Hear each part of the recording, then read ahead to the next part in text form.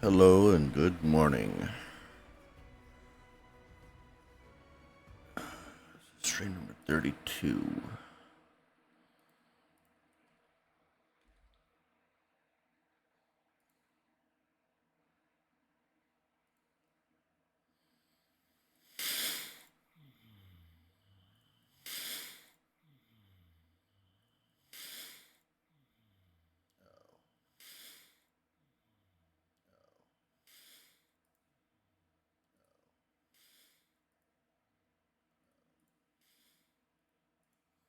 There.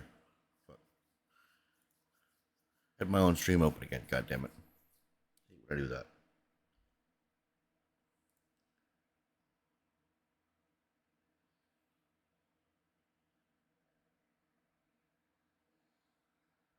Alright.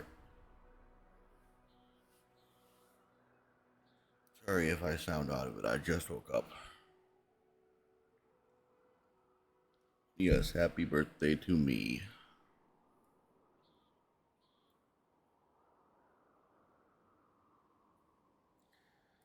I'm going to be playing Guildwars 2. Something somewhat calming. Edit, and then I need to add the tag.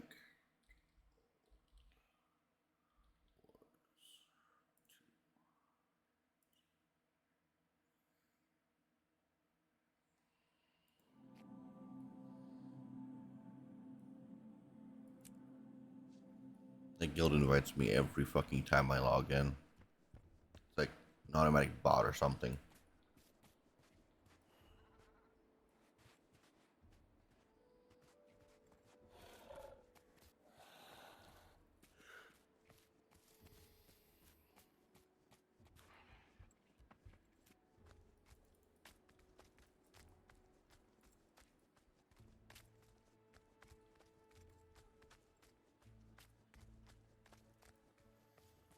So I just unlocked the homestead.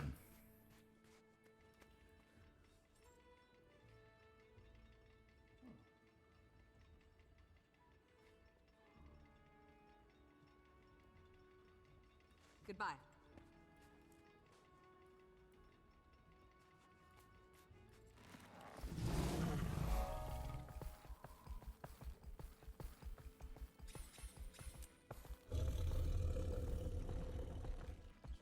Nothing down here yet. Okay.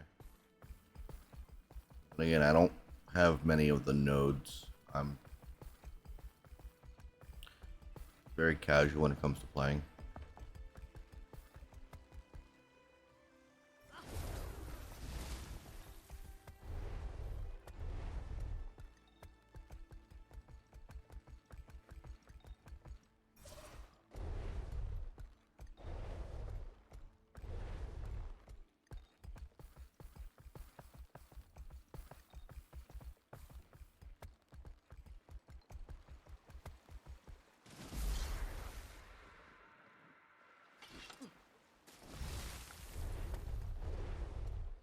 Sure as hell give you a lot of space here, though. My God.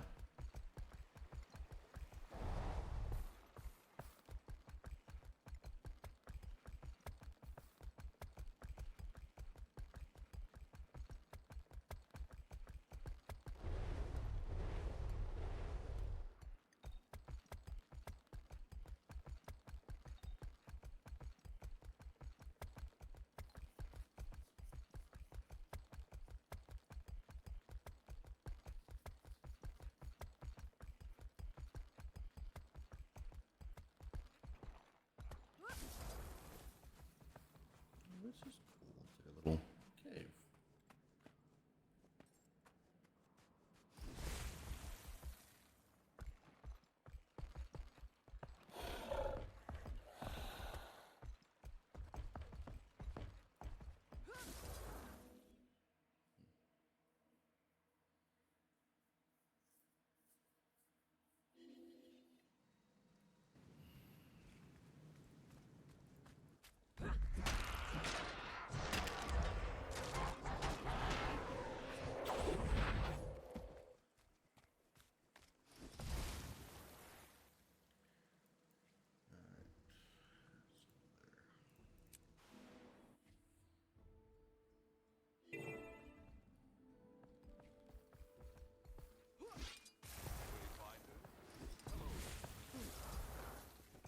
Our paths cross again, Wayfinder. Welcome to our hunting outpost. Here we prepare game to feed our village, as well as foster wildlife. Take only what can be repaid. That is our motto. Yet the tundra is not so benevolent. Nature's temperament is both nurturing and brutal. Generations spent here have taught us kinship is key to survival. And we lowlands have found no better friend than the journeykin. It'd do you well to spend some time bonding with them. The best friendships are worth the time. In the case of journeykin, it can mean the difference between life and death.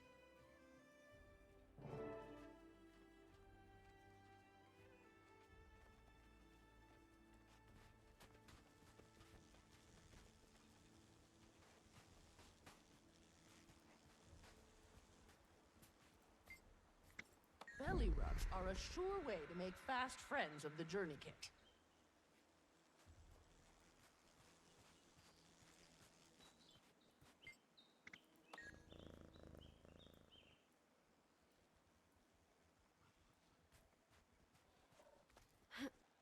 Your turn for dung duty, Wayfinder. A clean pen makes for a healthy journey kit.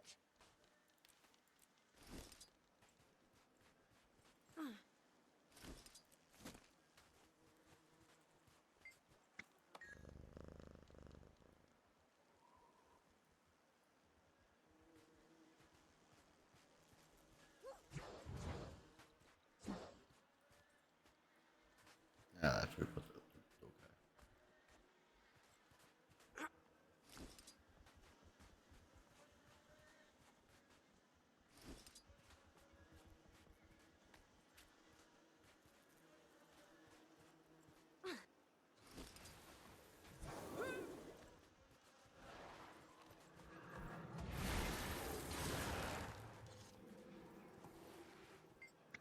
You know, a quality stretch under the chin does wonders for winning them over.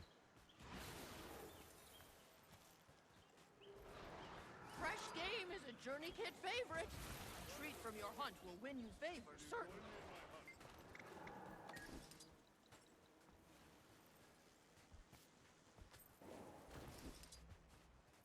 I could outrun a centaur.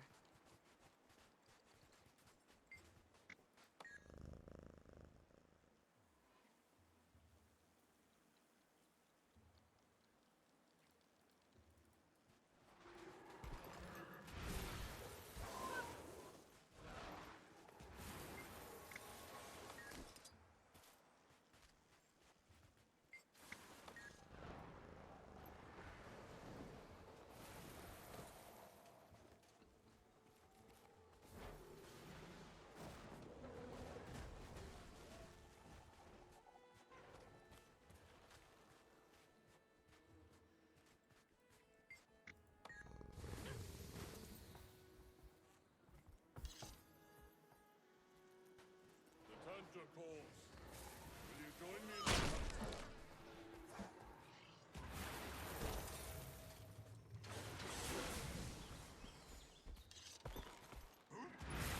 Bring back some meat scraps from your recent hunts. Your journey kit will surely thank you.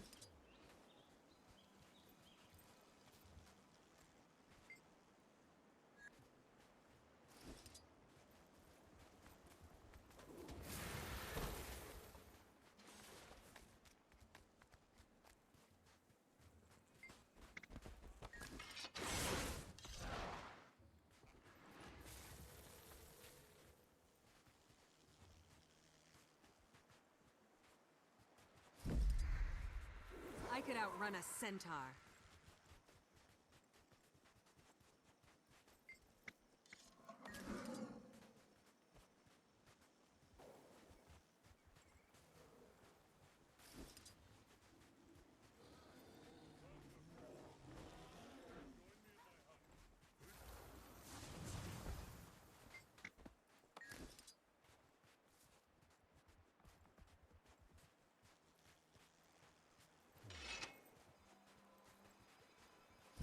easy way to bribe them. Treat them to some bits of game from your hunts. You'll be friends in no time.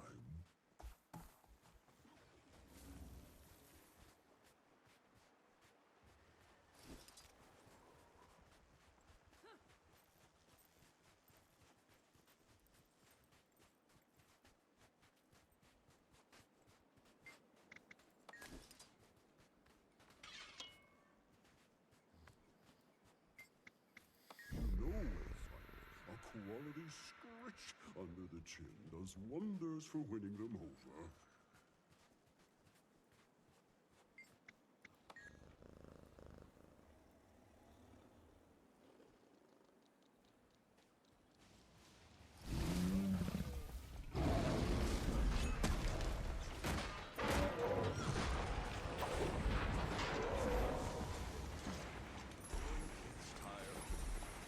To turn in for rest.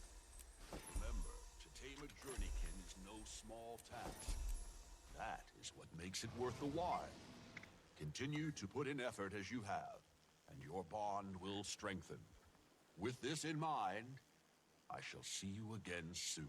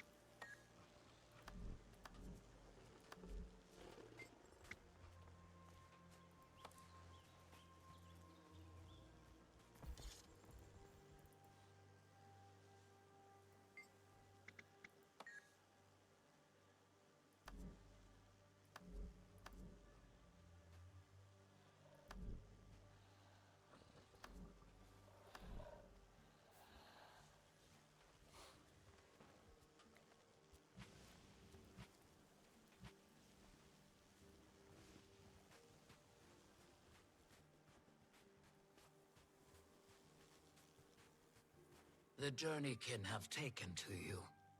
Not surprising. Now, Wayfinder, it is I who seek your aid in taming beasts of this land. Concurrent with your arrival, our council received reports of unidentified creatures roaming the wilds. Strangers among lands, or so we've deemed them. What do you know about these creatures? Little more than that they're unknown monsters, never before seen in the area.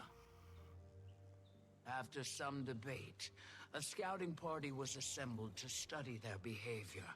But as of late, we've lost contact. Upon request, your Malice and Keith have joined our search. So too, I ask your help on behalf of Claw and Council. I'll convene with Malice and Cape. Between the three of us, we can cover more ground. Your alliance is versed in threats of the unknown. Our efforts combined improve chances of shepherding our scouts home. Take heed. A thick fog now rolls across the great tundra. Trust your journeykin to guide you.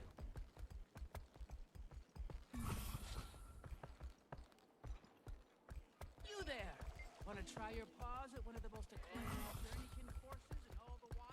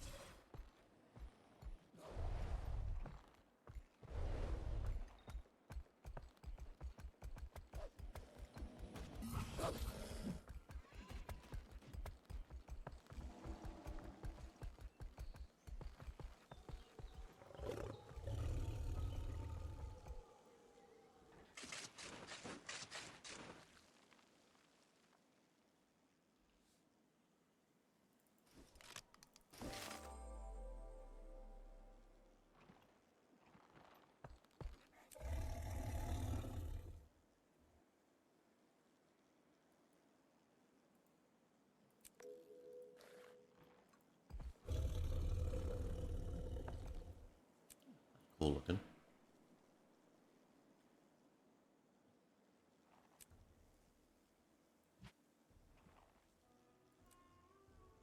Oh shit.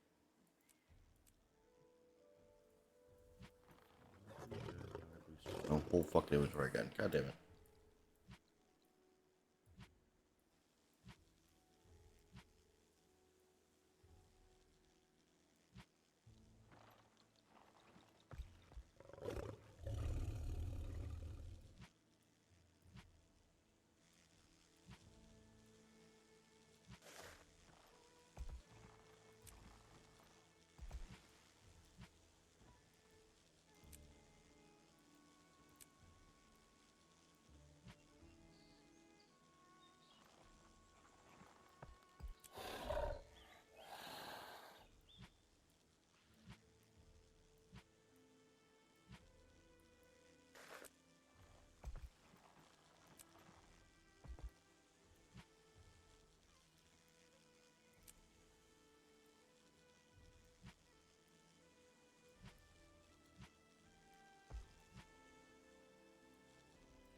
Okay, there we go.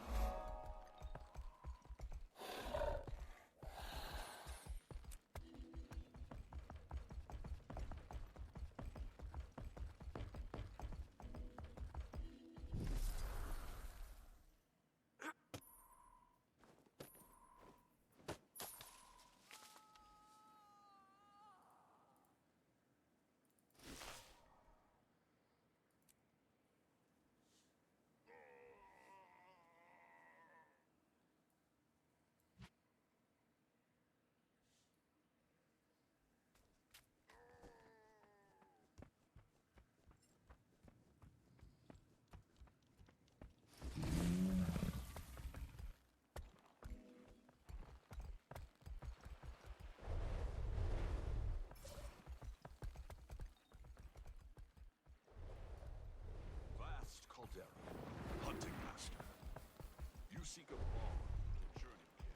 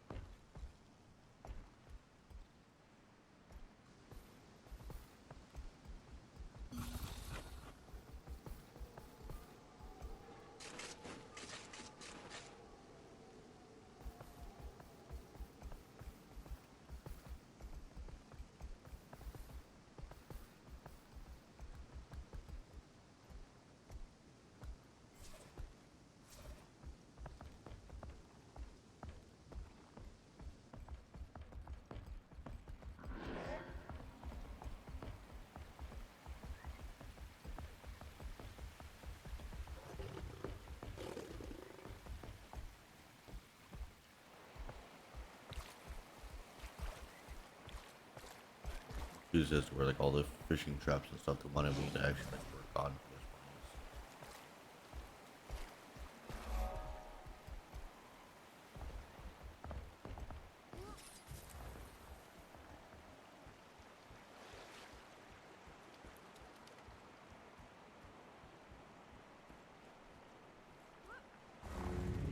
They could be down here, but I don't.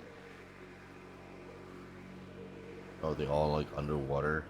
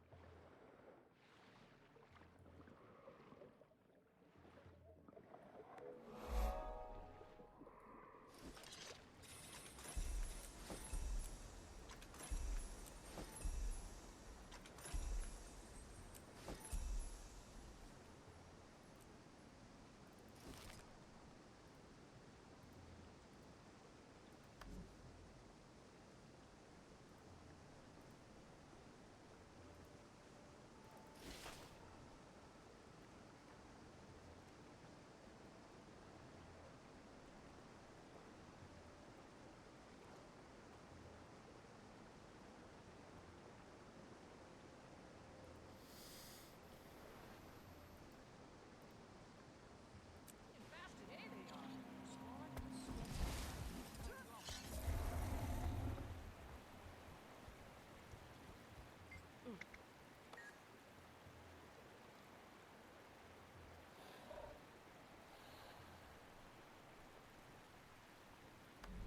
Hey, Wayfinder! Come here. Two-bear job, this is. Welcome to the spawn pool. I spear 'em, you catch 'em, and drop the little fellas in this basket. Painless death in the dish. Something with silver cut. But catch 'em with the careful paw, will slip right out of your grasp. Mind, don't overdo it. Take what we need and leave the rest for another. Balance and whatnot. And watch it. Prey means predators. Every blood-sucking bog crawler is keeping an eye fixed on us.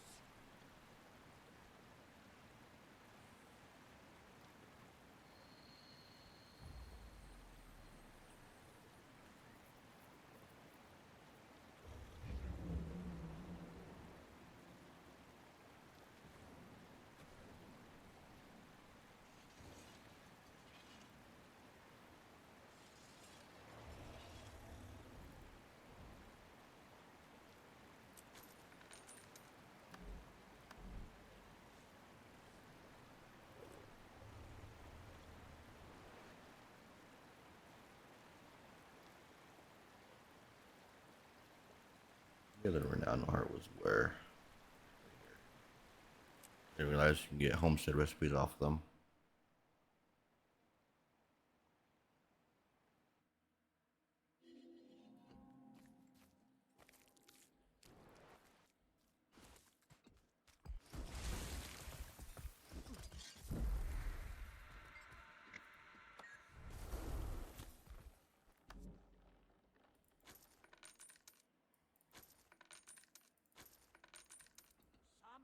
Thank you. Journeykin are destroying my cabin.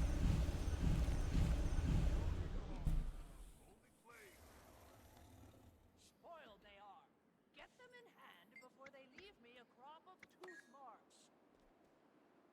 Outlander, how'd you like to cuddle some sweet journeykins and help bring them home to their cozy pen?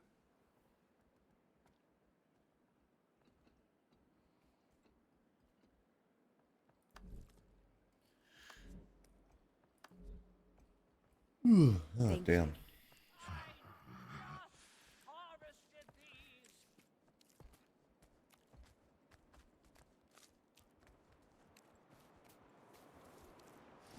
I could outrun a centaur. That's the trick. Nice and easy now.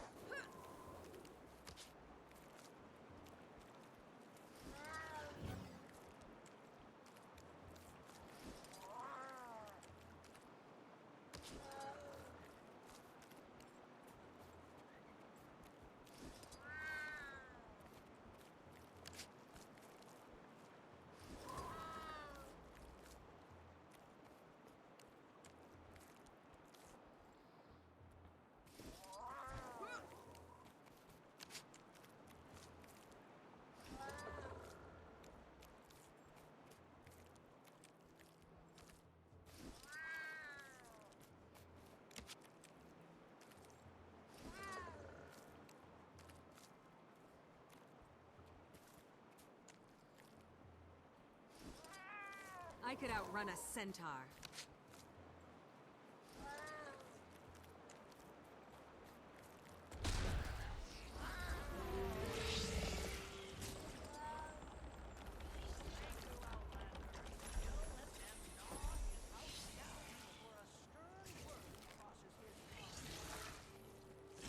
I am sorry. Better my house than your cabin, huh?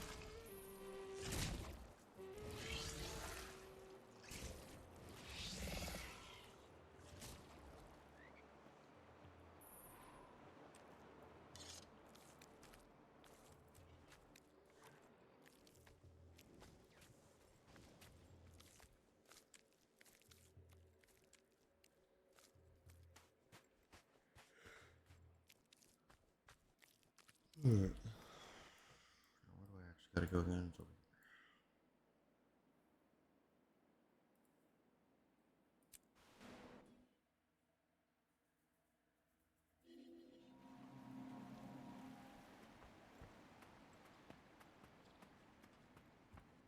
Good eating that.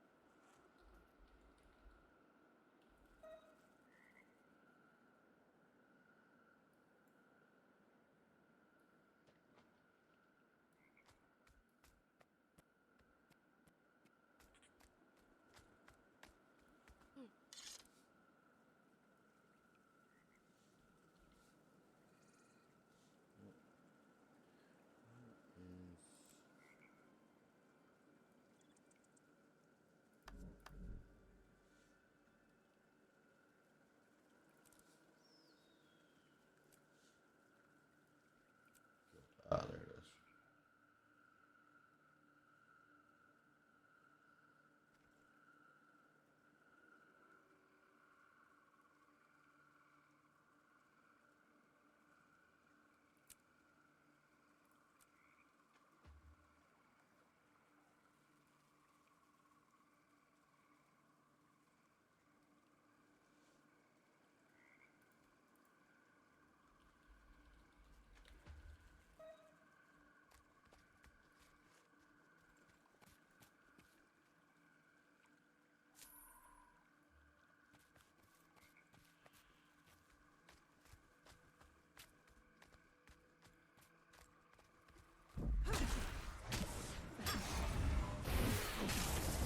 I could outrun us. Time to do some real damage.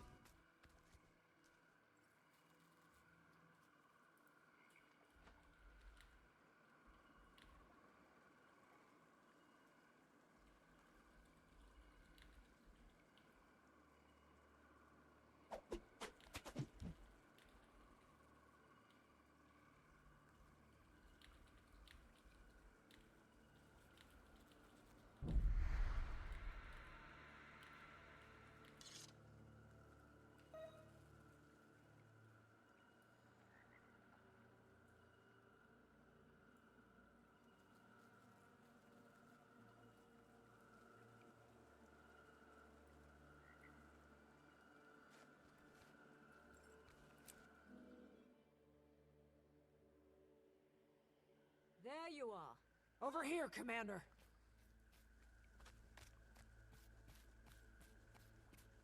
Any sign of the party? Nothing yet. With any luck, the scouts got turned around in this fog and simply wandered off course. The more boots we have on the ground searching, the more likely we are to run into them. Barbed Veil insists the area is free of natural predators. Regardless, let's stay alert.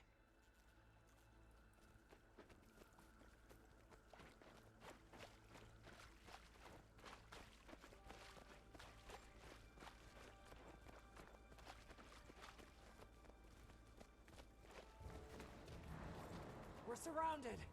It's never just a walk in the woods, is it?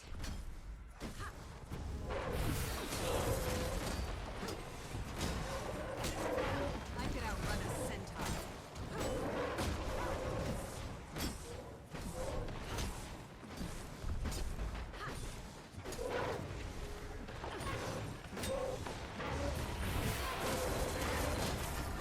Feel the fury.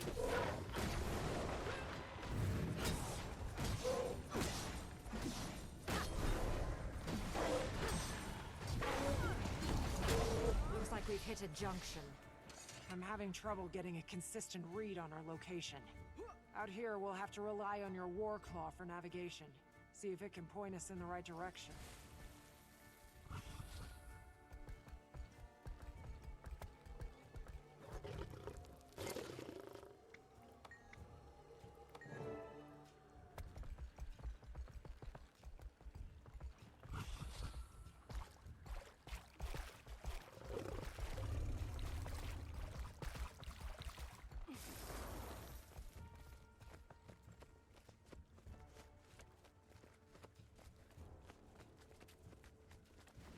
Look out! Our friends are back! Had more than enough of you.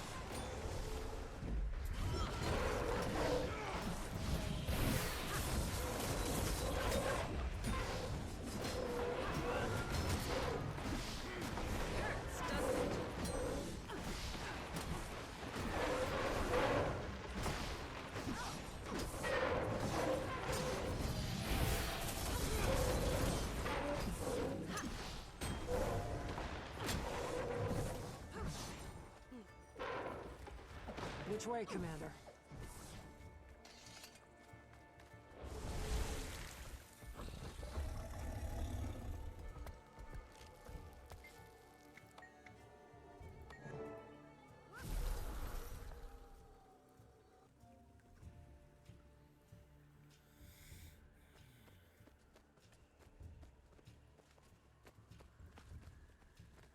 There's someone ahead!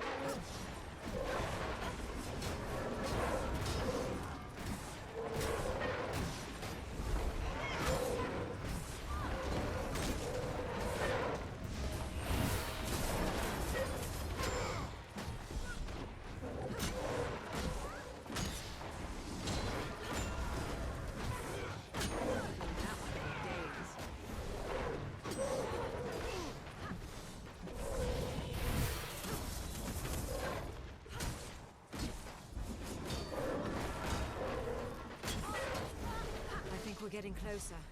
But whatever we're getting closer to, I don't like it in the slightest.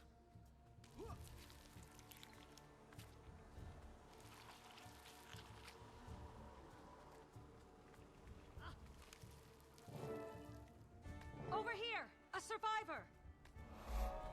Is it just me, or am I...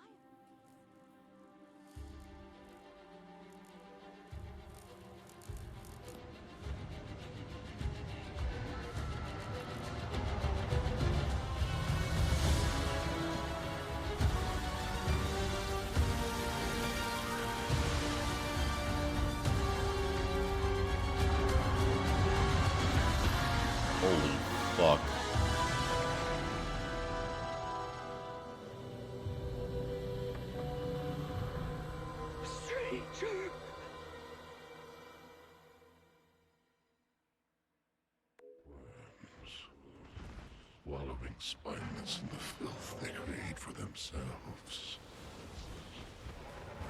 Is this a false god? Come to terrorize a new people. Ascalon. Kryta. Your blight ends here. That was the day.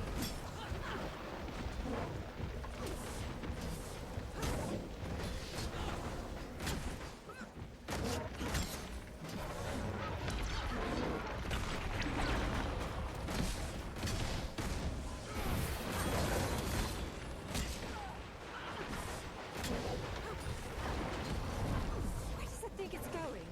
To cower, while its lacking takes the heat. Fury. I need to keep her conscious. I'll tend to her, while you two handle the spawn. Gladly. I better be wrong. This better not be what I think it is.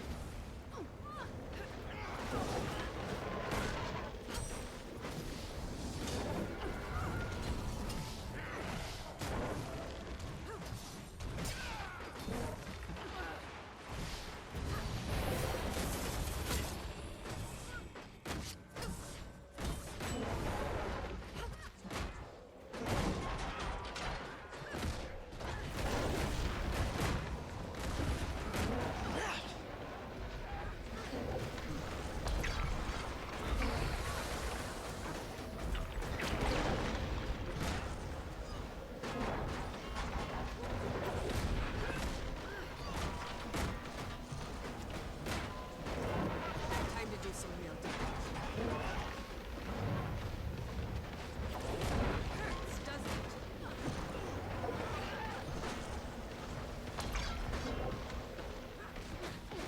How's the scout? Holding on, but just barely. She needs medical attention. This won't take much longer. Too strong.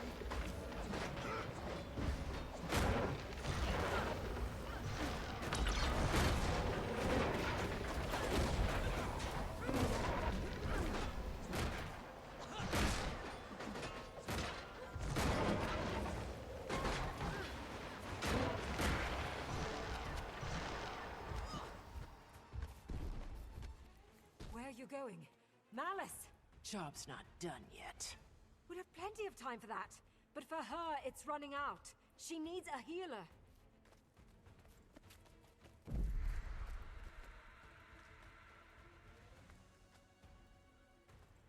Kate's right.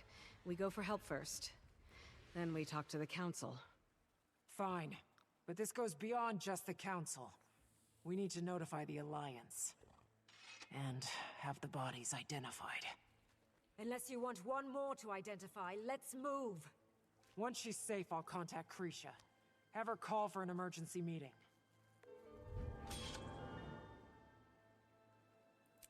Mine. All mine. I've got my hands full with an injured Coden and a riled Char, but I'm fine. I imagine the Alliance is going to act fast. You should prepare your account of what happened here. Is that what I think it was? I'm okay, I'm fine. We don't know for sure. It could have been... maybe. I need to call Krisha.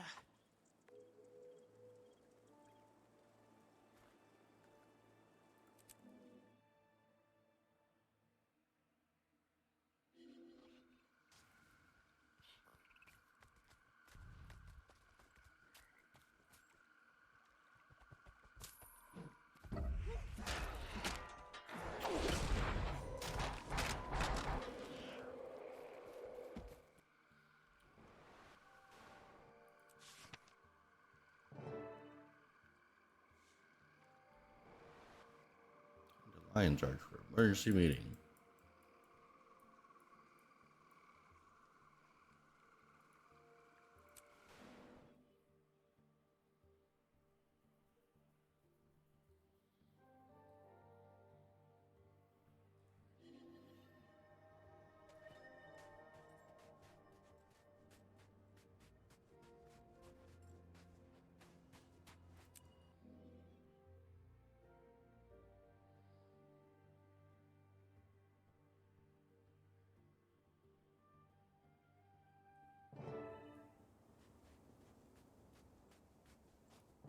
This is where your alliance congregates. I hope this isn't overwhelming. The stories from this trip will make good fodder when I return. Gossip sits in their bellies like a fresh harvest. You'll get plenty of that. How can I prepare you for the audience? Honey wine, but we've none to spare. I'll be fine. We've hosted travelers over time, with little more to bargain besides information. I'm not unaware of the world. Just been a long time since we've needed to seek aid from others. You and I are aligned at least. Good. After you, Wayfinder.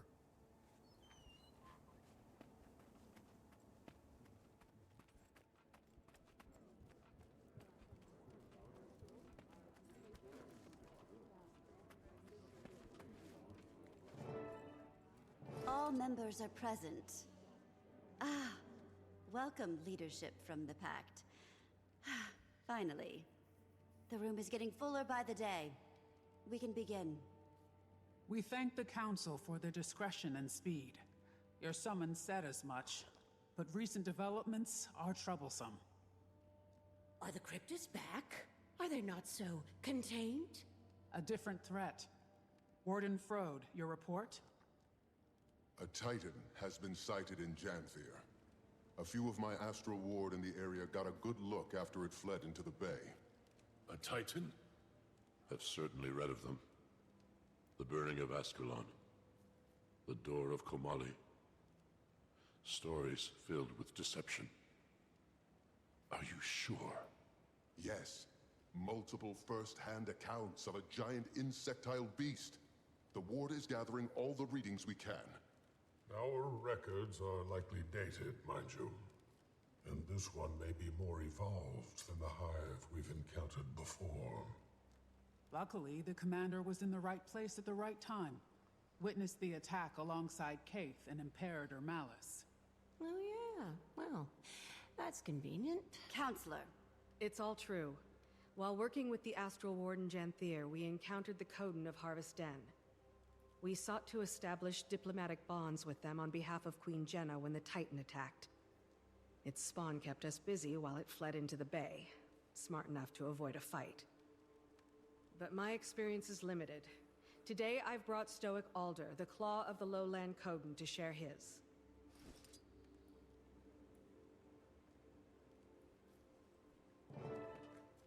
We noticed a change 3 seasons ago. The wildlife reacted first. They fled south. Bearkin went missing. We kept our suspicions level. It could have been any great creature. Janthir is fierce. But then, the land started to sour. I assumed it was your cryptis. But those ones attacked our mines, not the grasslands. This is a very different beast. My bearkin have lived in Janthir longer than your cities have stood tall. We know danger well. We respect its boundaries. But this being mats my fur. Whatever a Titan is, whatever this creature seeks, we should be cautious. The fact that he's taken refuge near the ruins of Bavanissos paints an uncertainty that we shouldn't allow to brew.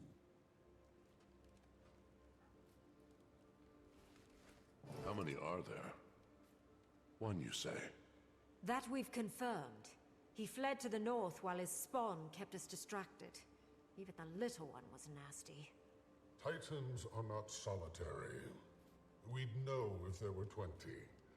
But I'd expect at least 2, maybe 6. And I don't count their spawn. What does the Astral Ward advise? This feels like the definition of your expertise. I'd like to hear that too. The Astral Ward should offer the Scepter of Ore. Lady Livia, Do I want to know what happened to the poor guards stationed at the door? I haven't protected that thing for a century and a half for it to collect dust and foul memories. Lost to time, I thought. You have the scepter? We do.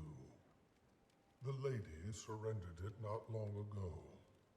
Safer in my reserves than a velvet crypt beneath divinity's reach.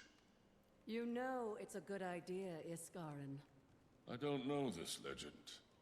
What is this Scepter of Ore? A weapon? Legavo.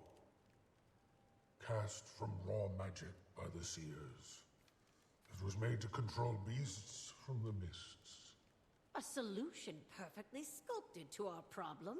The answer is dropped into our laps. The scepter should remain dormant. And why's that, Your Majesty? Pick a legend. That is a history caked in blood. All of its wielders have met some ill-carved fate.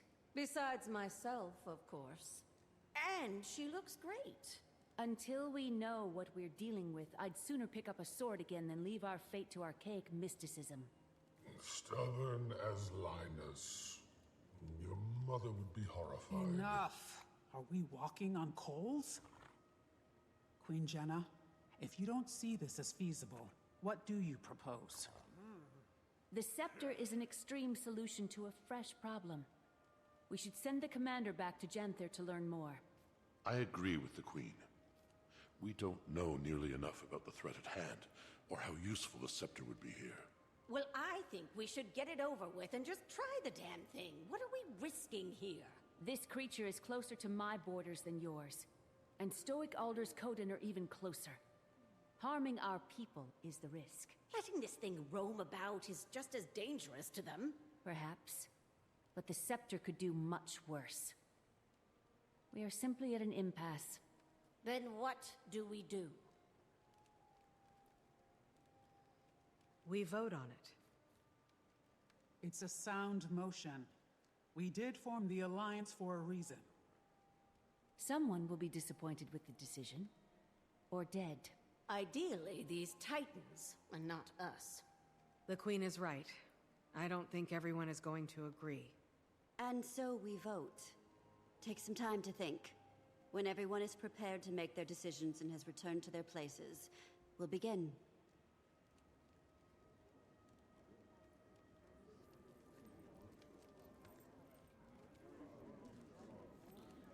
Politics.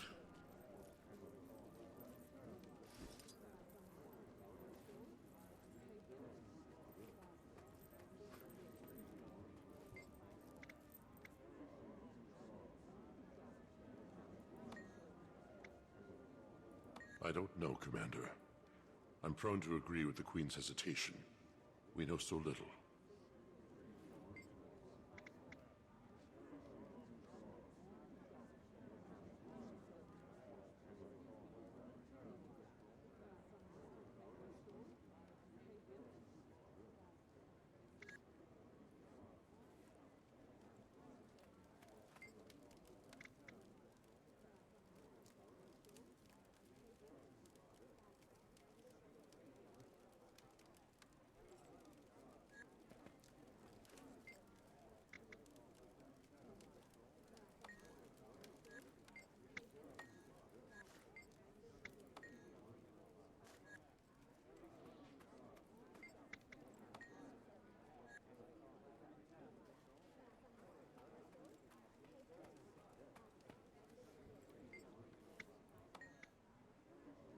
The Seers are frustrating collaborators, not overly fond of sharing.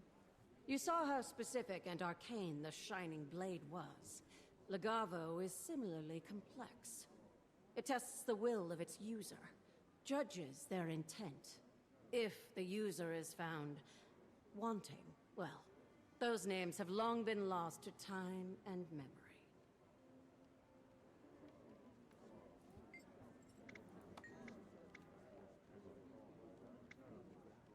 Isn't it obvious?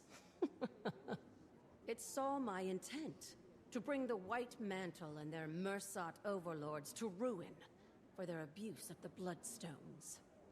The sacrifices, King Jaden's death.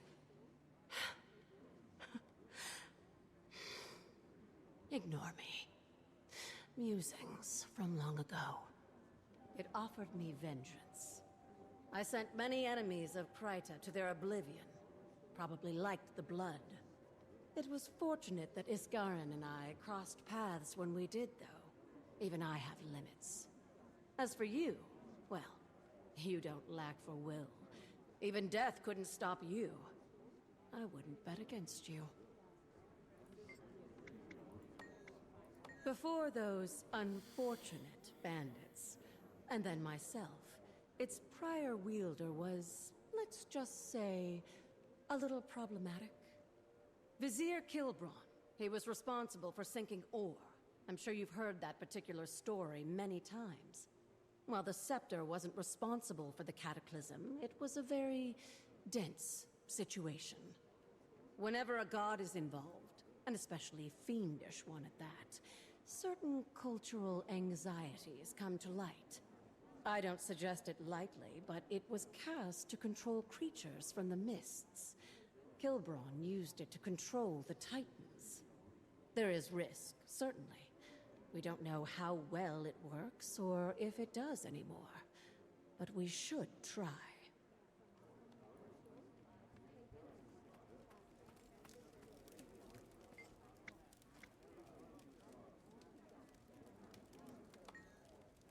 I don't disagree with caution. The risk is critical in dire moments. But I will abide by their decision.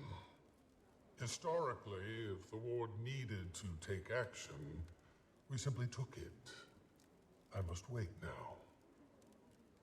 I don't want to regret this.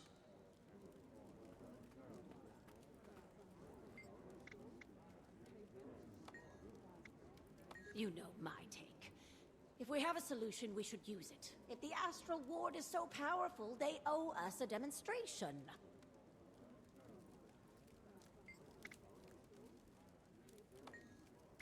Thankfully, Cantha had not yet closed its borders before the events Dagonet described. I've read of the Titans, and I've read of all that connected them. Abaddon, Shiro. It feels too complicated to make a sudden choice. I'd advise caution, but I see it in your eyes already.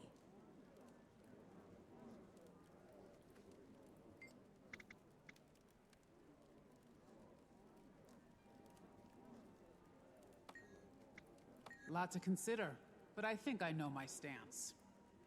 We'll see how this resolves.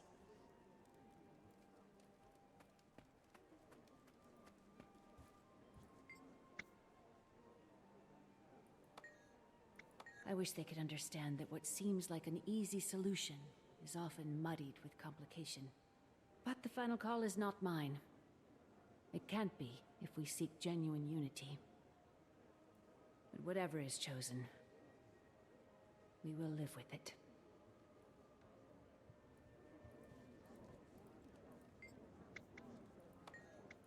I hear everyone's concerns, but between us, I don't know. We've endured so much pain already. Can you blame anyone for wanting to end things quickly? Kinda speaking from experience here, but leaning on ancient magic Sam. I forgot he was a major voice actor here.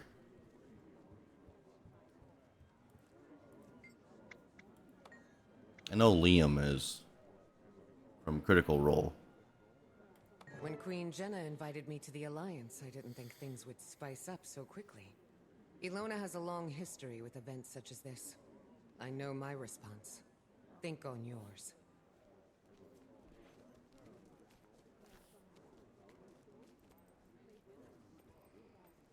I know Matthew Mercer, I think, is the Norn male voice. Sam plays some characters here or there. I think Liam is the main voice of...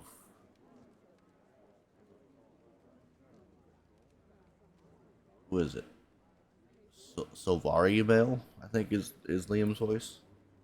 The last delegate has returned to their podium. It is time. All in favor of utilizing the Scepter of Ore to combat the Titan threat, say yay.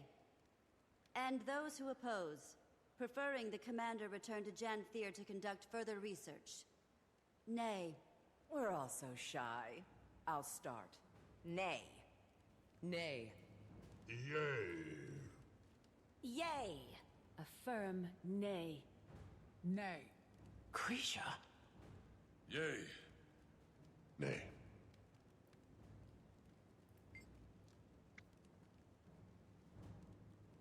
Nay. And we will not be using the scepter. More research is critical before we make such a call. And when we do need the scepter, are we voting again? We very well might, Counselor. For now, we are investigating the threat. If more action is needed, we will approach that. Imperator Malice, Kaith, and the Commander will return to Janthier with Stoic Alder immediately. Learn all you're able.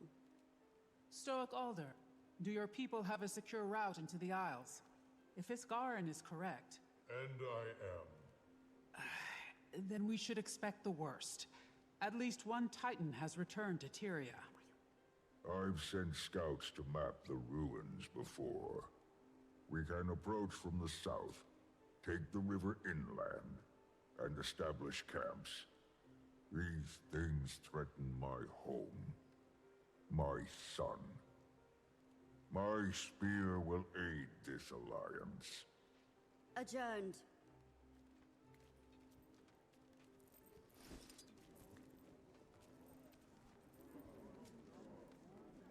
Imperator, I would watch your tone. Anyone but me might disapprove. My tone? My tone is fine. It's your logic that isn't. This is a Titan we're dealing with. What they did to our people. Awful. And the things they made us do were worse. But that doesn't mean we should turn to some cursed wand. I hear your opinion, I agree. But you're Ash. Collecting data and understanding every corner is how you rose to Imperator. So, are you level-headed enough to return to the field? Yes. Are you sure? Yes. I don't know much of the story behind the actual Guild Wars and the whole Ascalon Char situation from way back when. I just know what I know was kind of muddied in that regard.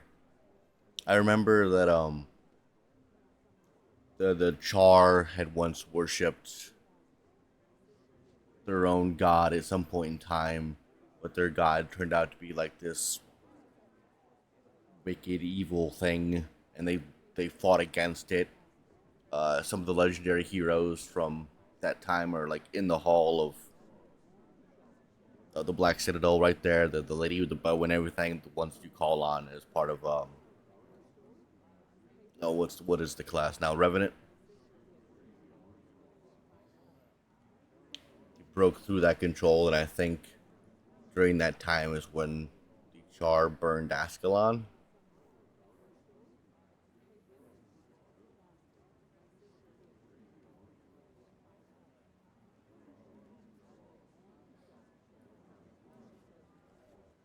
Any strong feelings about the vote, you two? I'm happy with the result.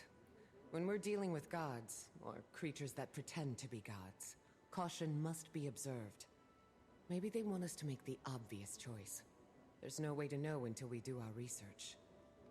It's certainly not my place. I'm just the royal messenger to the Dominion's great house, after all.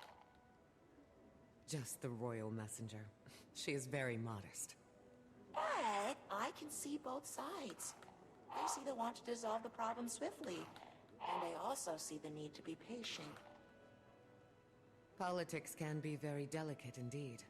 And knowing the song behind your opposition's march is critical in informing your own. Sure don't envy you two. I just hope this gets cleaned up before anyone else gets hurt.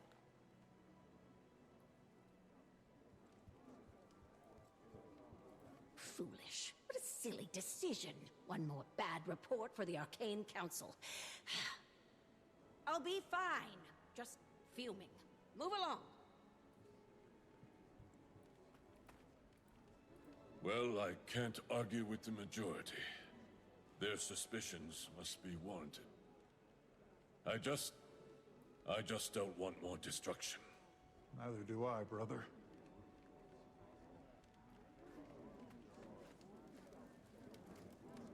I wouldn't have advised that call, my queen. I think there's a better option. A smarter option. It's good you're not her advisor, then. This is why I don't keep both of you on my shoulder at the same time. Agree to disagree, Lady Livia. You are welcome to express your opinion, but I do not share it.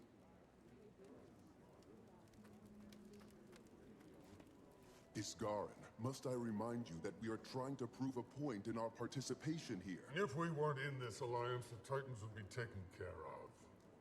That the Astral Ward does not make quick decisions. We think things through, and you don't know that. We have so few members now. The Spire may be irreparable. And you are tired, my friend. We all need each other. Tyria isn't safe from the mists anymore.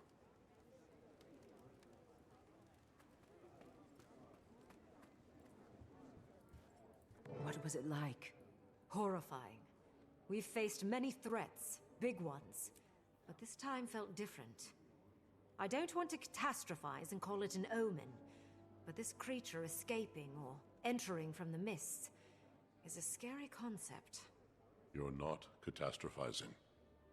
Things that used to be rare suddenly feel like a routine season.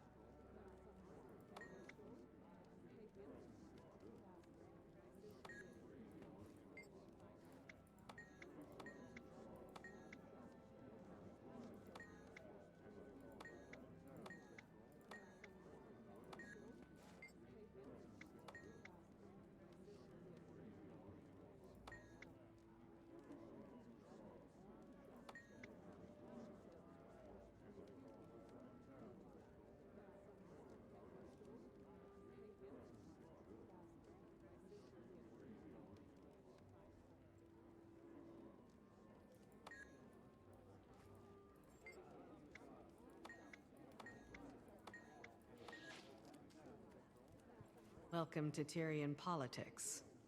I don't envy your status, Wayfinder. My mate was the Globetrotter. I prefer the personal politics of the village council. The Isles should make us nervous. The lowlands are familiar, but we never stay long. If you haven't heard my warnings yet, Starting to get a good idea. remain honest, and we'll wash our paws of this. We meet in Janzir.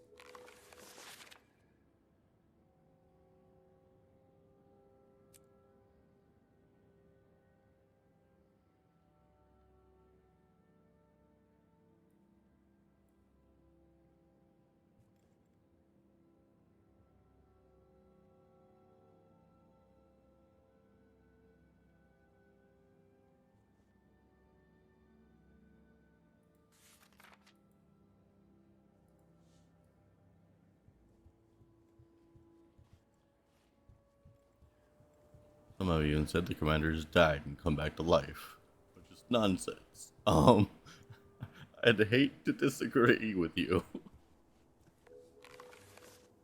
No, we literally went to the realm of death and told death to fuck off.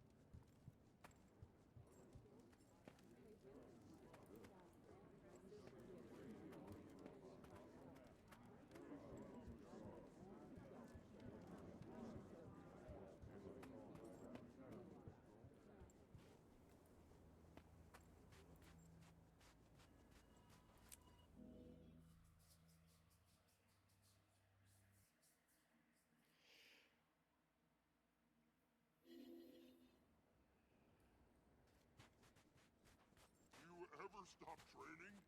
I'm listening.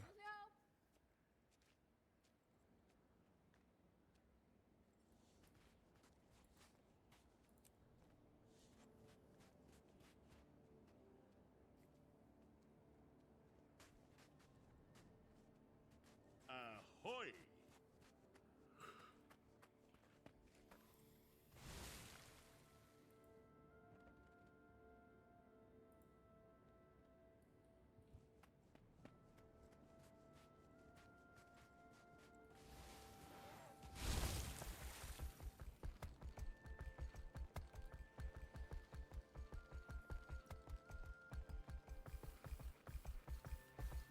Shut up.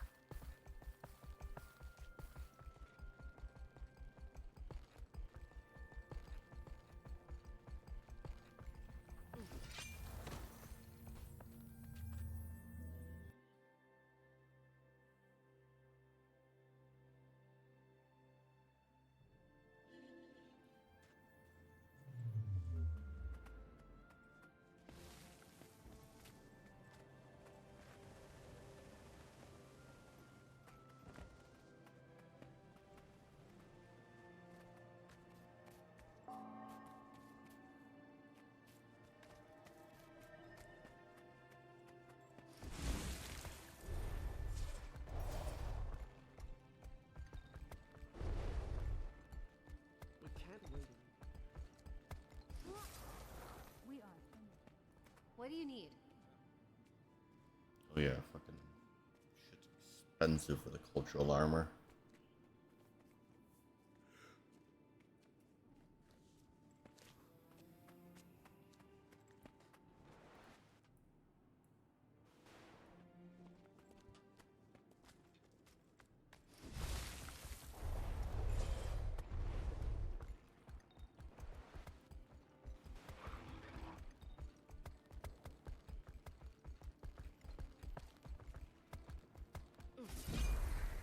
You'll find everything you need here.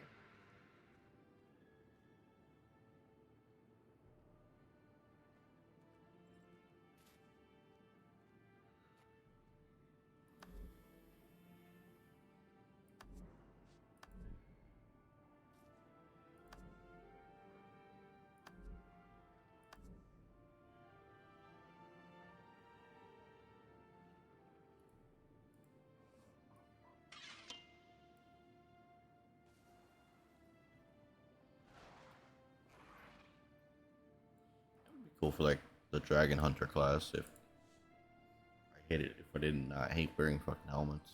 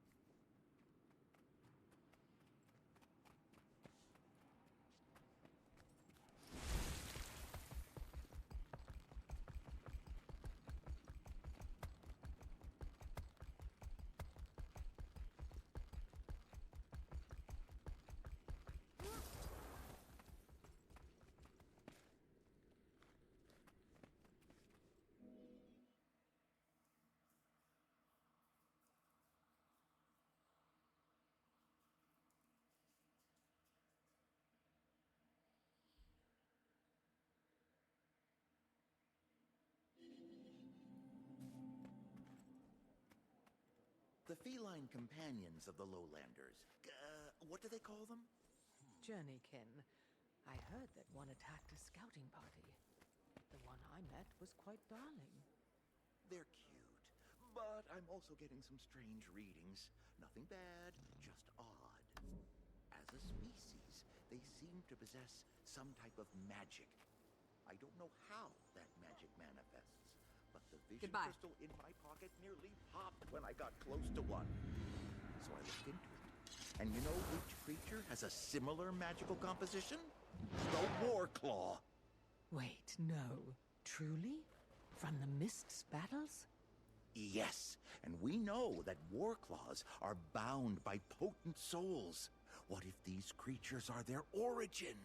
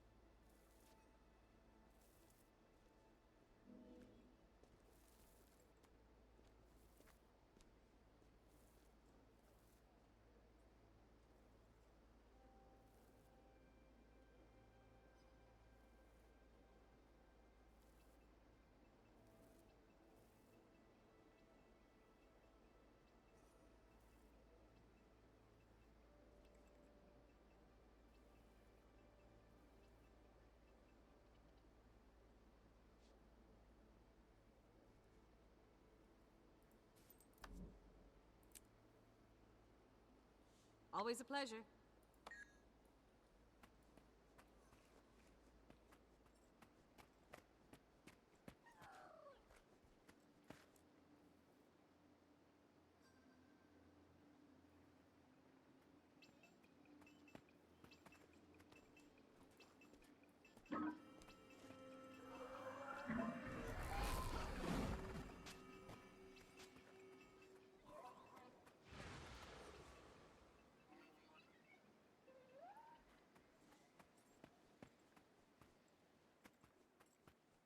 Wow, that's quality armor.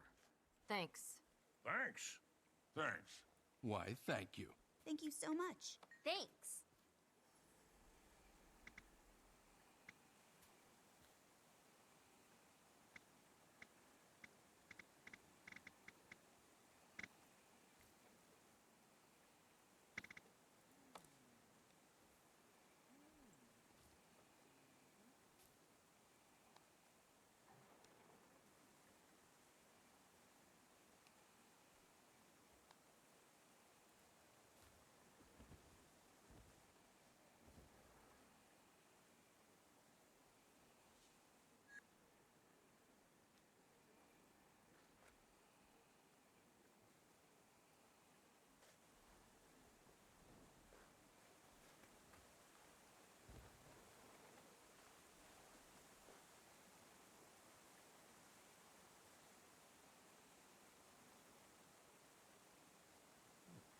I didn't play. It looks neat.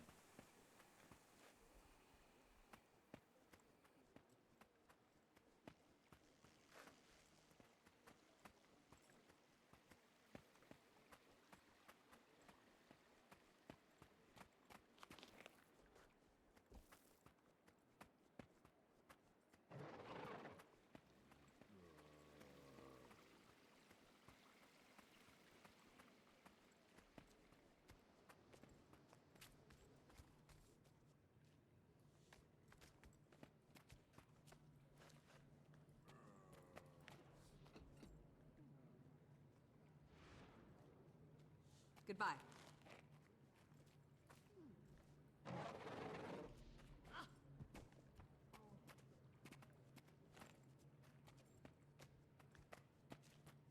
What are we doing? Listening. And what are we listening for? And it's gone. I'm not entirely sure, but Zizzle is up to something odd. I've heard barks and squawks and all sort of odd animalistic noises coming from the research area. Zizzle, up to something odd? Never.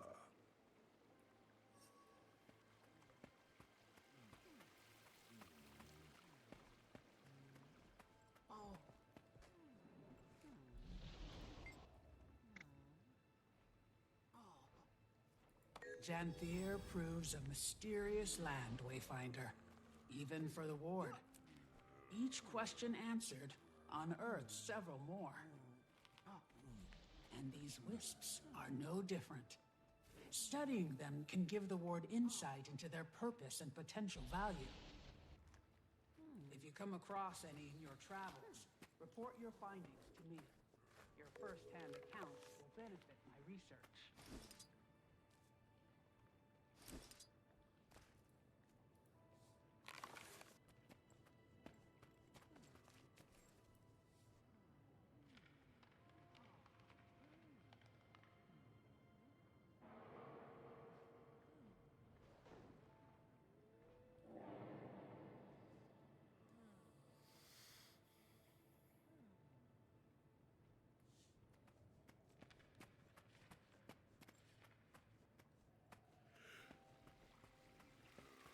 Ugh, damn it.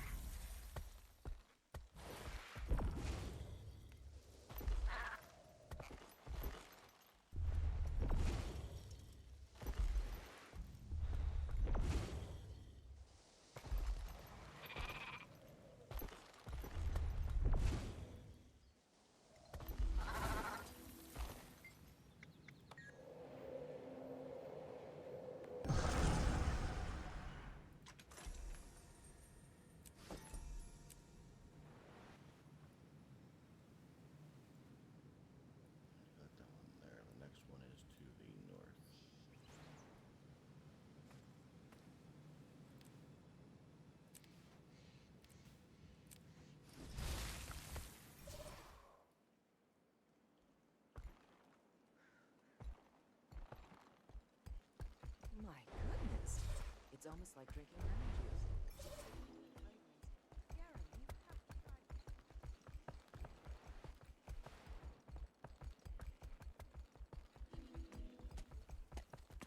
You're helping me today? Barb Vale must have sent you. I could use an extra spear anyway. Our target is quick. Tether it with your journeykin, and when it's weak, attack. No needless suffering. The village was gifted a few communication devices, so I'll be with you the whole way.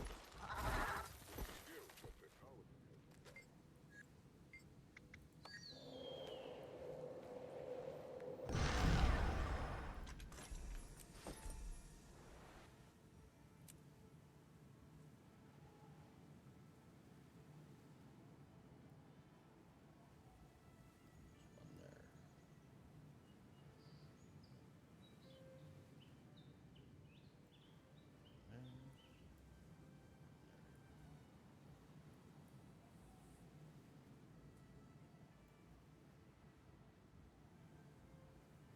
They do give you just like a bunch of fucking mastery points for free, don't they?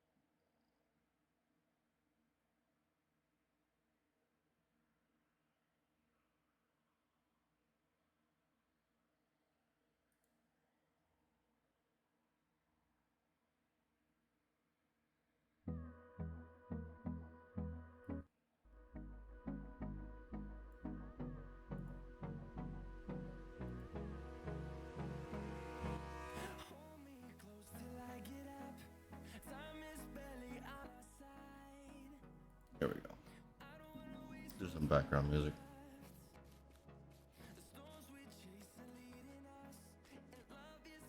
You're back. We need to reach the northern shore. Yesterday.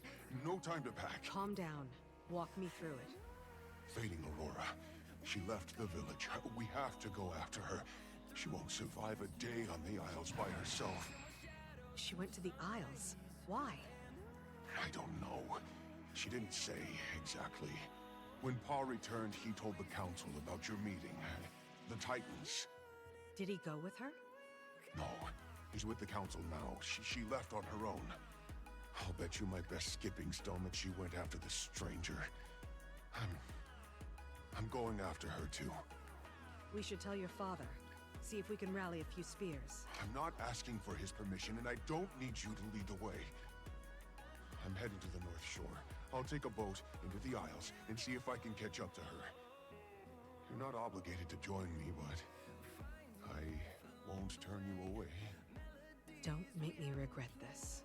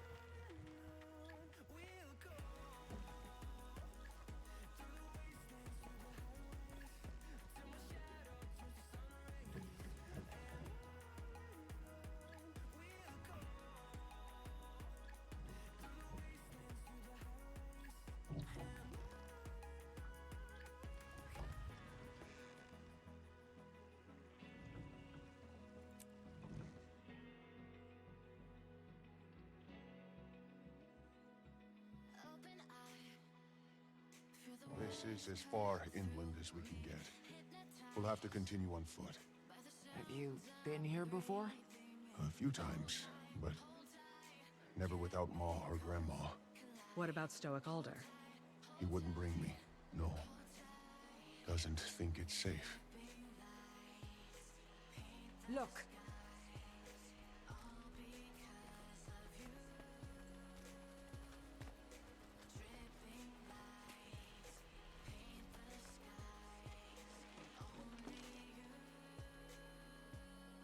We follow those. I bet we'll find Fading Aurora.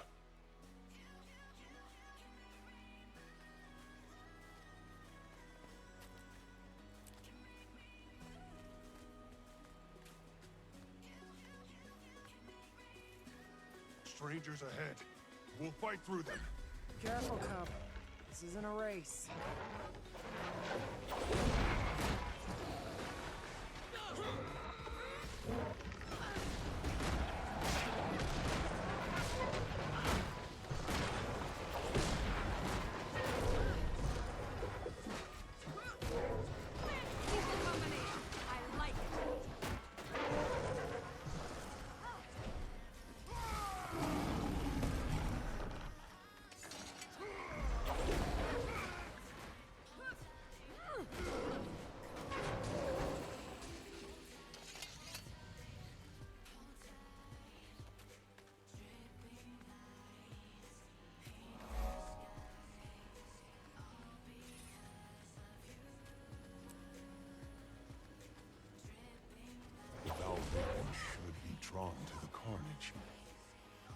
presence of the strangers keeps them away. Mother, watch us. I hope your friend is alive.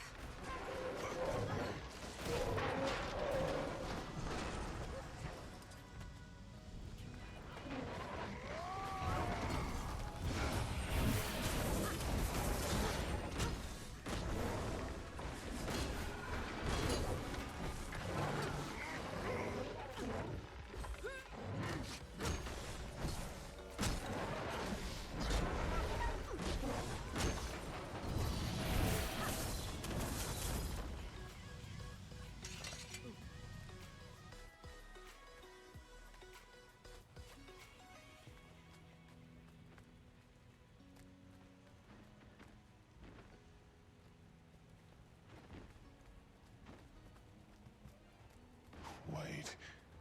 There. Fading Aurora. Come on.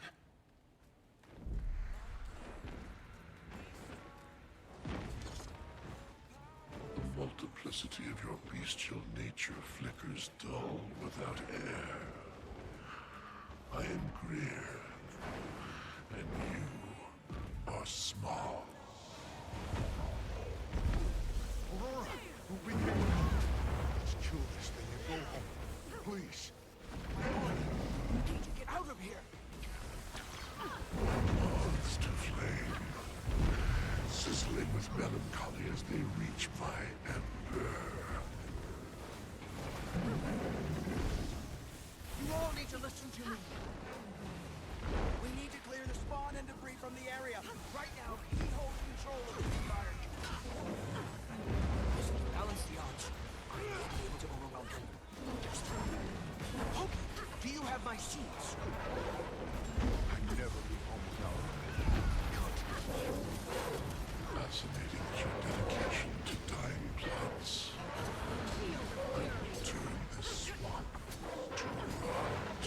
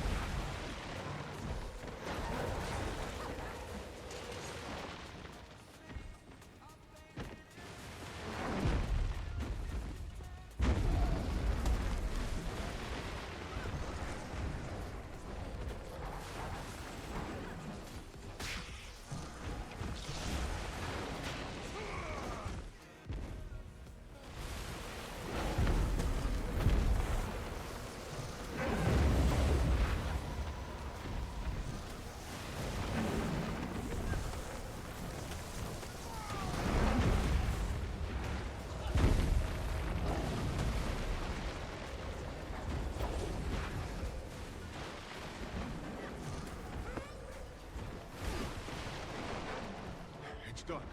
What now, Aurora? Plant the seeds throughout the swamp.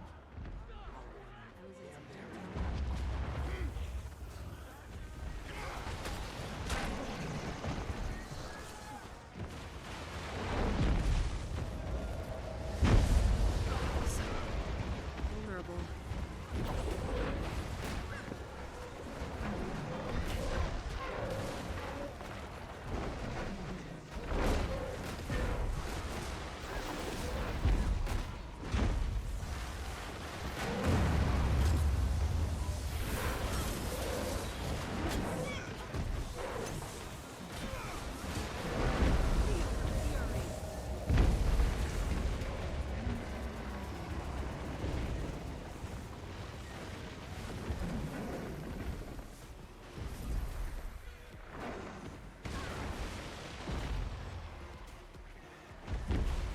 Why can't I plant seeds?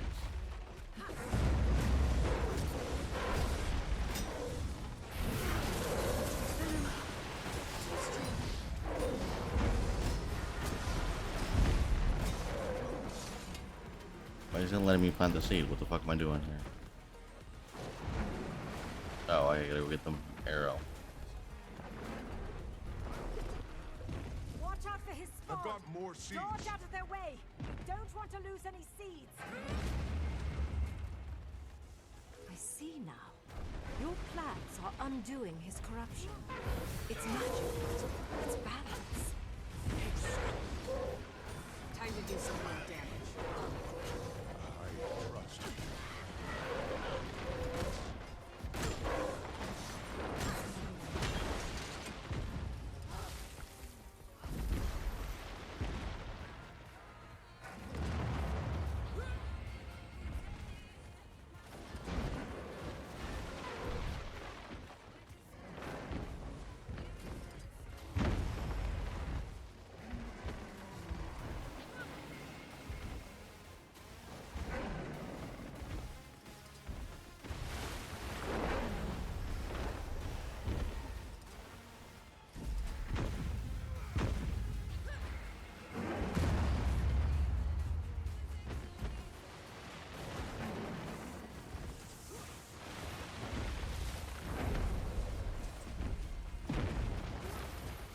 I've got more seeds.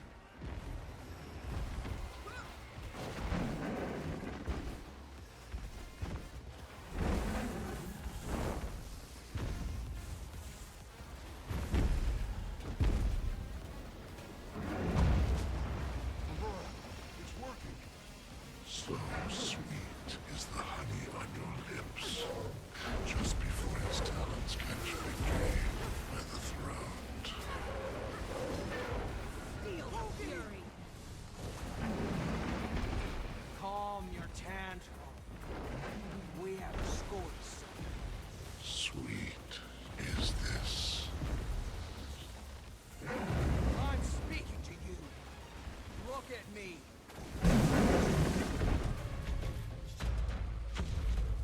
Last warning.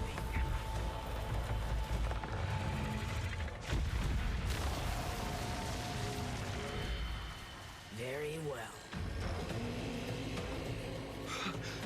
Aurora!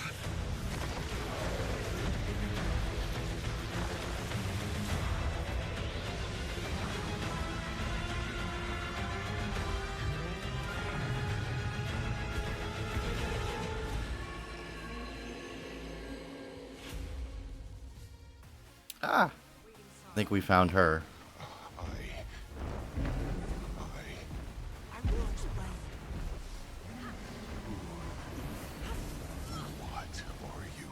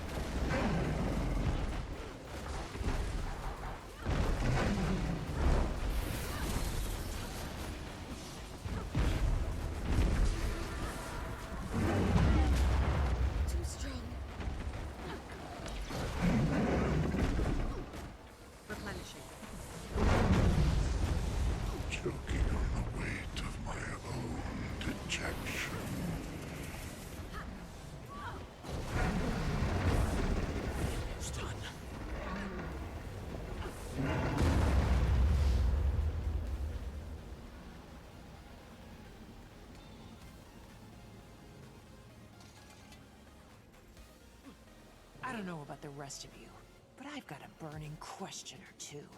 I wouldn't get too close. Not until we have answers. Who are you?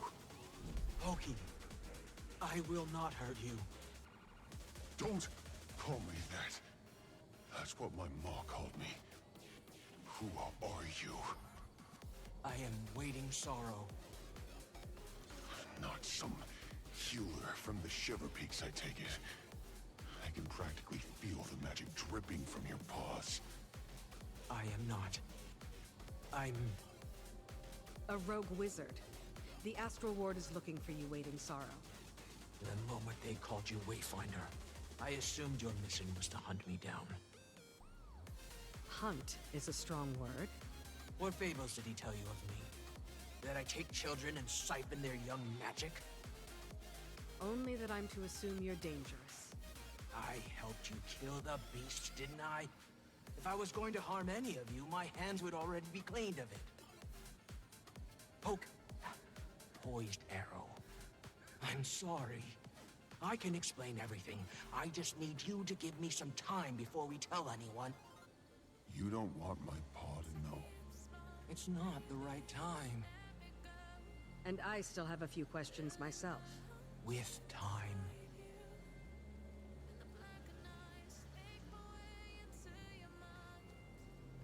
Are you okay? I feel sick.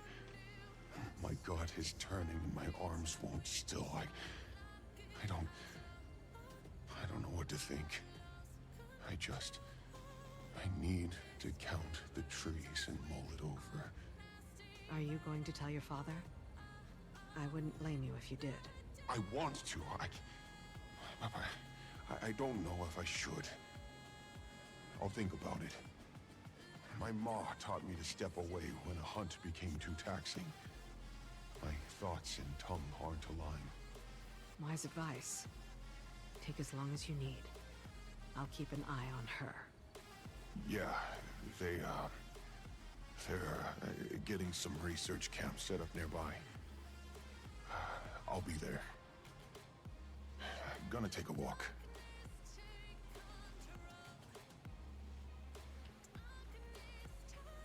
Where is he going? To think. If I just learned that my mentor was wanted for ambiguous transgressions, I'd be on the fence too. I left a note. Ren should have known I meant no harm. If you're talking about Iskarin, I think we both know better than to assume he's rational. What do you suggest then? Shall you haul me back to Omnitas? Paws and chains? Do Titans still roam the Isles? Can we count this battle fought? Iskarin said to expect numbers, even if those numbers are low. The earth here rumbles. I wouldn't blink if another stranger still walked upon these lands. The tendrils of my power reach outward, but the mistburn is disrupting my senses. Mistburn? Does that have something to do with the Titans? In part. Energy radiates from the mists. I expect wherever our Titan came from, it was steeped in it. It bleeds into our realm. Not a single dull blade in the armory. So, what are we going to do with you? Well, I'm not in chains yet. Why don't you tell me? If you don't tell the ward, I will not flee. Let us deal with them later. I don't know the stakes under which you were advised to track her down, but she did help us kill the thing. I've carried enough secrets in my pocket to know how burdensome that weight can be. Then let me offer this. I will return to them, but only when I know my kin are secured from immediate danger.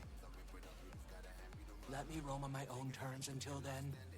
I've only just adjusted to life without Iskarin's shackling gaze. I suppose I've made more questionable choices. What's one more? I haven't fought like that in a few decades. Maintaining a facade absent magic has left my flame flickering and, delicate. Will you make sure Pokey is well while I recover? We'll tend to the cub, but don't get any ideas. Impossible.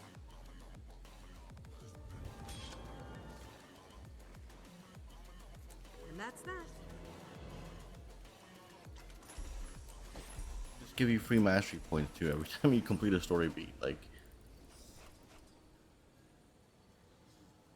that's winning star.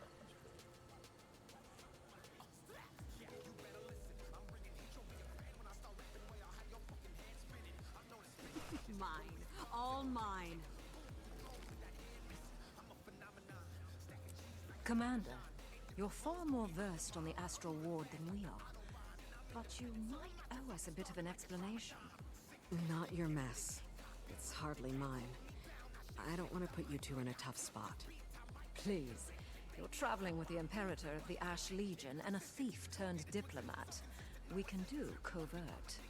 With all the intel we've gathered so far, probably not far behind with our own assessments. Okay. When I met with Frode back at Moon Camp, he told me to keep an eye out for their missing wizard. I've heard the name, but not much else. She left the Astral Ward on uncertain terms, which makes Iskaran nervous. Iskaran makes me nervous. Should we be afraid of her? Maybe caution over fear. Didn't strike me as dangerous when she threw herself in front of Pokey. We can do cautious, Commander. Far as I know, she helped us fight that thing. Hell of a lot more than Iskaran has done here.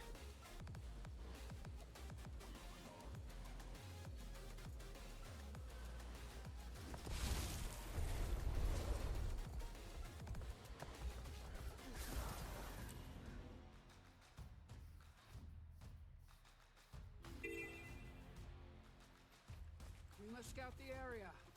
Would you and your journeykin care to help us?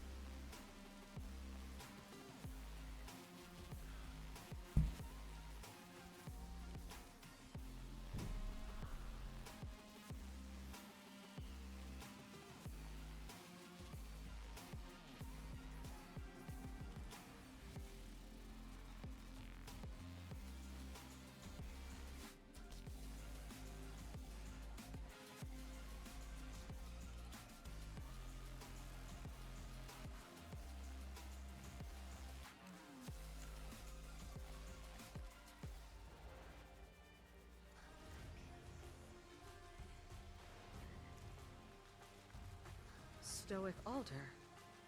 If you're looking for Poised Arrow, he's not here. Your scuffle with the stranger left his mind raw.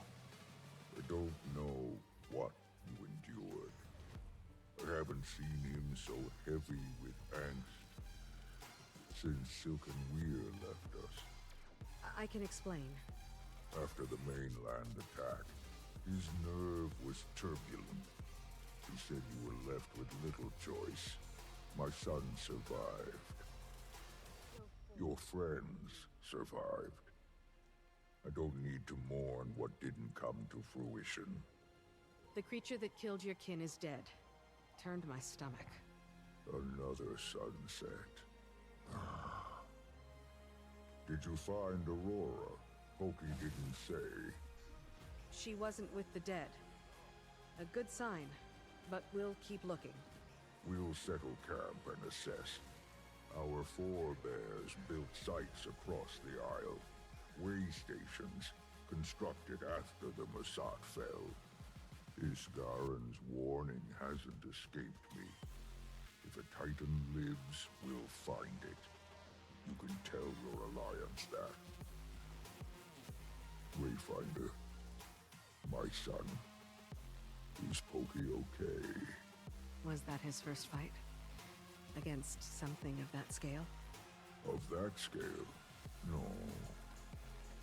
With distance and time, he'll come back to us with a clear head. Oh, I think Grace by Fire was looking for you and your allies. Probably wants to thank you.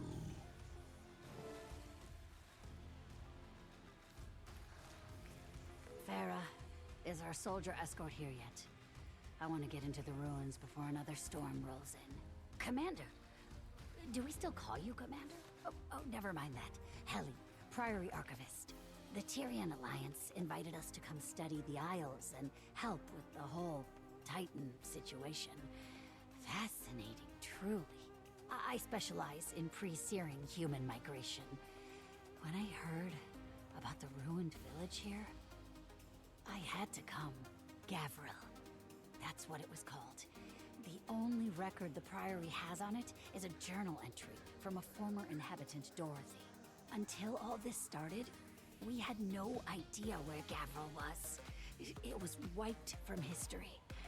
Though, I had an inkling. Something very, very bad happened here. But I'm going to put it all together. We have to. If you happen to find any documentation, town records, personal diaries, bring them to me. Let's see what we find.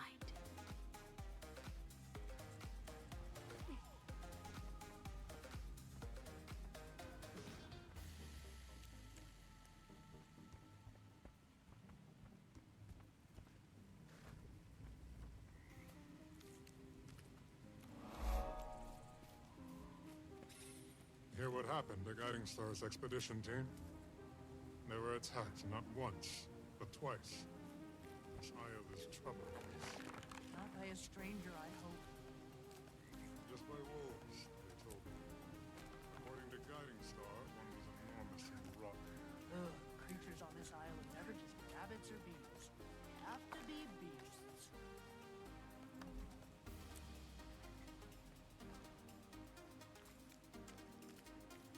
On your feet again so soon after the attack?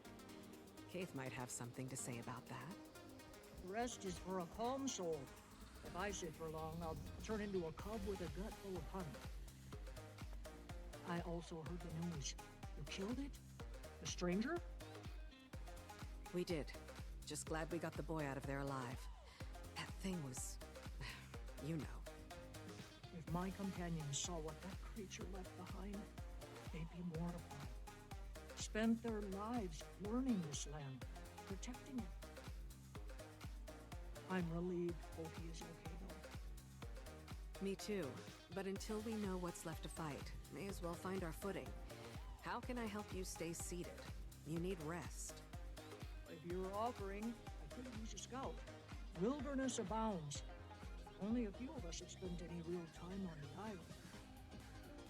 With the Astral Ward and Bearkin moving inland, your help charting the area would benefit everyone. I've also observed time to do some real damage behavior among the local wildlife. Frenzied, enraged. Creatures that don't usually attack. But that can be our problem next. But once you're done charting, come back to me.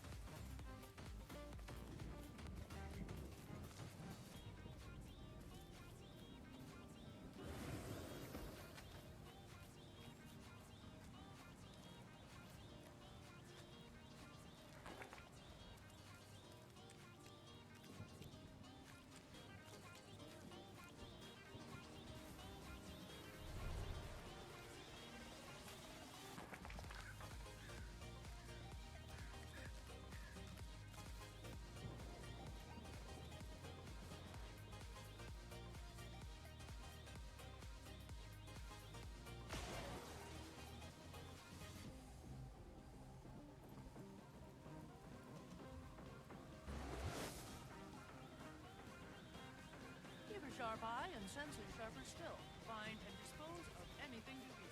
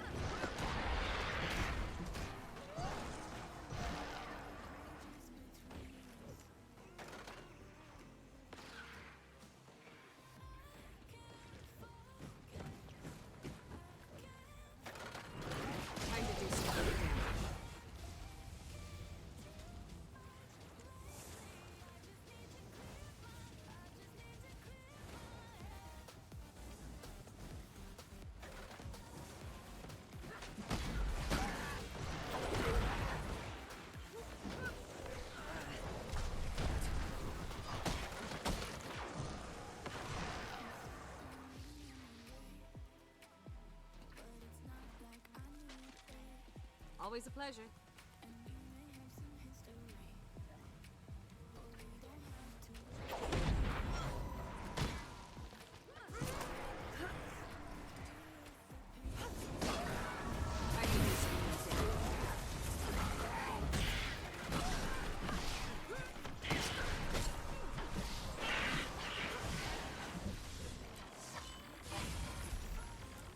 Mine.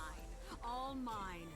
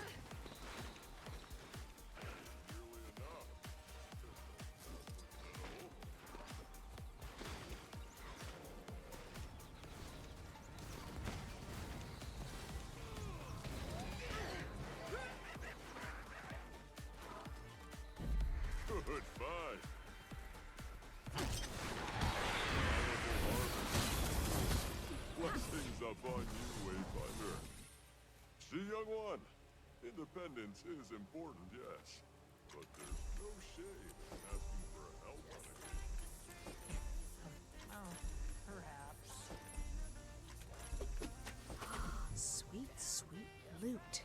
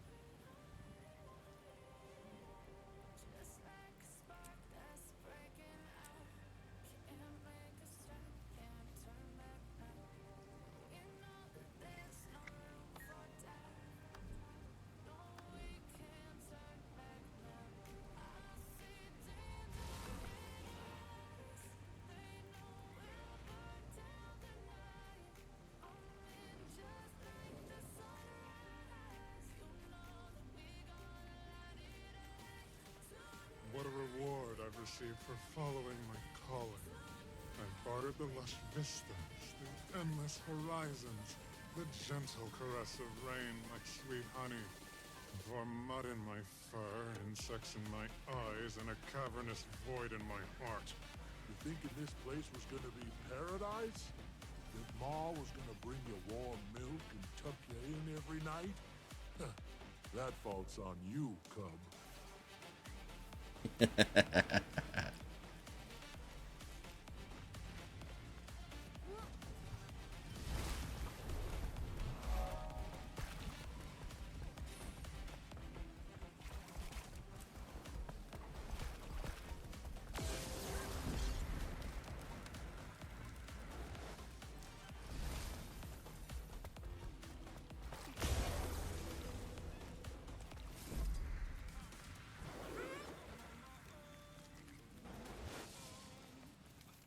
Can't go on a survey mission on an empty stomach.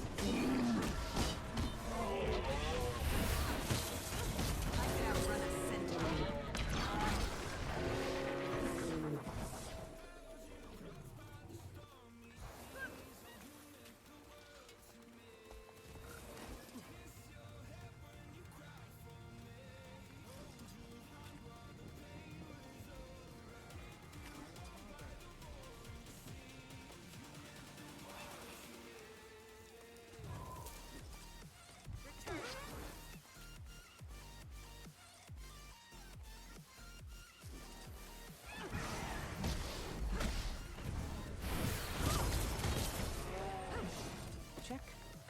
Check.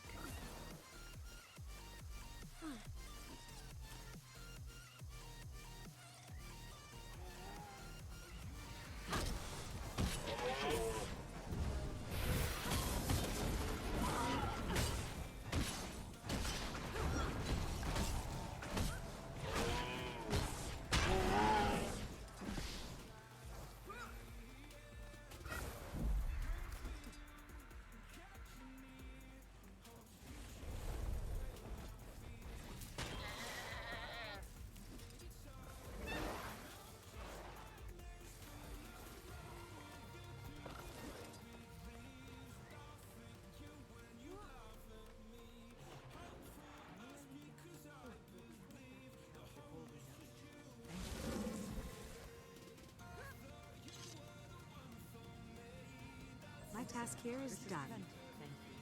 I'll get this back to the lowdown.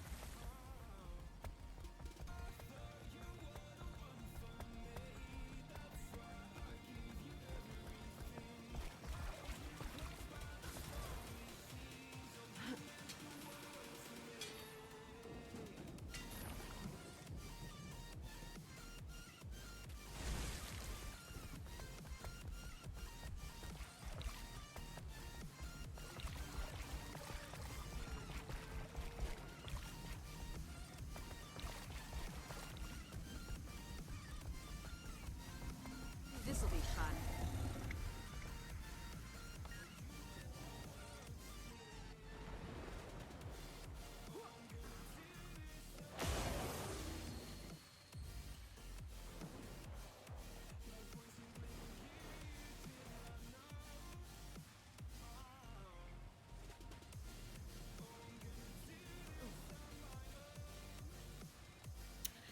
Ah, that's what that does. Okay. Always a pleasure. For compound.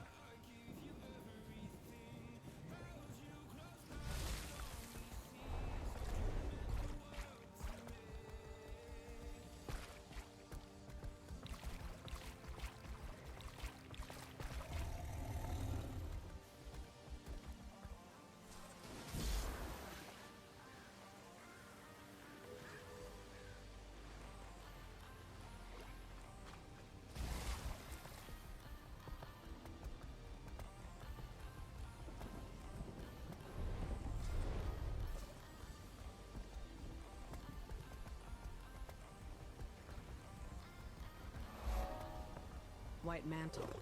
Long gone by the looks of it. But what were they doing here?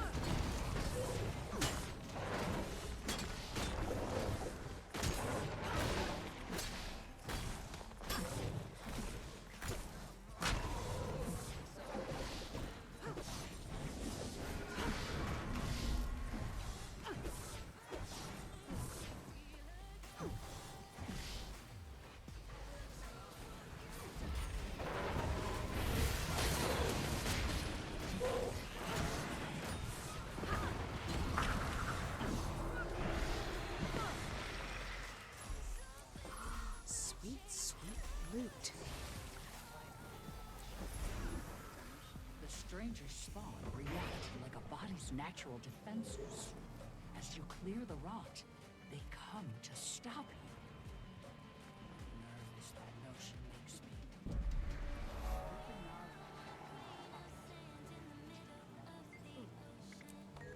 Curfew? Since when? All these new rules are making me nervous.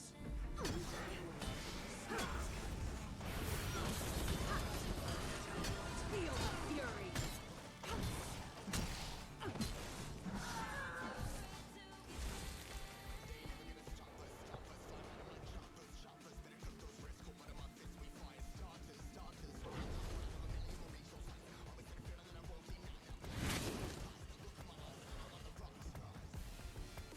Fallout from a bloodstone explosion.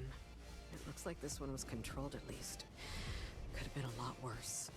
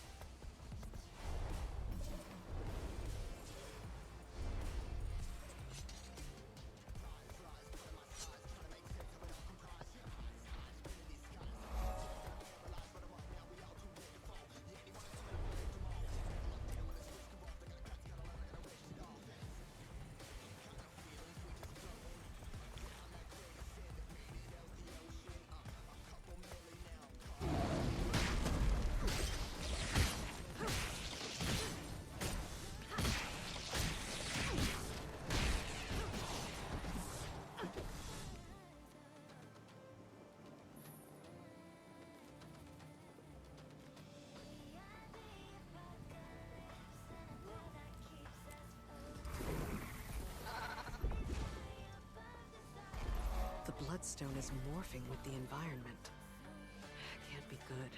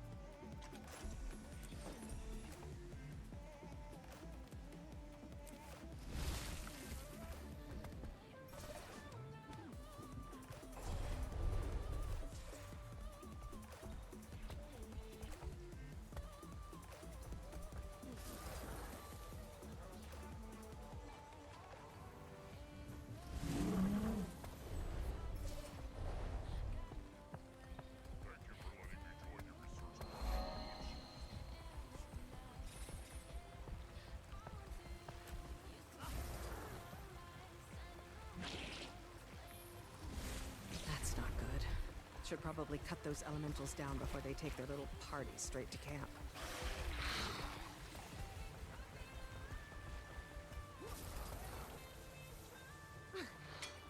Sweet, sweet loot.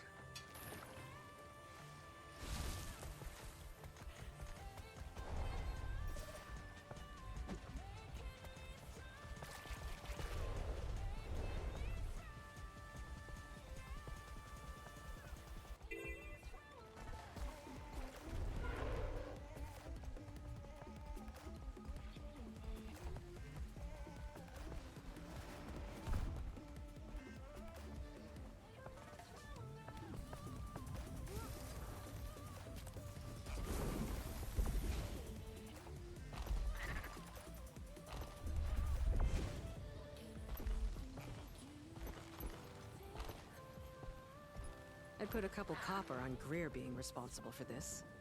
He turned the place into a swamp.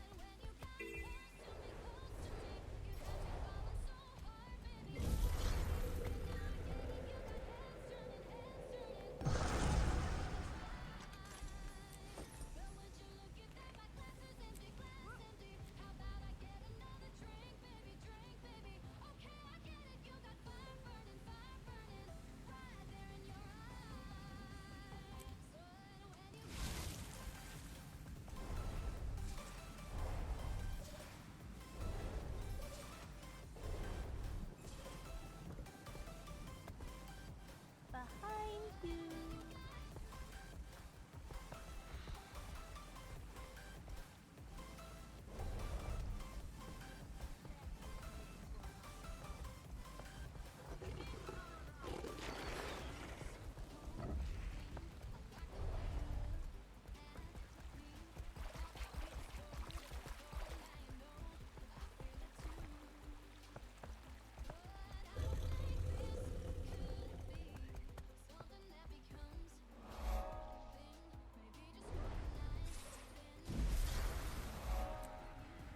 Serene. Bet this place would be pretty nice if it had a kinder history.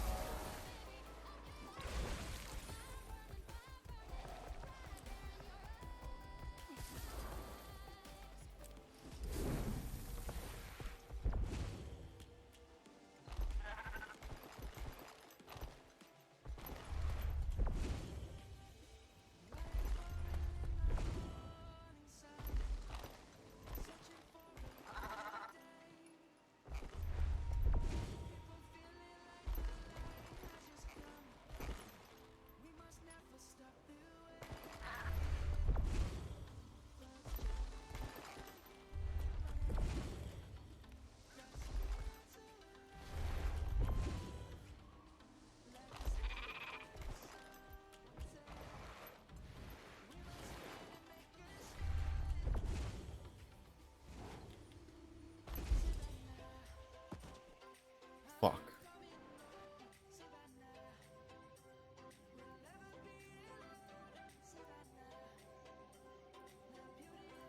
Damn it.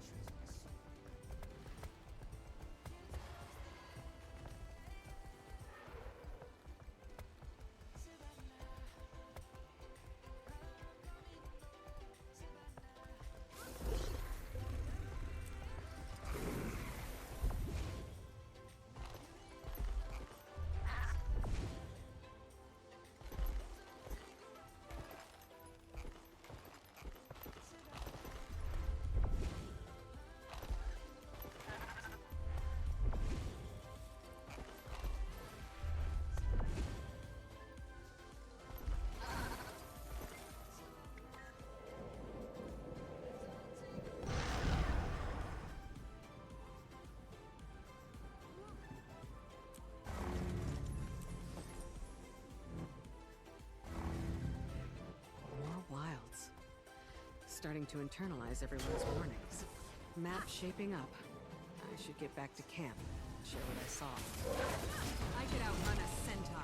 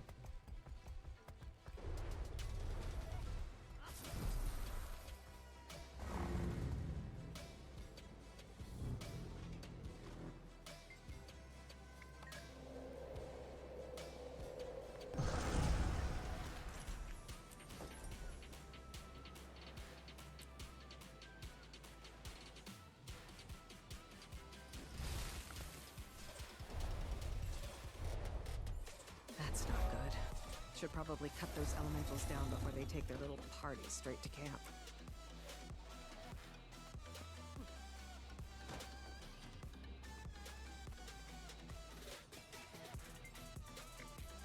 We're running out of places to keep the bodies.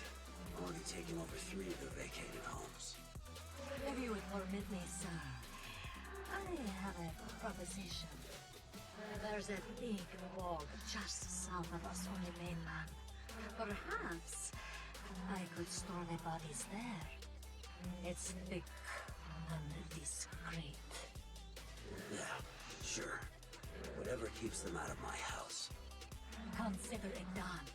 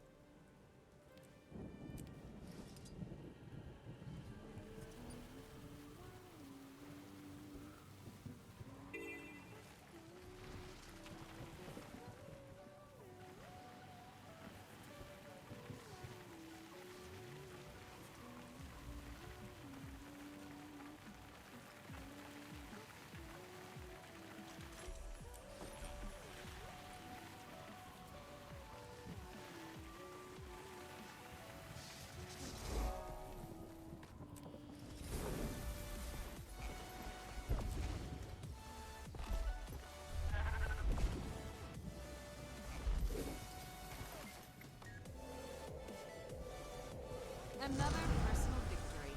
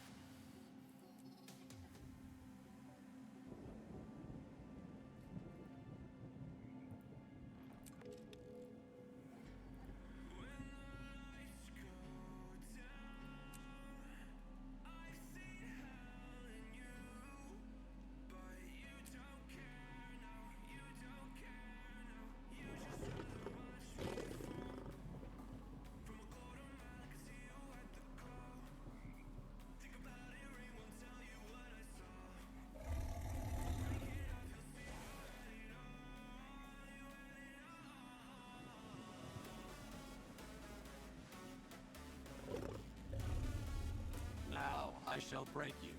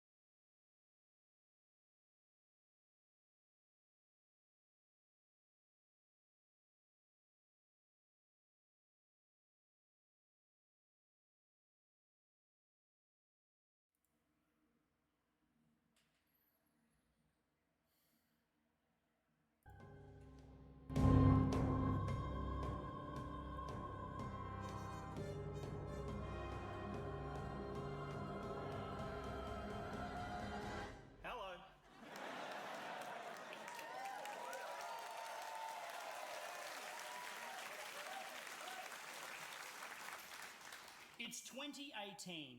I'm in New York City, midway through an 8-week off-Broadway season of my show, Randy Writes a Novel, the soon-to-be pirated YouTube sensation.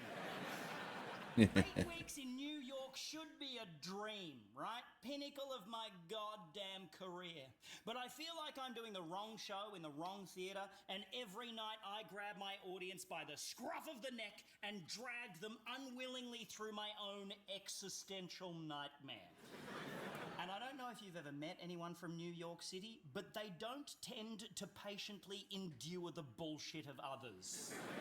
I once had a homeless man in New York tell me to hurry the fuck up while I was handing him a $1 bill. So it's not going great. For added context, the show isn't the only horse meat currently feeding my black dog. Before I came out here, I split with my management company. I have no work lined up after this season. And last week, my girlfriend flew out here from Australia to break up with me in person. Yeah, I would have been fine with a phone call, but apparently it's much easier to kick a man while he's down if you're in the same fucking room. So she made the trek. This morning, I met a friend for brunch at a cafe in Greenwich Village that only serves oatmeal. The cafe is called Oatmeals. It's very good. My friend is also an Australian comedian performing here in New York City, and she's had her fair share of depressing career moments. So I was hoping for a little bit of sad sack solidarity. Unfortunately for me, Hannah Gadsby is having the breakout season of her career. I, on the other hand, had 32 people in my Sunday matinee today, and 21 of them walked out during the show. 21! Not all at once either. Just a few at a time, in a steady, humiliating trickle, like people having their number called out in a fucking deli. It was the nonchalant disrespect that really broke me. About halfway through the show, an elderly woman in the front row started clipping her fingernails. We could all hear it. She did both hands, thumbs inclusive, then slowly got up, put her coat on, and left. She clipped her fingernails and then left. Do you understand what that means? My show was less important to this woman than the speed at which her fingernails were growing. 10 fingernail clippings out of 10 is easily the worst review I've ever had. After the show, my theatre staff told me that she said she left because she thought there was too much swearing in the show. I mean, to be fair, I did call her a cunt, but...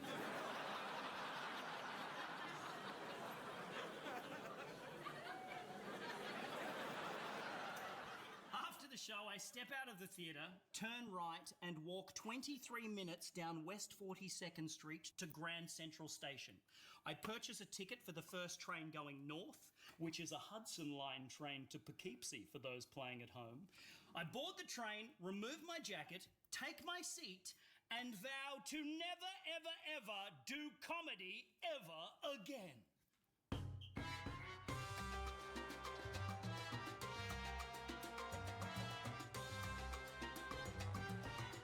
Opening song, that's what this is. You thought it was a comedy, now it's a musical. What the fuck is this? I was over there, now I'm right here. I've changed my clothes to signify that it's a different year. 'Cause this show happens over multiple timelines.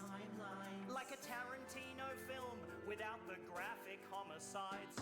And far fewer foot fetish moments. Except for this one. Check 'em out, boys. Opening song, written by me. I love Randy Feltface. Like, such a random freaking Australian dude. I love him.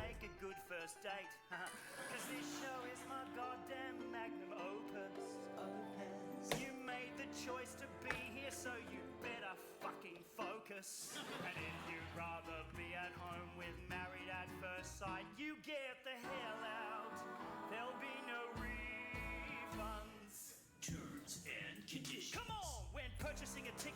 always repeating. The event and seat selection. No exchange or refund for misplaced tickets or show content objections. Subject to no conditions. Consumer provisions. Price including taxes. No better tactic than backing out you're on crack if you drastically underestimate the power of the written code of practice. As a purple Gen X cis man with an income and a platform, statistically I'm more likely to instigate a shitstorm, but I'm also much more likely to escape without reproach. The system is still stacked my way, that's why I think I can get away with an opening song. Opening song, that's what this is. It even has a key change that's a little hit or miss. Opening song, right in your face. I couldn't give a flying fuck about my own fan base. I just wanted to sing an opening song. Fuck you. Sydney! Thank you! Legitimately, the rap bit, pretty fucking good. Please take photographs. Thank you. Thank you so much. My comedy actually works best in photographs. Check it out. I could be saying anything. You're all a bunch of fuckheads. I'm gonna burn this shithole to the ground and move to the Gold Coast. Never judge a comedian by their photograph, my friends. Unless they're doing this on a billboard. Judge the fuck out of them if they're making those particular creative decisions. But if you want realistic shots of a comedy show, you have to take photos of the audience. That's what I'd prefer to see, to be honest. When I'm home after a gig, doom scrolling in the pitch darkness. Just shots of my audience just doing this. This isn't the Queen's Gambit. Oh, you sound like a good crowd. You sound like a real good crowd tonight. Very excited about this. Look at you all, you bloody champions coming out, wearing your masks. Good on you. Bloody love it. Actually, just out of interest, Sid Noon, give me a shout if you've never seen me in real life before. Make some noise.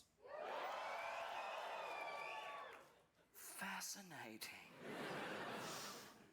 Laboratory tests have shown that humans, when meeting another human for the first time, automatically encode 3 key nuggets of information: age, race, gender. So, what the fuck's going on here? Encode this shit, newcomers. I think the 4th nugget of information we encode is, what is wrong with you? You know, like it goes like age, race, gender. What happened to your face? And sometimes people make it too easy for you to judge them. People with Southern Cross tattoos, or people who vape, or people who wear shorts, no socks, sunglasses, and a puffer jacket. You're either hot or you're cold, mate. You can't have both. Always wandering around judging people all of the time. I don't give money to homeless people because they spend it on drugs, she said, washing a Xanax down with a coffee on her way to a Botox appointment. It's a tricky time, my friends. It's a real tricky time. Tricky, judgy time. Living in a real tricky, judgy time right now. Right now, Sydney. Tricky, judgy time. What is it? It's fucking tricky. Tricky, judgy time out there. Tricky. It's tricky time. Oh, living in a tricky time. Right now. Right now, it's a tricky time. Oh, Lord, it's tricky time. Living in a tricky time right now. All right, let's.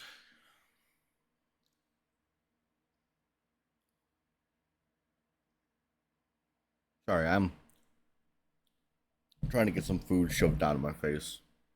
Just gonna watch some YouTube. You guys can watch with me, because, you know, why not? And yes, I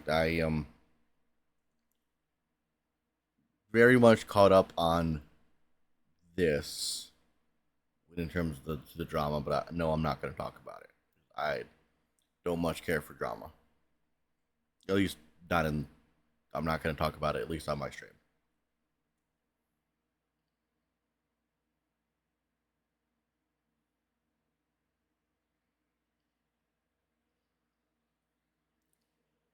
That totally looks like a char.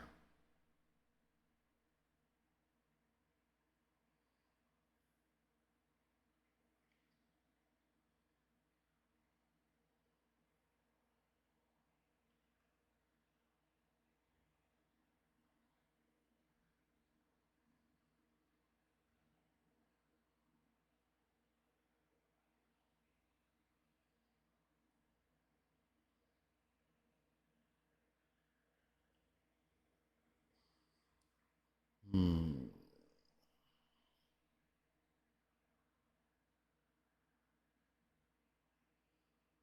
Why is my entire fucking like for me like just drama or freaking? I don't know.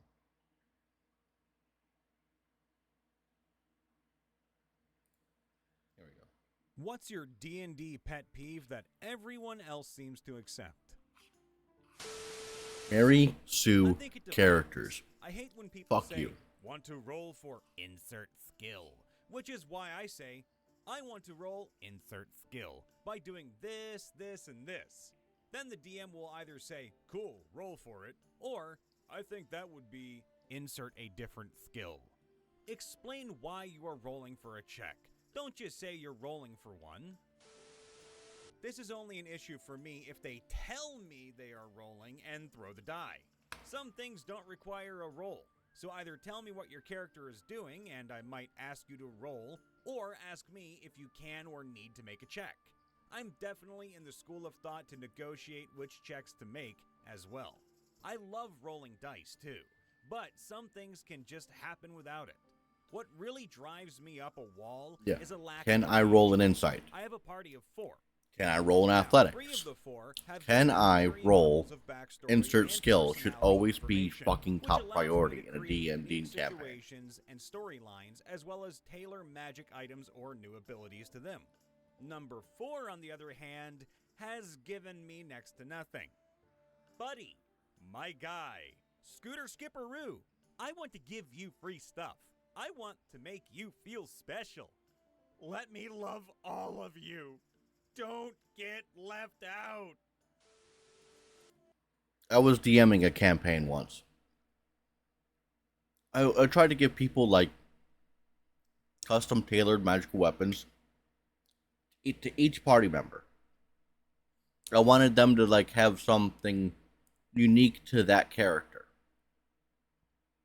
One of the characters is just like, I don't want anything unique to me. I just want to be my character with like their magic and skill. So like, dude, it doesn't change your character in any way, shape, or form. I want to give something that your character can use in fights and just have like a little bit of unique flavor. And it's all it was just flavored weapons. Or like a flavored piece of armor or something. Just unique to that character's backstory, history, what have you. Dude didn't want anything. I'm like, well, I'm not sure what I can do for you. If that's the case. So I ended up giving him just a ring of protection +1 to add like an extra point to his AC. Like I wanted to give him something that like didn't make him feel left out. So it was I think a wizard. No, he was a sorcerer. Yeah, he was a sorcerer. So I just gave him a ring of protection, that way he can get a little extra bonus to his AC. So kind of bad, but in the end, it was his decision. Multi-classing for power instead of flavor. It especially annoys me when the character concept is all about the class they have the least amount of levels in. I was the greatest Infernal Pact warlock of all time. And the character has 2 levels of Hexblade and X levels of Sorcerer. People acting as if the DM doesn't allow every single published character creation option in every combination, they're controlling and limiting creativity. Just in general, treating the DM like they're a video game and not a fellow player who also gets to choose the type of game they want to play. Yes, this. When a DM makes a world, they want to flavor it to something that they have in mind. The type of world they want to build, what's in it, the races, the diversity. And like, sure, you may quote unquote be limited, but in no way, shape, or form does that have to stunt your creativity. A human only campaign, a world full of humans. Okay, you might only be human, but goddamn, like you have the world of options to flavor that human. You don't have to be human fighter. You could be a human sorcerer with a dragon, draconic background. Hell, your mother could have been a silver dragon for all you know, and like you could explore that option, and then later on, when you get true polymorph, you can be all like, "Yo, boom, I'm now a dragon." That could be your end goal. Like, play along with it. Push yourself, push your creativity.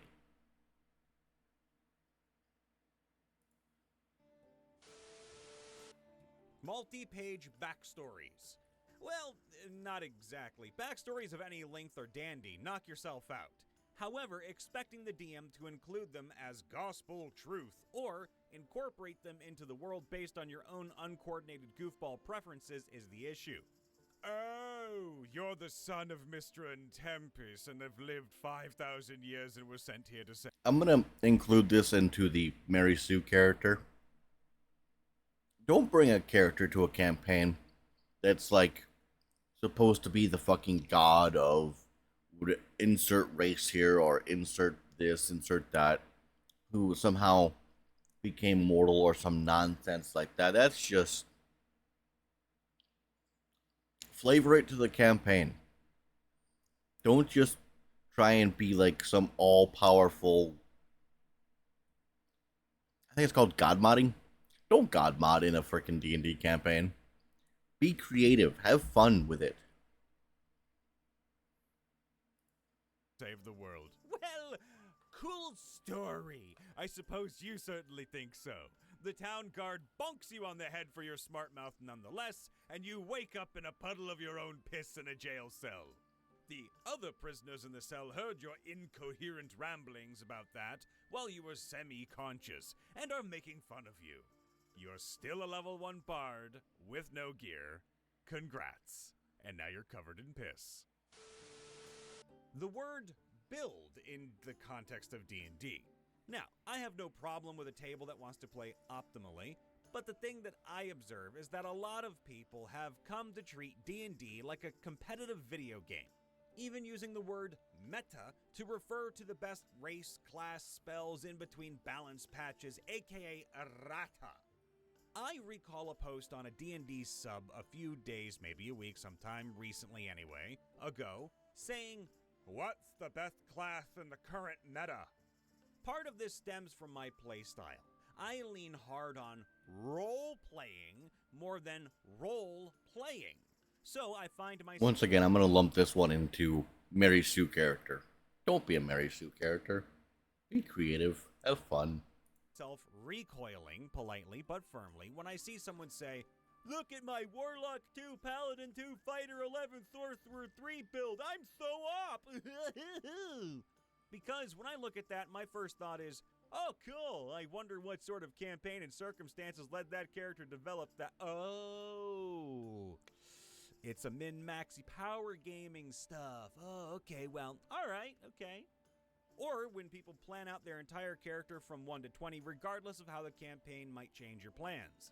The classic example is a wizard always taking fireball or a druid always taking call lightning or conjure animals.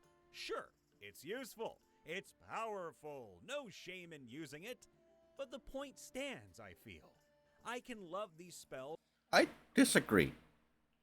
Every wizard should always take fireball simply for the memes. Plus, it's a goddamn good spell. Why would you not take fireball? While still acknowledging that they don't fit every character, just as I can say, warlocks are so cool, an agonizing blast is nice. But my paladin would never sell his soul or bind himself to an eldritch god for power. Not unless the game's story has driven him far, far from the comfortable walls that his oath provides him. That could be a great fucking idea for a character. Oathbreaker Paladin, multi-class Warlock Hexblade, or a Warlock of some sort. That could be cool. Like, he broke his oath, and because he broke his oath, he signed up a contract with some other being or entity. That's a cool idea for a character. I'm gonna have to keep that one locked up in my head somewhere. Not having session zeros. They make things so much better. Yet I can count the number of them I've had in years of play on one hand. Sure, just showing up with a character is fine for one-shots and short campaigns, but if you want deeper, more involved campaigns, you need the prep work. Cannot agree more. Please do a session zero. Like, even if it's just your characters in a tavern talking the entire freaking session, let them get to know each other, know what each player is bringing to the table.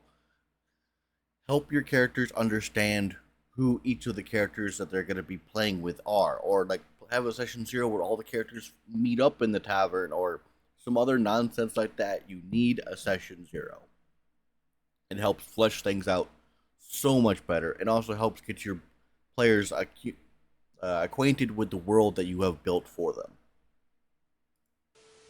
Honestly, I'm fine with asking for rolls, as long as it's phrased as an objective in character. If the DM says, "You see a lot of strange runes inscribed on the cave wall," there is a world of difference between, "Can I roll Arcana to see if I know those runes are related to any specific kind of magic?" and "I roll Arcana." One is an action and a suggestion as to what skill is used. The other is annoying and leaves the DM to figure out what exactly the player wants. That 5th edition... And when this was talked about earlier in this video, but same thing. Always ask, can I roll, to see if the DM is intending for someone to be able to roll for that. And if you fail to roll, then that opens up more flavor and roleplay moments later down the line. Have fun with it. Is the one and only game we shall play for all of eternity. Everything else is just green eggs and ham. That's why I tell people to try Pathfinder, because it's really, really good, but everyone wants to stick to 5th edition. I think 5th edition is the beginner's guide to role-playing in a Dungeons & Dragons kind of setting. For people nowadays. Pathfinder is like, I feel like the more advanced. I've played Dungeons & Dragons for a year. I want to try something different. Let's try Pathfinder. Like, you kind of know what you're doing, so you can kind of understand how Pathfinder works its own way. I don't personally recommend people to start Pathfinder first. I would recommend them to start D&D first.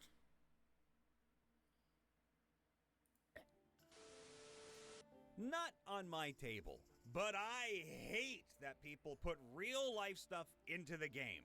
I don't care about your real-life politics, nor am I interested in your sexuality if that is all your character is. Be a gay dwarf. Be my guest. You like the ladies with more muscle or guys with a gut, we can have fun with this. Just don't make it all about whom you like to fuck. Yes. A great example of how this plays out. I hate to keep going back to this, but Critical Role. Critical Role does this so goddamn well. Vaxeldan, Campaign 1. Campaign 2. Beauregard? Yeah, Beauregard. Like, she wasn't completely overt about it, but she was very brash, but that was her character. Campaign 3. Damn, I can't remember anybody from Campaign 3 being... Oh, nope. What was Laura's character and Marisha's character? Fuck. But those two. But that was like a developed relationship. They did it so well. So well.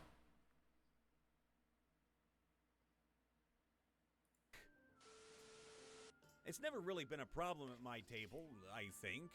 We will ask, like, can I roll insight? When we're thinking that an NPC might be shady, for example. But if the GM ever says no to a roll, I think we're pretty good at accepting it and moving on. If anything, I find it faster and more straightforward than asking, do I think they're lying?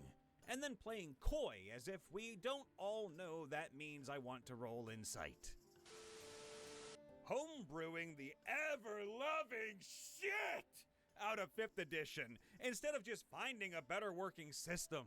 Bonus points if they want to play a genre 5th edition isn't even made for. Like, come on! There's hundreds of systems for other genres, and they're almost always just as easy to learn as 5th edition, if not easier.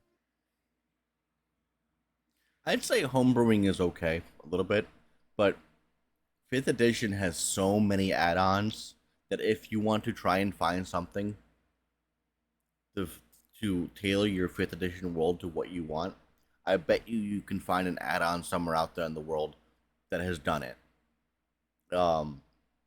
There's been fucking cyberpunk kind of add-ons. There's been rootin' tootin' Wild West add-ons that add guns and like lever actions and all this other nonsense. There's if it exists, there is an add-on for Dungeons and Dragons 5th edition for it.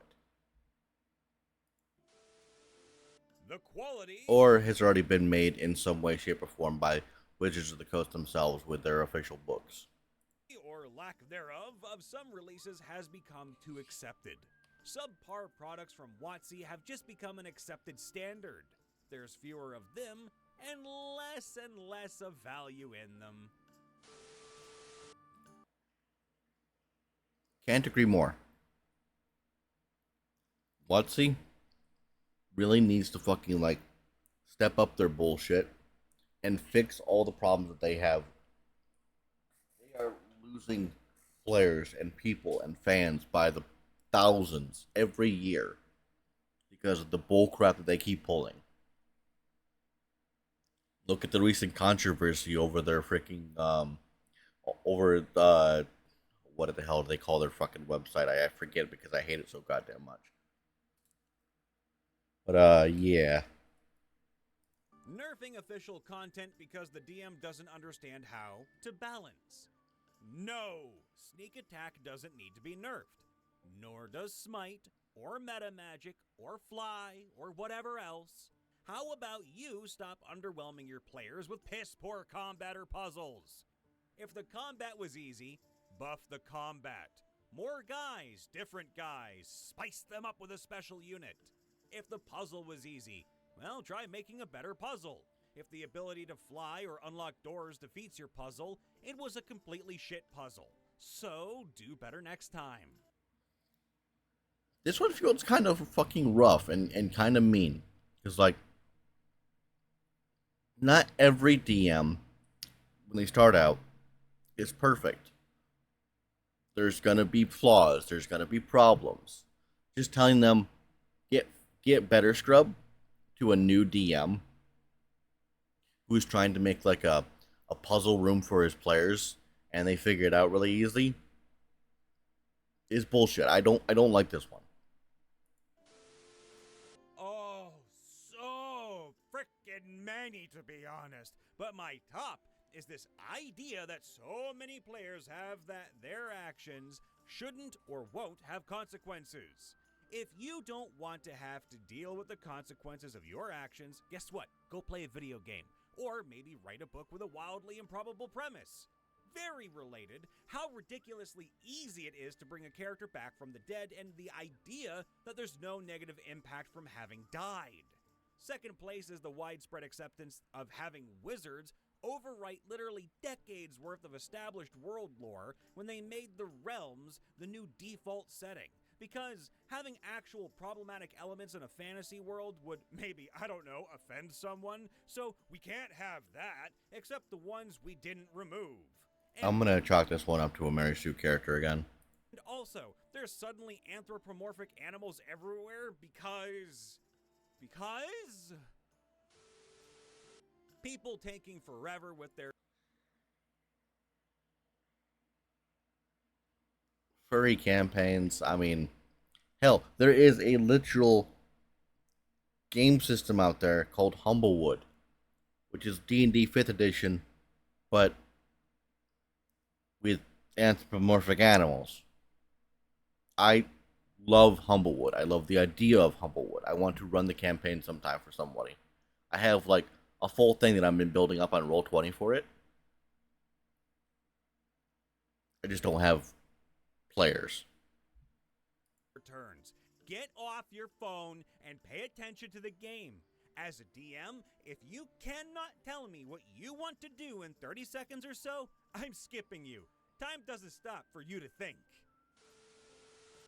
Not tracking ammo. I agree. 10 arrows, that's all you got. I would just give players unlimited ammo. I'm not going to tell them to keep fucking track of, like, how many arrows you have left, how many bullets you have left. I want my players to have fun. I don't want them to have to do a fucking spreadsheet of their inventory. That's just dumb. Party roles. You should play a cleric. We need a healer. You should play a barbarian. We need a tank. You know, that kind of stuff. Also, people need to learn that over-specialization can often weaken a character. This is also why so many people think rangers are bad. They see them as worse at fighting than a fighter, and worse at casting than a druid. So what's the point of playing one? This completely misses that being able to have one character that gets to be 80% of a fighter and 50% of a druid is actually pretty good. Murder hobos who kill everything and loot everything. This. Good guys don't attack innocents. They don't grave rob and burgle everything with a roof. I could almost understand a soldier searching a dead body for ammo. But if you steal the guy's locket, watch, and loose change, then maybe you're not exactly the good guy anymore. Players these days own nothing, love nothing, live nowhere, and they only care about blood and gold. Morality be damned. People forgetting that it's a game and treating it more like a story. I'll be at tables where I am straight up not allowed to. I don't know how I feel really about loot goblining. Like, if you're an up-and-coming adventurer, I can kind of understand looting the pockets of whatever you have recently killed to try and find something of value. Like, you take down a monster in the woods, you fucking break its teeth out, and you take its claws, that we can then trade them maybe for a little bit of money. But, I don't know. I mean, I guess that one's up to really DM discretion.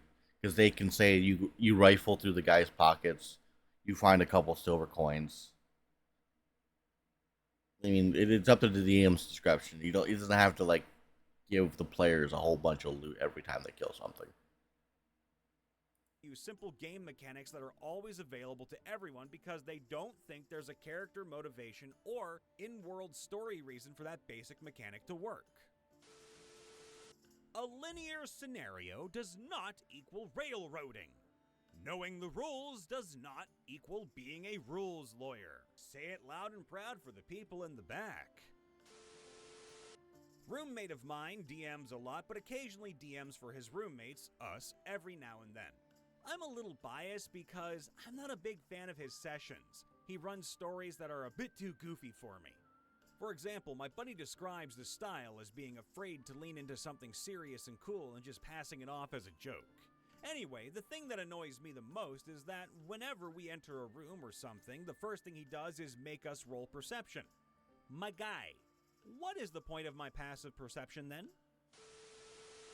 The notion that DMPCs and power gaming are somehow... Passive perception is like a tricky thing. Especially for new DMs to kind of like remember or work around. They kind of have to know, okay, who has the highest passive perception in the party. When they walk into this room, instead of the players like being immediately, okay, what's there, the DM then has to describe, okay, this is what you will see. This person in particular sees little glint hiding in the corner or something like that. I mean, it forces the DM to do a lot more work, and if for a newer DM, I would say let your players drive the perception. Then you kind of work around it. As a newer DM, don't try and burden yourself with too much work all at once. Do what you can, where you can. Bad things. When it comes to DMPCs, it's less the idea itself and more that some people don't understand what's a DMPC and what's an NPC helper.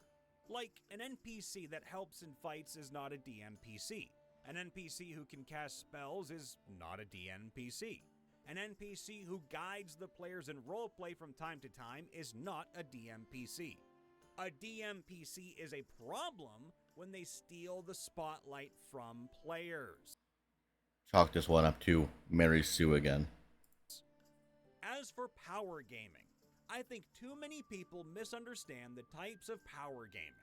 Too many people have heard power gaming horror stories and think they're all the same. A character who is min-maxed for, say, healing or tanking damage is not the same as an elven accuracy darkness hexblade who, again, steals the spotlight from others. I also think people don't understand that some tables run hard combat where power gaming is necessary, and that some people find fun in hard optimization. Also, there is a world of difference between "I'm trying to play the strongest character possible" and "I'm taking incredibly specific spells and abilities and trying to bend the rules to trivialize every aspect of the game." I'd take a party of Hexblade Paladins over a druid using Conjure Woodland Beings to get 4 castings of Polymorph any day of the week. Anyway, these are two things I always see being backlashed against when brought up in casual conversation, and it's incredibly annoying. People dismissing alignment. Almost every example I've seen has come from people who do not understand how it works. Like, sure, if your world has no morality, then fine, but I'm never going to stop using it, as it's a really fun tool. Couldn't agree more. Roleplay, roleplay, roleplay. If you are chaotic evil, then chaotic means you do random acts of evil. You're not entirely evil every single fucking moment of every single day. If you are lawful evil, then that lawful evil is like a burglar, a thief. Like you obey the laws when you're not doing your act of quote unquote evil, but you still do evil time to time. Like you still gotta to appear normal. Then at night you do your burgling. That's lawful evil. Neutral, you don't really do good, you don't really do bad. More like, I'd say a monk at the top of the Himalaya would be like a good example of a neutral entity. Not bad, not good, just doing your own thing.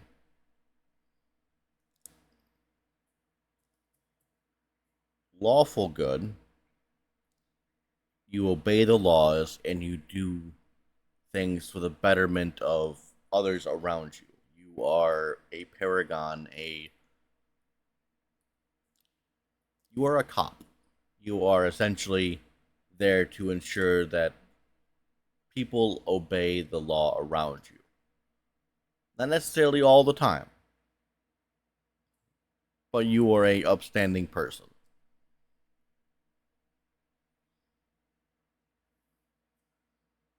What's the other one? Lawful good. I think it's what it's lawful evil, chaotic. Oh yeah, chaotic good. You do random acts of kindness. Like, what would be a good example here? Mr. Scrooge just woke up one day and decided to do a random act of kindness after, Ghost visited him and whatnot. But, like, the Mr. Scrooge moment. Think of chaotic good as the Mr. Scrooge moment. Not sure if it's just me, but DMs never wanting to actually kill a player character. I've seen it time and time again. Enemies will either actively choose the wrong thing to do, or seemingly just start missing everything multiple turns in a row. I've seen DMs go as far as healing downed players for no explainable reason, or introducing an NPC that shows up to help out of nowhere for just that combat and is never seen again. Add in the fact that a lot of DMs will just have huge diamonds at the supermarket for you to buy, and dying is a non-existent threat, and that just takes away from the story for me. It's like having a Dragon Ball Z type situation where you have infinite wishes on the Dragon Balls and can come back every single time when you die, cause why not? It's not fun if you're dead.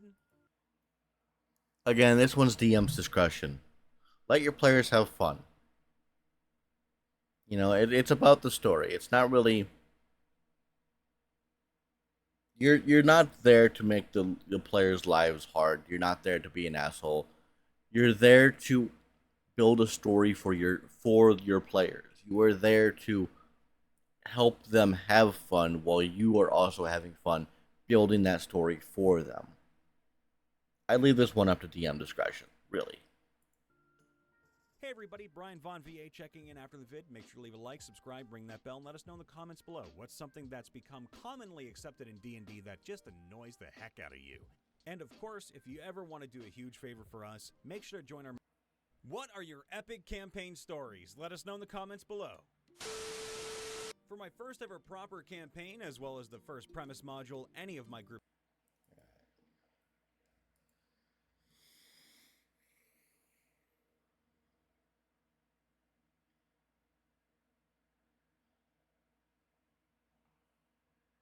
Now that I'm done stuffing my face,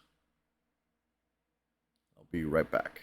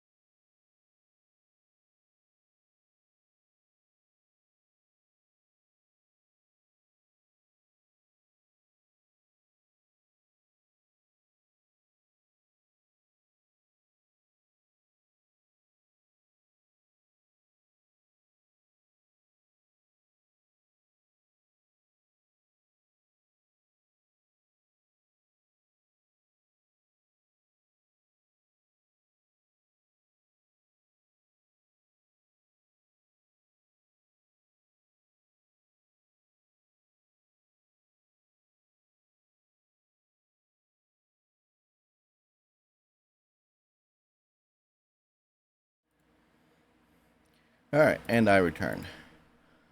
What should I play now? I could do a bit more Elite Dangerous. I could do some Musume Predict Derby. I don't know.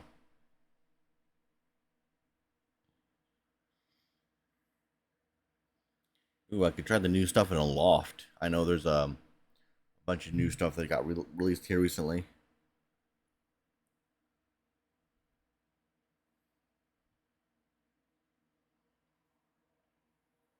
Hmm.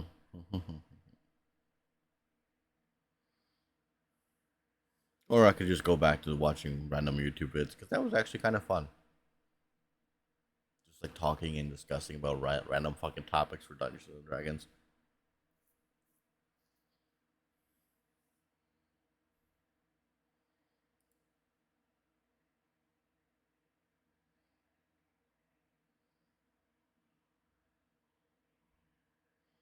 I don't know.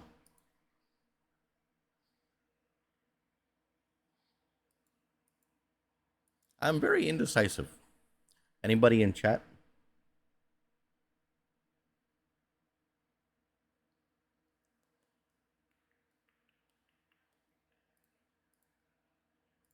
Fuck it.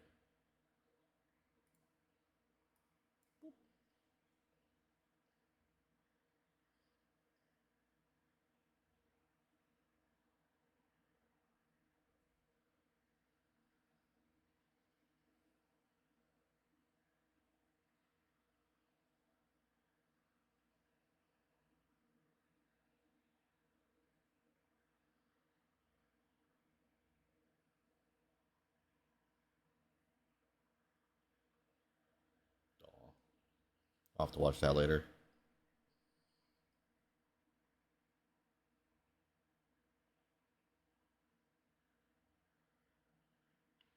Oh yeah, the new 7 Days to Die stuff. Here we go. So by now you've probably heard about some of the controversy surrounding the 2.0 update for 7 Days to Die. And it doesn't matter where you look, players are simply not happy. YouTubers are rightly calling out the fun pimps, and kudos to Jawoodle for having the courage to do so.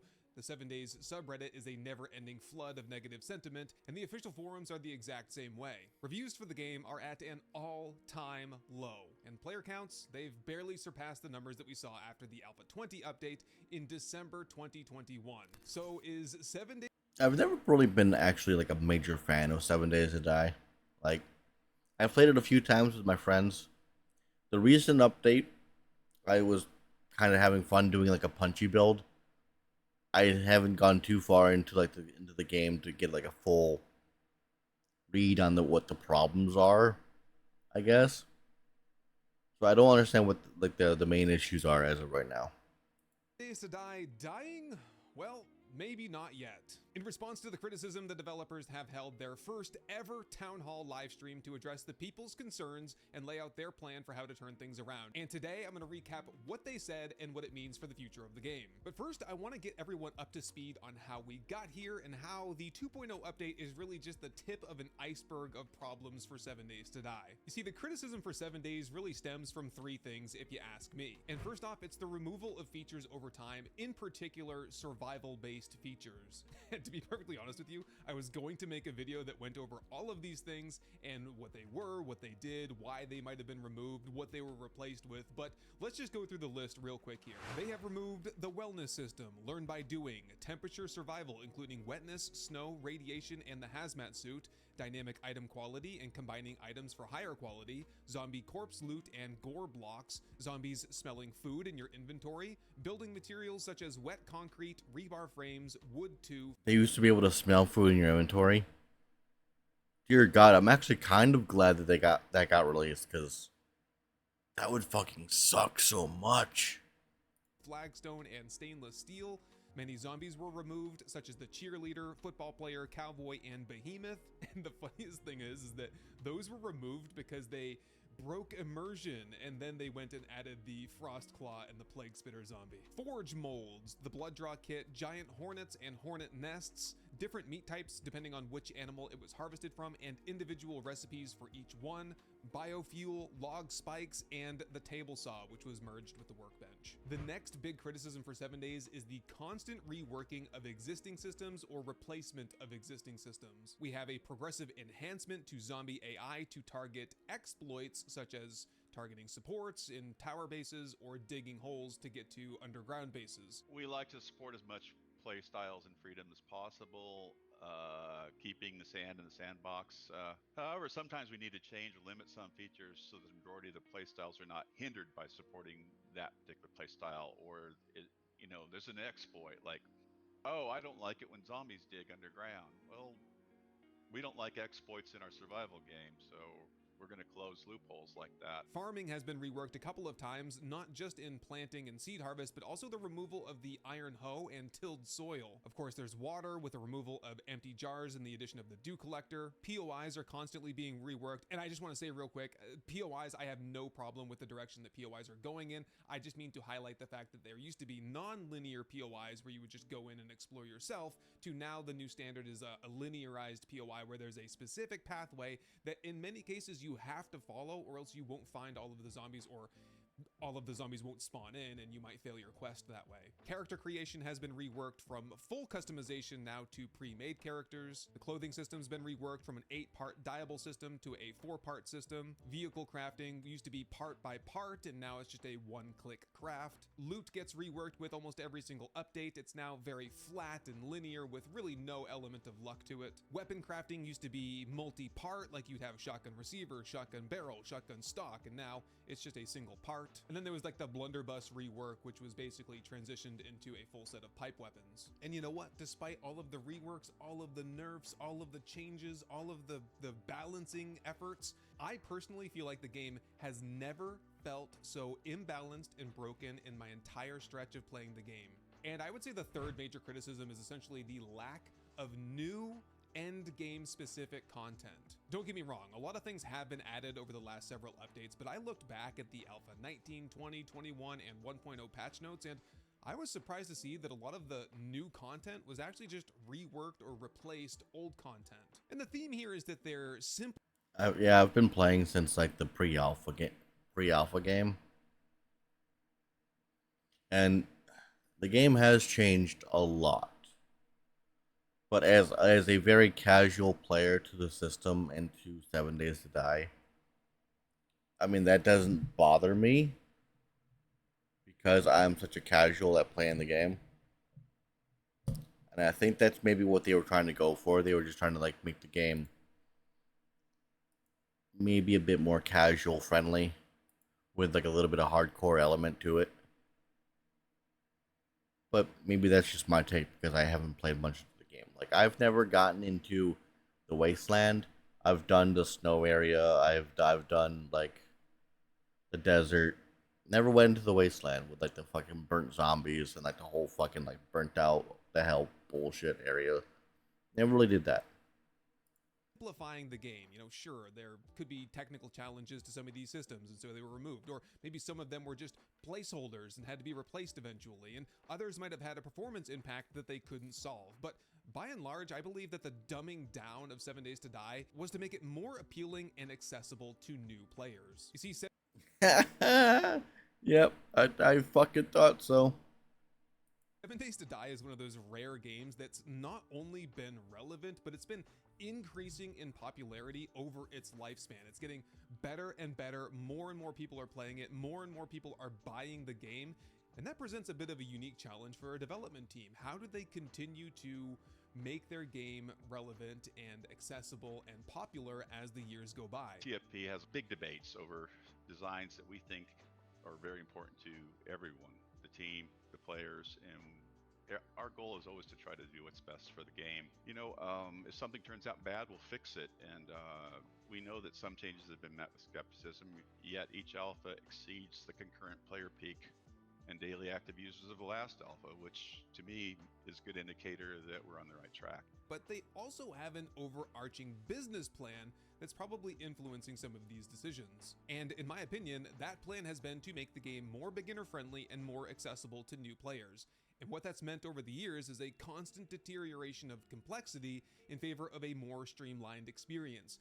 They're basically trading the grit that 7 Days to Die used to have for the glow that 7 Days to Die currently has. But then finally the 2.0 update came out, and it finally dawned on me. I realized that 7 Days to Die is not the survival sandbox game that it used to be. And I don't know what it is or what to call it now, like what genre of game this is now, but honestly, this is not the same game that I started playing back in Alpha 19, and I'm not particularly excited for the 3.0 update with bandits or the 4.0 update with story mode, given how things have been going. That is, unless the developers can turn things around.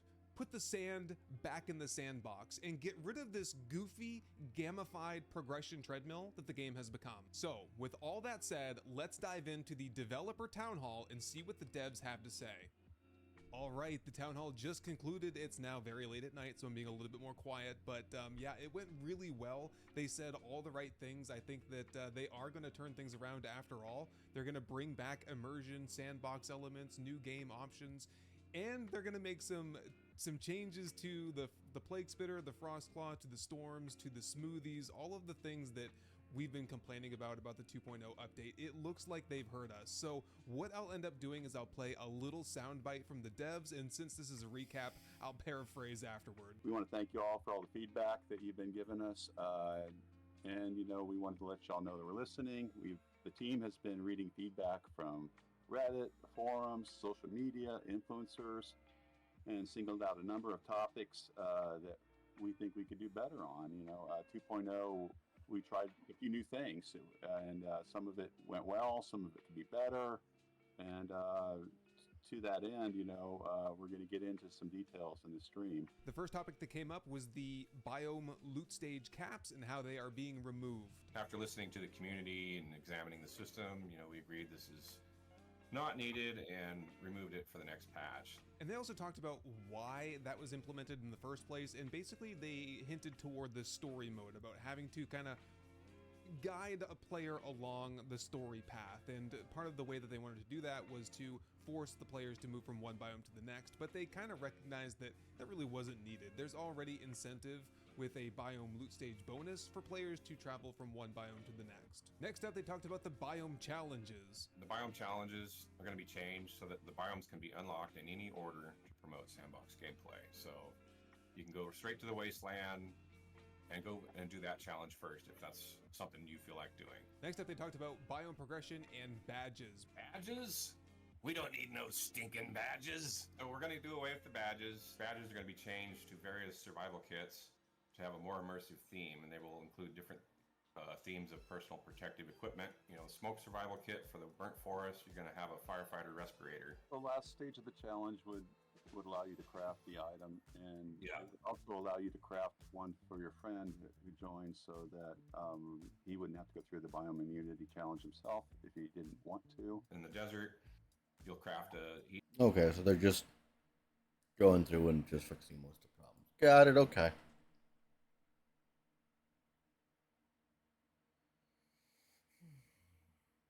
And they're just bringing back the radiation suit, all that stuff.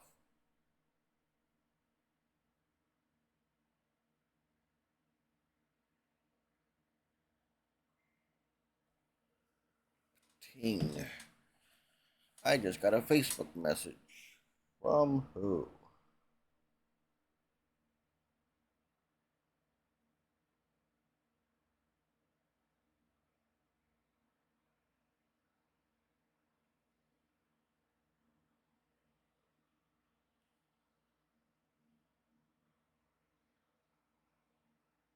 My stepmother.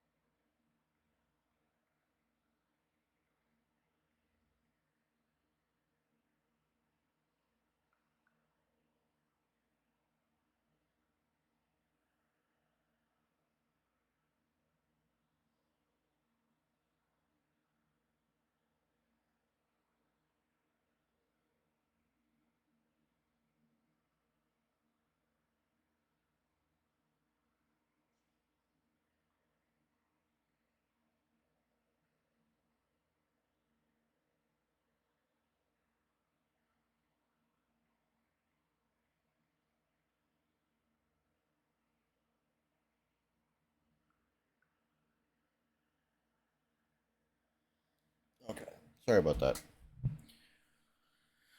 Had to quickly message my stepmother and thank her for the birthday wishes.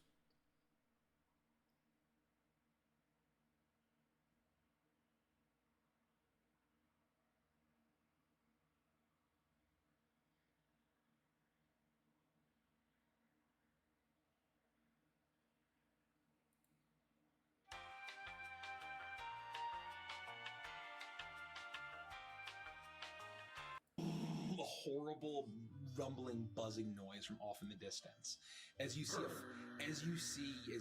of you turn around. What is it, boy? What is it, boy? Are you trying to say that you've kidnapped royalty? I wouldn't say it was kidnapping necessarily. Like, he's completely willing in there. You didn't tell me he was royalty. I told you. Bowed. King George, I'm sorry. Oh, Oh boy, are you all right there, Bitsy? What? Are you okay? Are you all right?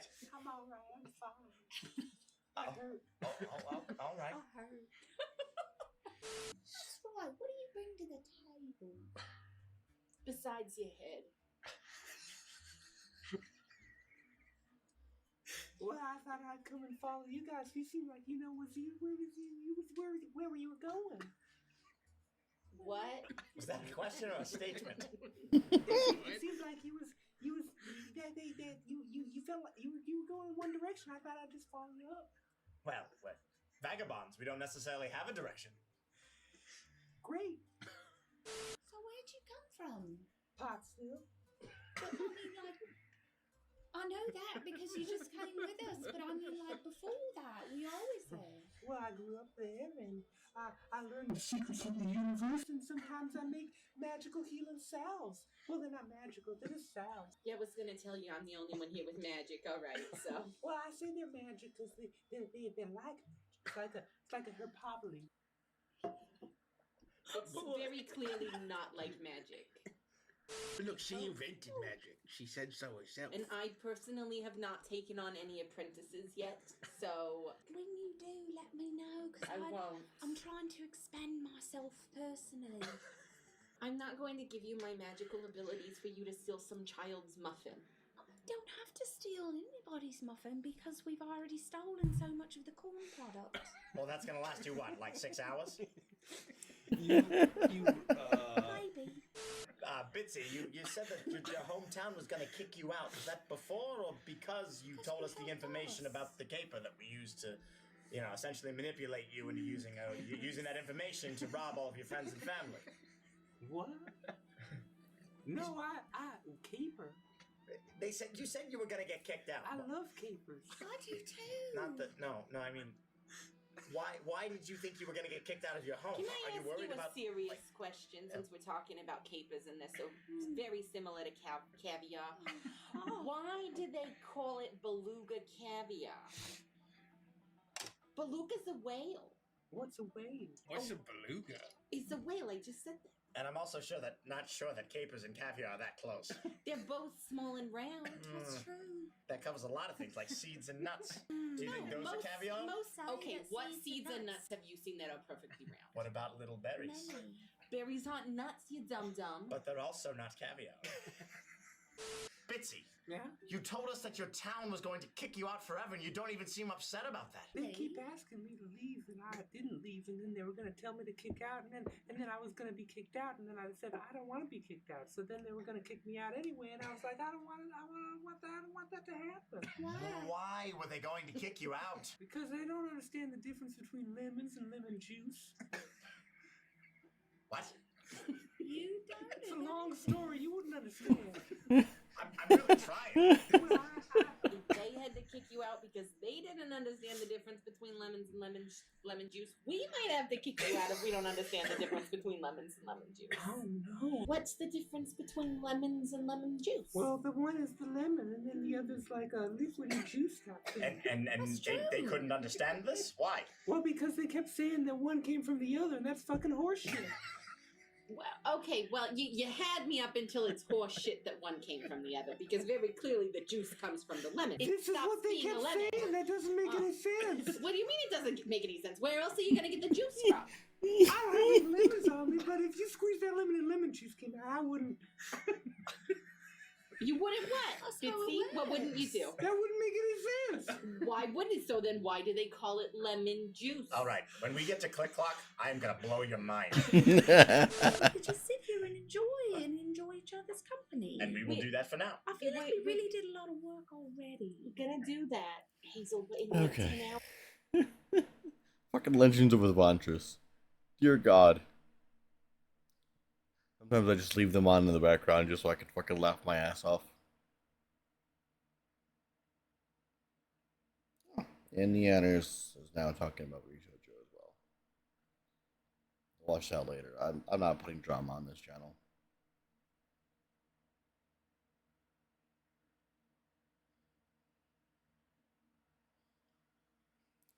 Power Rangers D&D.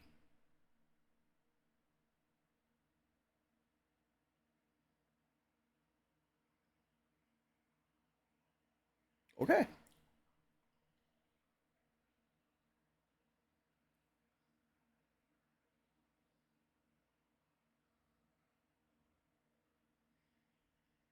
V Shoujo situation. V Shoujo situation. V Shoujo situation. God damn.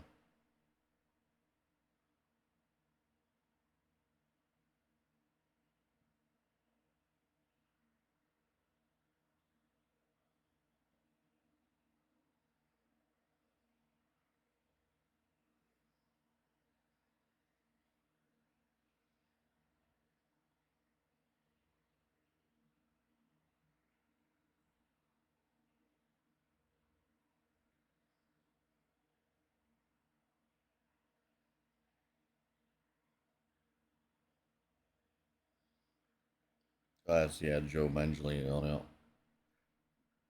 Manganiello. I can't fucking say the man's last name to save my life.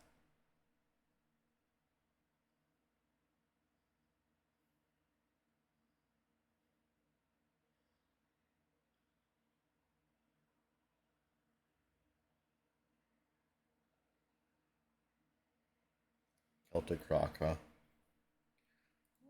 I'll put that in watch later.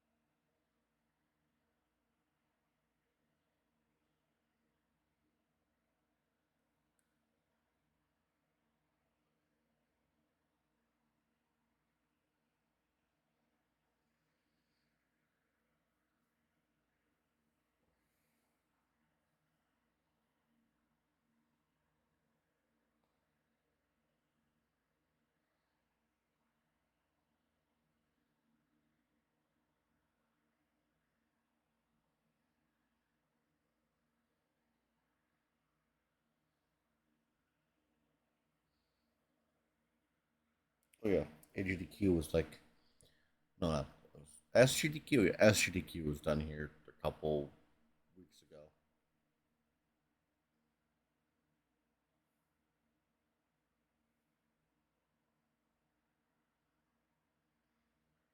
And at some point, I got to do the new content for Wuthering Waves, but I could do that now.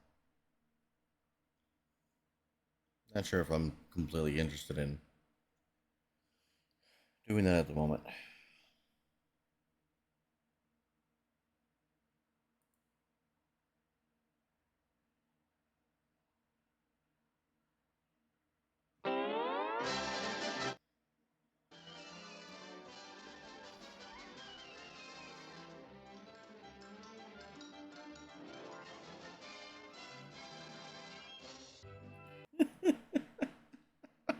Fucking classic. Oh, shit.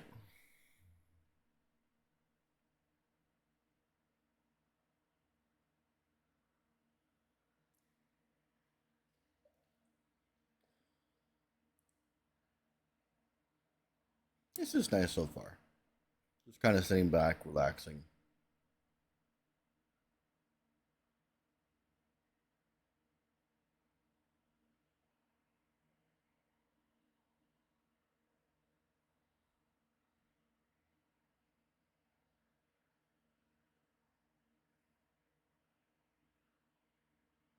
Whose line is it anyway? Fucking hilarious show. Colin's good, but Ryan Stiles will always be my personal favorite.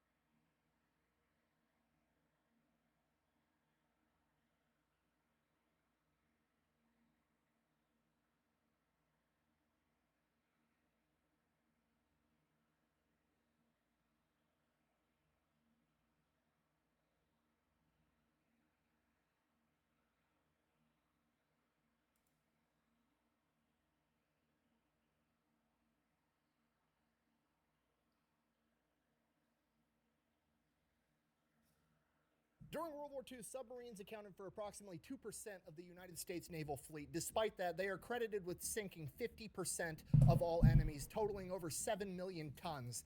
And this is how. Today we're talking about Dudley Morton, aka Mushmouth, most commonly referred to as Mush Morton. Ladies and gentlemen, when the Japanese attacked Pearl Harbor, they crippled the United States Navy. The only thing that really escaped unscathed was the American carrier fleet and the American submarine fleet. The carriers avoided destruction because they were conveniently not at Pearl Harbor that day, and the submarine fleet escaped because they were deemed a low priority target. And that is because at this point in time, submarines were deemed almost exclusively a defensive weapon. But as the old adage goes, necessity is the mother of invention. America would forge new battle tactics, and a new breed of hyper-aggressive submarine commander and crew would be. Submarines were a defensive weapon only, huh?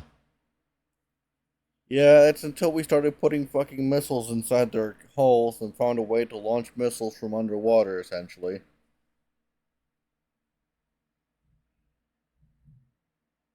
Yeah, not so defensive anymore. Be born. Incredible legendary warriors like Eugene Lucky Flucky and his crew of the USS Barb. Lucky Flucky? This dude has the best nickname ever. Lawson Red Ramage and the crew of the USS Parch, and Dick O'Connor. Red Ramage. Fucking baller badass of a dude. Watch his earlier video called Ramage's Rampage, and you'll understand just how badass the dude was. The crew of the USS Tang would all step forward and become heroes, but they were following the footsteps of the prototype, America's first hyper-aggressive submarine skipper, Mush Morton. A man that was originally deemed too timid and conservative to be an effective submarine commander that was given a second shot at command for the sole reason that his commanding officer, and I quote, liked the way he shook hands. Come on, bring it in there. Tuck that. I'm in there, dog. I'm in there, dog. I'm in there, dog. You tucking it in there? But you tuck that. And with that second chance, he would take a defensive weapon and turn it into one of the greatest offensive weapons in history, changing warfare forever. And we're going to get into it right after a word from our sponsor. Delete me. Why do you have an ACOG on a lever action? Nick, there's rabbits and deer in my garden. All right, that explains the ACOG. Why does it have a suppressor? The boys are napping. I mean, I guess that makes sense. This video is brought to you by... Fucking love lever action rifles. I really want to own one day. I've got a 22 for mostly for home defense and for plinking over at my dad's place. But I want to own a lever action one day. That is one of my dream rifles. Terribly expensive though.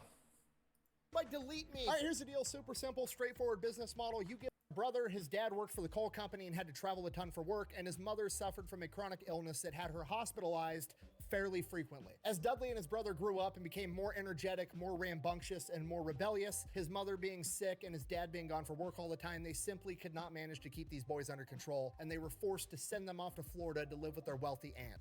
Looked at my kingdom, I was finally there to sit on my throne as the Prince of Bel-Air. While attending high school in Miami, Dudley was kind of like the archetype. Really quick, I've never watched Prince of Bel-Air. Hate me if you want, but I've to this day I've never watched Prince of Bel-Air. Apparently, it's like you have to watch. It's like one of those you have to watch it movies. Never have to this day. Type of the all-American kid. He was handsome, he was good looking, he was super popular, he played football, he was a standout wrestler, he was just the guy. After graduating high school, because the wealthy aunt and uncle were connected, they were able to secure Dudley a spot at Annapolis, the United States Naval Academy. While there, his classmates would give him his nickname, Mushmouth, because they said it always sounded like he was talking with a mouthful of mush, and he had a famous party trick where he could supposedly fit 5 golf balls into his mouth and then recite Shakespeare. Also, while attending Annapolis, he would have his first run-in with what appears to be the main storyline, because as he continued to be a standout wrestler at Annapolis, he actually almost made the 1932 Olympic team, but in the selection finals, he was beat out by a man that he had previously beaten 32 times in a row. The main storyline shall not be interrupted, apparently. From there, he goes on to graduate Annapolis in 1930 at the age of 23 and is commissioned as an ensign. After his commission, he gets stationed over on the West Coast on the USS Saratoga, which is an American aircraft carrier, and while he's on the West Coast, he starts attending all these Hollywood parties, rubbing elbows with all the rich and famous people, has the time of his life. A couple of years after that, in 1932, he gets stationed on a heavy cruiser, the USS Chicago, and then a year and a half after that, in 1933, he volunteers to go to submarine school. While at submarine school, he kind of develops a reputation for not being the guy that does everything by the book. He doesn't really care for strict regulations, and he doesn't care about the dog and pony show that is the United States military. One day, the cadre at the submarine school decides that they are going to go. Every hero ever in the United States history for World War I, World War II, fuck the rules, I'm gonna do my own thing. Equal hero. I mean, fucking Ramage is Rampage. Fucking fuck the rules. My shits ain't working, so I'm gonna do whatever I can to fuck up the fucking convoy. Fucking most of the pilots, the old 666, fuck the rules. We gonna do our own thing. Fucking every video this guy has made, essentially, of some hero has been fuck the rules. I'm gonna do my own thing, and somehow they became one of the heroes of World War I or World War II. It seems like the rules the military makes are a guideline. They're not the end-all be-all. Like, it's the Codex Astartes. It's a guideline. Through, and they are going to search the officers' quarters, including Mush Morton's. He's kind of understandably pissed by this. Like, this isn't basic training. He's not some 18-year-old kid trying to hide contraband. He's a 25-year-old man that graduated from the United States Naval Academy. Why are we digging through my room like I'm a child? So he decides, fuck this. I'm going to get me and all my other officer buddies. We're just going to go rent a house in town, and we're just going to have a party house and do whatever the fuck we want all the time, and then we'll show up for school in the morning. His house ends up getting referred to as Stud Manor, and it is known for being a party pretty much 24/7. Despite that, somehow Mush Morton and all of his buddies living in this house had their grades actually start improving, and when he was asked how that was possible, he said it was simple. They had a strict policy. There was no women and no booze from midnight on Wednesday until after exams on Friday, and the rest of the time was just one huge party. My advice to you is to start drinking heavily. You better listen to him, Flounder. He's in pre-med. So he graduates from submarine school, ends up getting stationed on an S-37 submarine over in Manila. While he's over there, he ends up meeting an art student that's on vacation from Chicago. They end up getting married. Her name is Harriet Nelson. Then in 1939, at the age of 32, Mush Morton becomes the executive officer of the USS Fairfax, an old World War I era submarine. If you don't know, executive officer is the second in command. In addition to that, in the same year, 1939, Mush Morton and Harriet have their first kid, Douglas. Then in 1940, Mush Morton is given command of a submarine, the USS R5. It's this little tiny old sub from like 1918. Shortly after that, in 1941, Mush and Harriet would have their second child, their first daughter, Edwina. Then on December 7th, 1941, the Japanese attack Pearl Harbor, and America is now at war with Imperial Japan and Nazi Germany. Shortly after that, Mush Morton and the USS R5 get their first chance to engage the enemy. They're over in the Atlantic, and they spot a German U-boat that has been devastating American supply lines. Now, the important context here is this is a new era German U-boat. This is one of the most sophisticated submarines on the planet, and the USS R5 under the command of Mush Morton is a tiny, shitty little submarine from 1918 that has almost no combat value, but they're being put into combat anyways because after the attack on Pearl Harbor, the submarines are all America has. It's not the size, mate. It's how you use it. But Mush Morton's going to do the best he can with what he's got, so he sneaks up on the German U-boat, gets within 4,000 yards, fires 4 torpedoes, all 4 of them are misses, and he orders a sub to dive underwater to try to escape this German U-boat because there's no way it's going to be able to engage in direct combat. Later, Mush Morton would heavily be criticized for not trying to chase down that German U-boat and sink it, but again, he's in the USS R5, he's completely outmatched and outgunned. Why would you chase down your own ass whooping? So, Mush thinks he made the right decision, but a lot of the other officers are thinking maybe he's too timid, he's too conservative, maybe he's even a coward. Regardless of what those other officers think, his chain of command is like, okay, fine, fair argument. So, if you want a modern sub, we're gonna give you a promotion to lieutenant commander, and then we're gonna send you back off to school so you can study war tactics and actually learn how to engage the enemy. So that's exactly what he does. While he's at this school learning to be the commander of a modern sub, he hates pretty much everything they teach. They're essentially teaching these guys to use submarines as a defensive scout, right? They just want the submarine to go out there and kind of like spy on people, and if they get an opportunity to fire a torpedo where it's like guaranteed 100% safe, they can go ahead and fire a torpedo and then sink back down and get away. But Mush Morton is like, no, let's go take the fight to the enemy. Let's go destroy supply lines. Let's do guerrilla warfare underwater. But he also knows that nobody's going to listen to him because he's, you know, too timid and too cowardly, and that's a crazy idea, and he's throwing the entire doctrine upside down. So he just kind of bites his tongue, goes on, graduates the school. From here, Dude, instead of wanting to do the fucking rigid guidelines, wants to instead do guerrilla warfare tactics against the enemy. Gee, where have we heard this story before?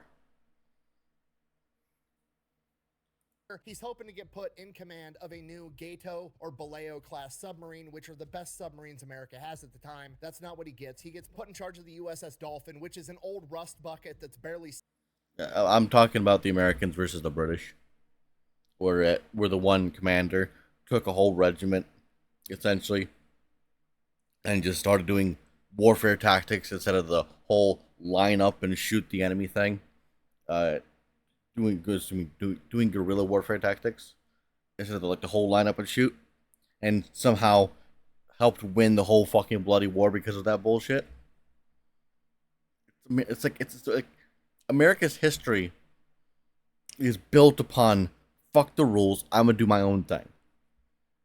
Seaworthy at this point in time. It's lost its ability to shoot torpedoes. All he has for weapons is a couple of 5-inch guns on the deck, and he's basically just supposed to go out in the ocean and shoot at enemy airplanes. It's essentially a waste of time, but the United States government's trying to use every single tool they have, but Mush Morton is pissed. This ship is basically a death trap. He knows that, and he tries to tell his chain of command he doesn't want it. And his chain of command gets super pissed at him. His direct commanding officer ends up saying, you know, with your record of cowardice, and now you're saying that this ship isn't good enough for you, I think you're being a coward again. So he fills in the paperwork to have him yanked out of submarines entirely and tries to have him reassigned to a surface ship. Obviously, Mush Morton pushes back against this, and it goes all the way up to Admiral Babe Brown, the top dude in charge of him. And he goes in, has a meeting with him, and Babe Brown decides to give him a second chance at being a submarine officer. He's not going to be a commander right away, but he's going to continue being an officer on submarines. And his reasoning was, and I quote, "I liked the way he shook hands." Slap hands, maintain a nice firm grip on the hips, and pose. Just a nice feeling between you and your teammate. And with that handshake, Mush Morton is assigned to a new Gato-class submarine, the USS Wahoo. So he reports to his new ship. The USS Wahoo is under the command of Commander Kennedy and the executive officer, Dick O'Kane. Mush and O'Kane immediately hit it off and become friends, and it doesn't take long for Mush to realize that not many of the other officers really care for Commander Kennedy. The guy had previously been a commander of a surface ship, didn't know a whole lot about submarines, whereas Dick O'Kane had been in submarines for years and years and years, and Commander Kennedy refused to listen to anything he had to say. Commander Kennedy was overly cautious to the point that he was just doing dumb shit aboard the USS Wahoo that made life miserable for the entire crew. Okay, I need you to understand this is a diesel-powered submarine. Okay, so it's got diesel generators. Those diesel generators charge a bunch of battery banks, and batteries require water. So having a lot of fresh water on a submarine was always a you want to see a great example of what the inside of a diesel submarine looks like. Have you ever watched the movie Periscope Down? That's essentially what the inside of a diesel sub is. Fucking small, cramped, tiny little thing. Huge issue until this new Gato class, because the commander Cheng Li was placed in charge of getting shit done for the United States Navy, found out that they had developed these new Cheng Li, the dude that fucking took a battleship and turned it into a sniper rifle. Fucking the most baller badass of battleships ever. Distillers, and had these distillers put in all the new Gato class submarines so they could make as much fresh water as they needed. Okay, this was huge. This meant that the Gato class submarines were always going to have fresh water for the batteries, and on top of that, they were going to be able to make more, so the crew would actually be able to have showers and wash laundry and do all the shit that would make life not as miserable while you're sitting under the water inside of a metal tin can with a bunch of other dudes sweating your ass off. Commander Kennedy, though, is like, well, those distillers use power and power uses fuel, so I don't really trust it. We're just not going to use the distillers, meaning we're not going to do laundry and we're not going to have fucking showers on this ship, even though the government just spent presumably millions of dollars getting us those capabilities to make life not as shitty aboard the ship. But Commander Kennedy's just like, nah, I don't trust it. The only fresh water we're going to have to do that shit with is we're going to take fucking buckets and stick them under the air conditioner condensers and catch all the dripping condensation, and that's going to be the fresh water that we're going to use. What? So the whole crew is obviously just pissed. It'd be like if your dad bought you a new car and then your mom told you to walk to school anyways. It's complete bullshit. On top of that, Dick O'Kane and all the other high-ranking officers can't stand the guy because he doesn't trust them at all. He literally has his bed put up on the bridge so he's always there, and he makes it his policy that there has to be 2 officers on the bridge running the ship at all times, which runs all those officers absolutely ragged. Dick O'Kane and all the other officers are getting 4 hours of sleep a night, and that's if they don't run into any enemies. It's just a complete nightmare. Regardless, they set sail, they get sent out to the Buka Strait, which is where a bunch of Japanese supply lines are going through, and they're supposed to disrupt the enemy. So they're on the Buka Strait near Bougainville, and they've been out there, they're just looking for Japanese ships. Everything's kind of going according to plan. And finally, Mush Morton's had enough of this no taking showers bullshit. He sends the order to some of the guys, fire up the distillers.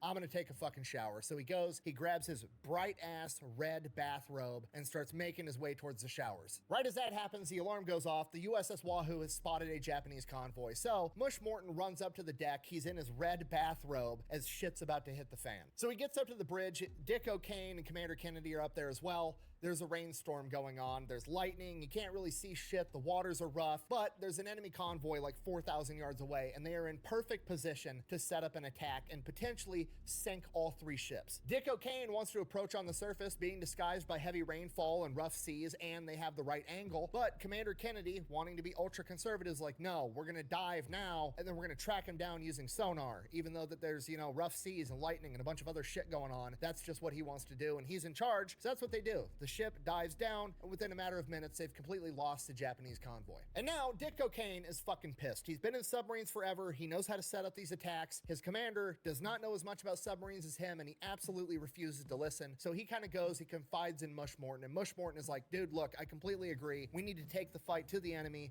get in their face, and basically do guerrilla warfare on the water. But in defense of Commander Kennedy, it's kind of sort of not really his fault, because this is exactly what they teach these guys in this submarine warfare school that I just got back from. They want them to be ultra conservative and do everything 100% safe. From this point, Dick O'Kane and Mush Morton kind of come to an agreement that they're going to document everything and try to get Commander Kennedy kicked off this ship so they can get a new commander that'll actually listen and actually get them in the fight. Like a week later, December 7th, 1942, they come up on another Japanese convoy, and again, Commander Kennedy kind of gets panicked, doesn't want to approach on the surface, orders the ship to dive. They lose the target again. The next morning, they spot another convoy, 3 Japanese ships. Again, Kennedy gives the command to dive, and goes underwater, but they're still going to launch torpedoes at this convoy from underwater. Maybe it'll work out. But the problem is Commander Kennedy doesn't trust any of his other officers, even though they're more experienced than him. So he's trying to man the periscope, man the sonar, oversee all the targeting data, and be a one-man show. He just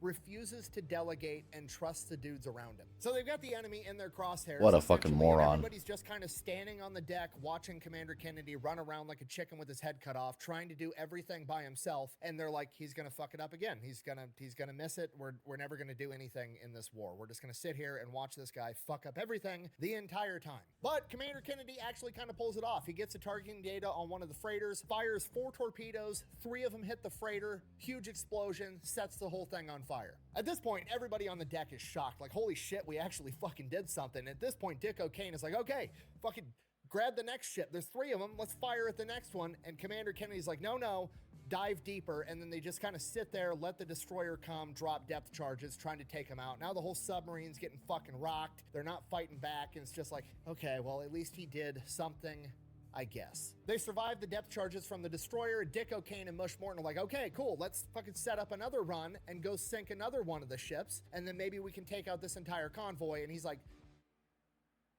nope, that's too risky, let's fucking leave. So they dip out. A couple days later, they come up on another Japanese ship. Commander Kennedy opts to dive and sneak up to it underwater. Whatever, I guess. So they sneak up on this ship, they get right on top of it, they're ready to fire torpedoes and sink this fucking thing, and Commander Kennedy's like, nope, we're not going to fire torpedoes. Everybody's completely shocked, like it's just in the crosshairs. All he has to do is say fire, torpedoes away, and they're going to sink this fucking ship. And he's like, no, technically we're in another submarine's AO, so I don't want to, like, take one of their kills, which is completely fucking ridiculous. Sir, we won't tell anybody.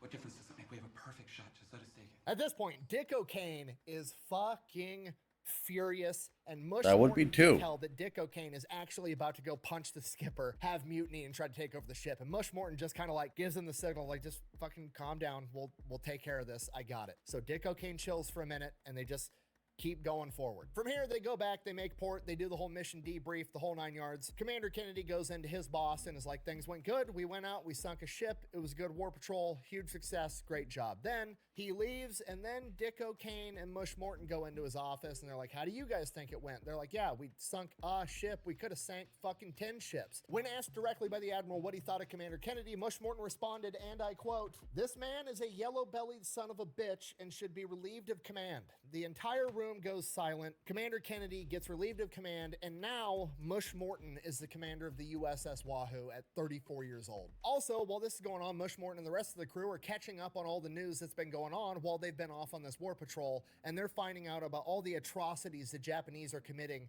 in the Philippines, Manila, all over the Pacific theater, how they're killing Americans, how they're torturing innocent civilians, and a hatred for the Japanese grows inside of all of them, especially Mush Morton. And that's partly long story short, Japanese were stupidly cruel to any and all prisoners, treating them lesser than garbage. They took like a whole, I think it was like a whole village captive, nuns, the whole 9 yards, barely fed them. They made them move rice from like a shed over to where they thought where they were finally going to get fed and get food. But then the Japanese commander's like, nah, move it back into the shed now. So they were forced to move all this big heavy bags of rice over to where they thought they would finally have food. Then they were forced to move these bags of rice all the way back into the shed again. So they saw all this food, then they just weren't allowed to eat. People were dying left and right from sickness and disease, and these nuns and nurses and doctors essentially were trying to keep these people alive to the best of their ability, even giving up their own whatever meager food they were given to try and keep these people healthy in some way, shape, or form. Being what a doctor is supposed to do and nurses what we're supposed to do. But the Japanese were just so fucking cruel and evil people at the time. Can't say that now about them. God, Japanese are some of the most nicest people you'll meet on this goddamn planet, but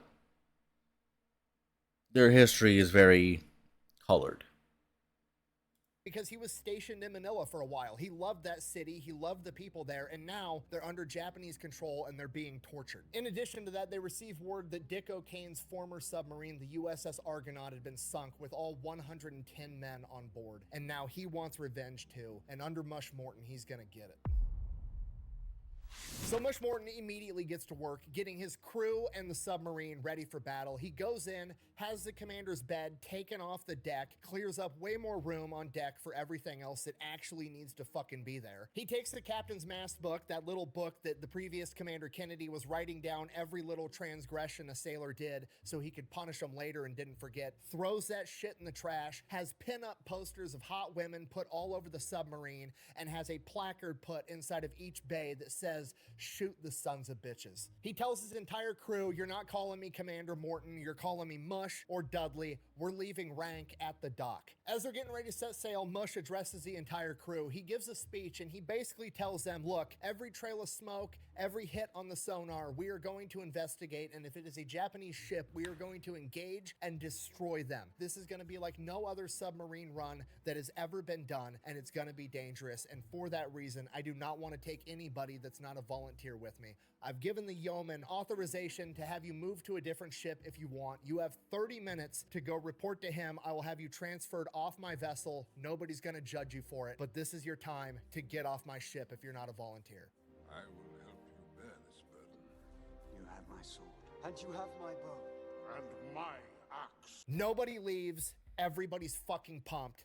It's game time. January 16th, 1943, the USS Wahoo departs from Australia on its third war patrol and the first war patrol under Mush Morton. As soon as they get underway, Mush Morton continues to change absolutely everything. He does something that is unprecedented. He informs Dick O'Kane, his XO, that he is going to be the one manning the periscope. Okay, that doesn't seem like a big deal. It's a huge deal. Nobody fucking does that. The periscope belongs to the captain of the ship, okay? Nobody touches it except for him. He's the guy looking through the periscope. He's the guy making the decisions. But Mush Morton has a different idea. He wants to be the one sitting back, taking in all of the information. He wants somebody manning the periscope, reporting back to him. He wants the sonar guys reporting back to him. He wants the targeting guys reporting back to him, getting all the information and making the decision. He is essentially going to be the computer, not the sensing objects. This is what is going to allow Mush Morton to focus on the overall big picture of the complete battlefield and not get tunnel vision inside the tiny viewpoint of the periscope. And again, it still kind of seems like, okay, that's not that big of a deal, but to all the officers involved, this shows an unprecedented, never before seen amount of trust that Mush Morton is putting in the officers beneath him. And it is a level of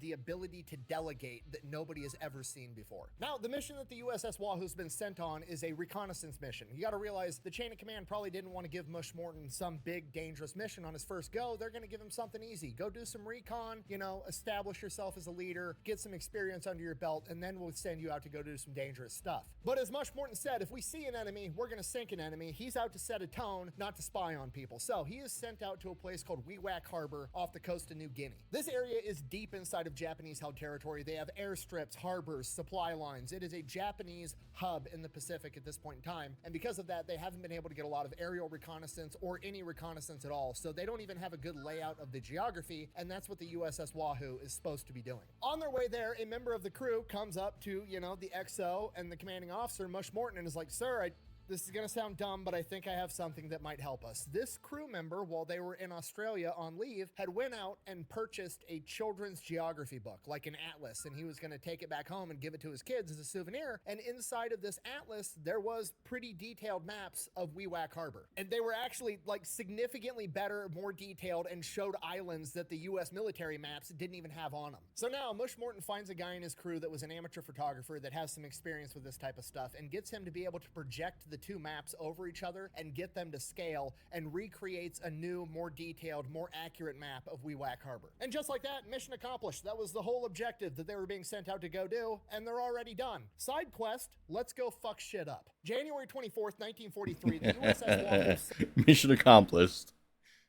Time for, fucking side quest time.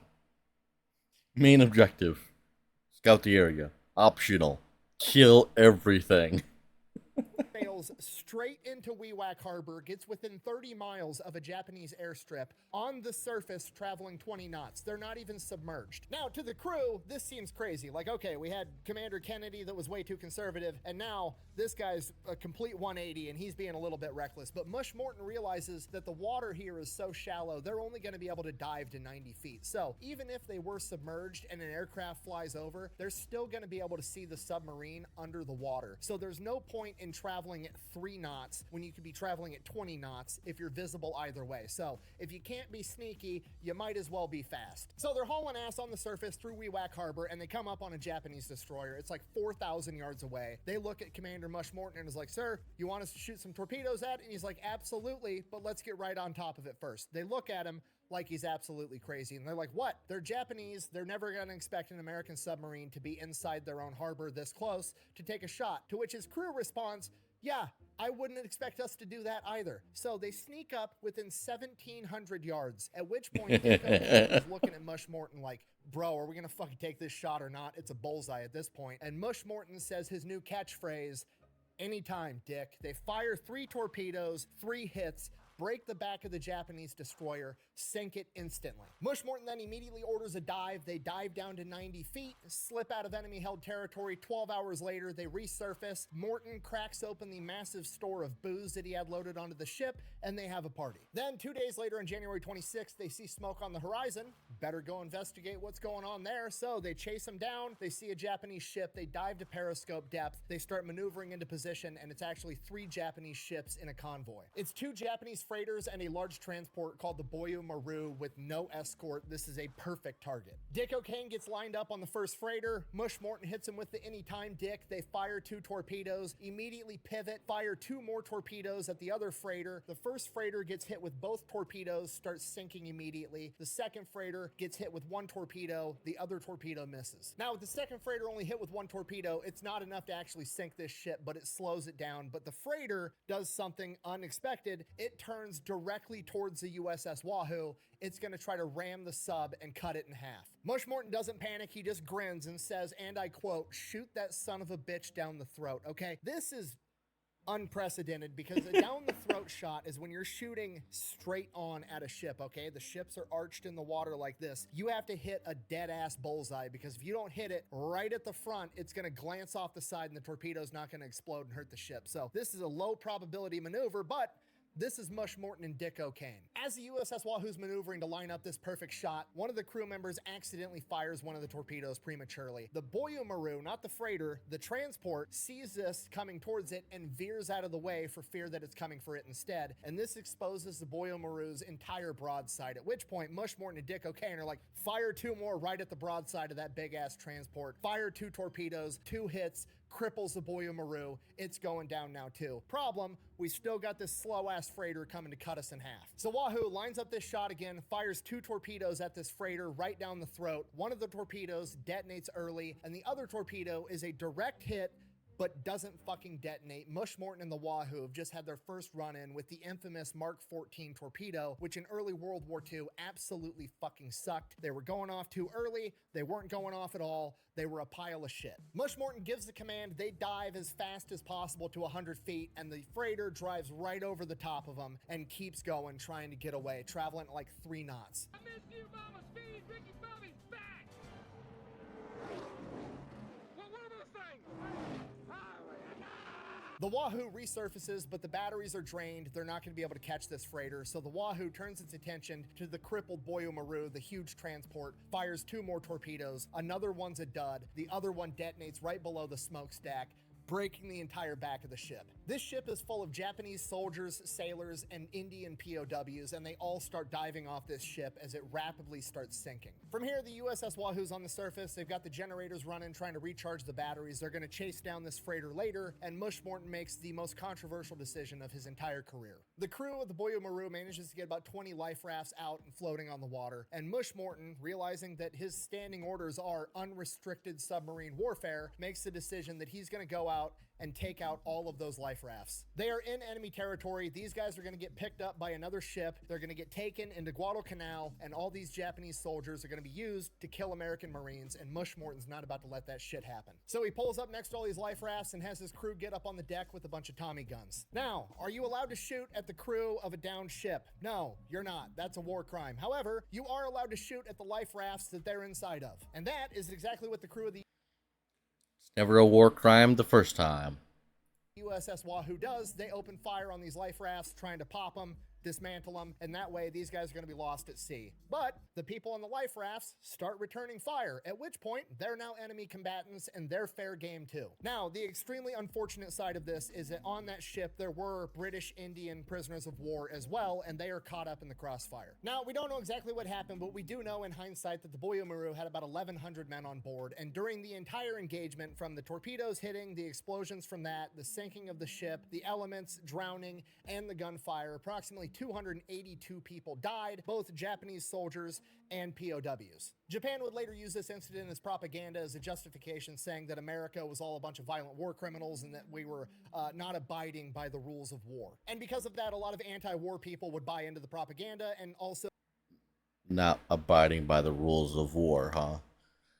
Yeah, big words from you, Japan, at least at the time.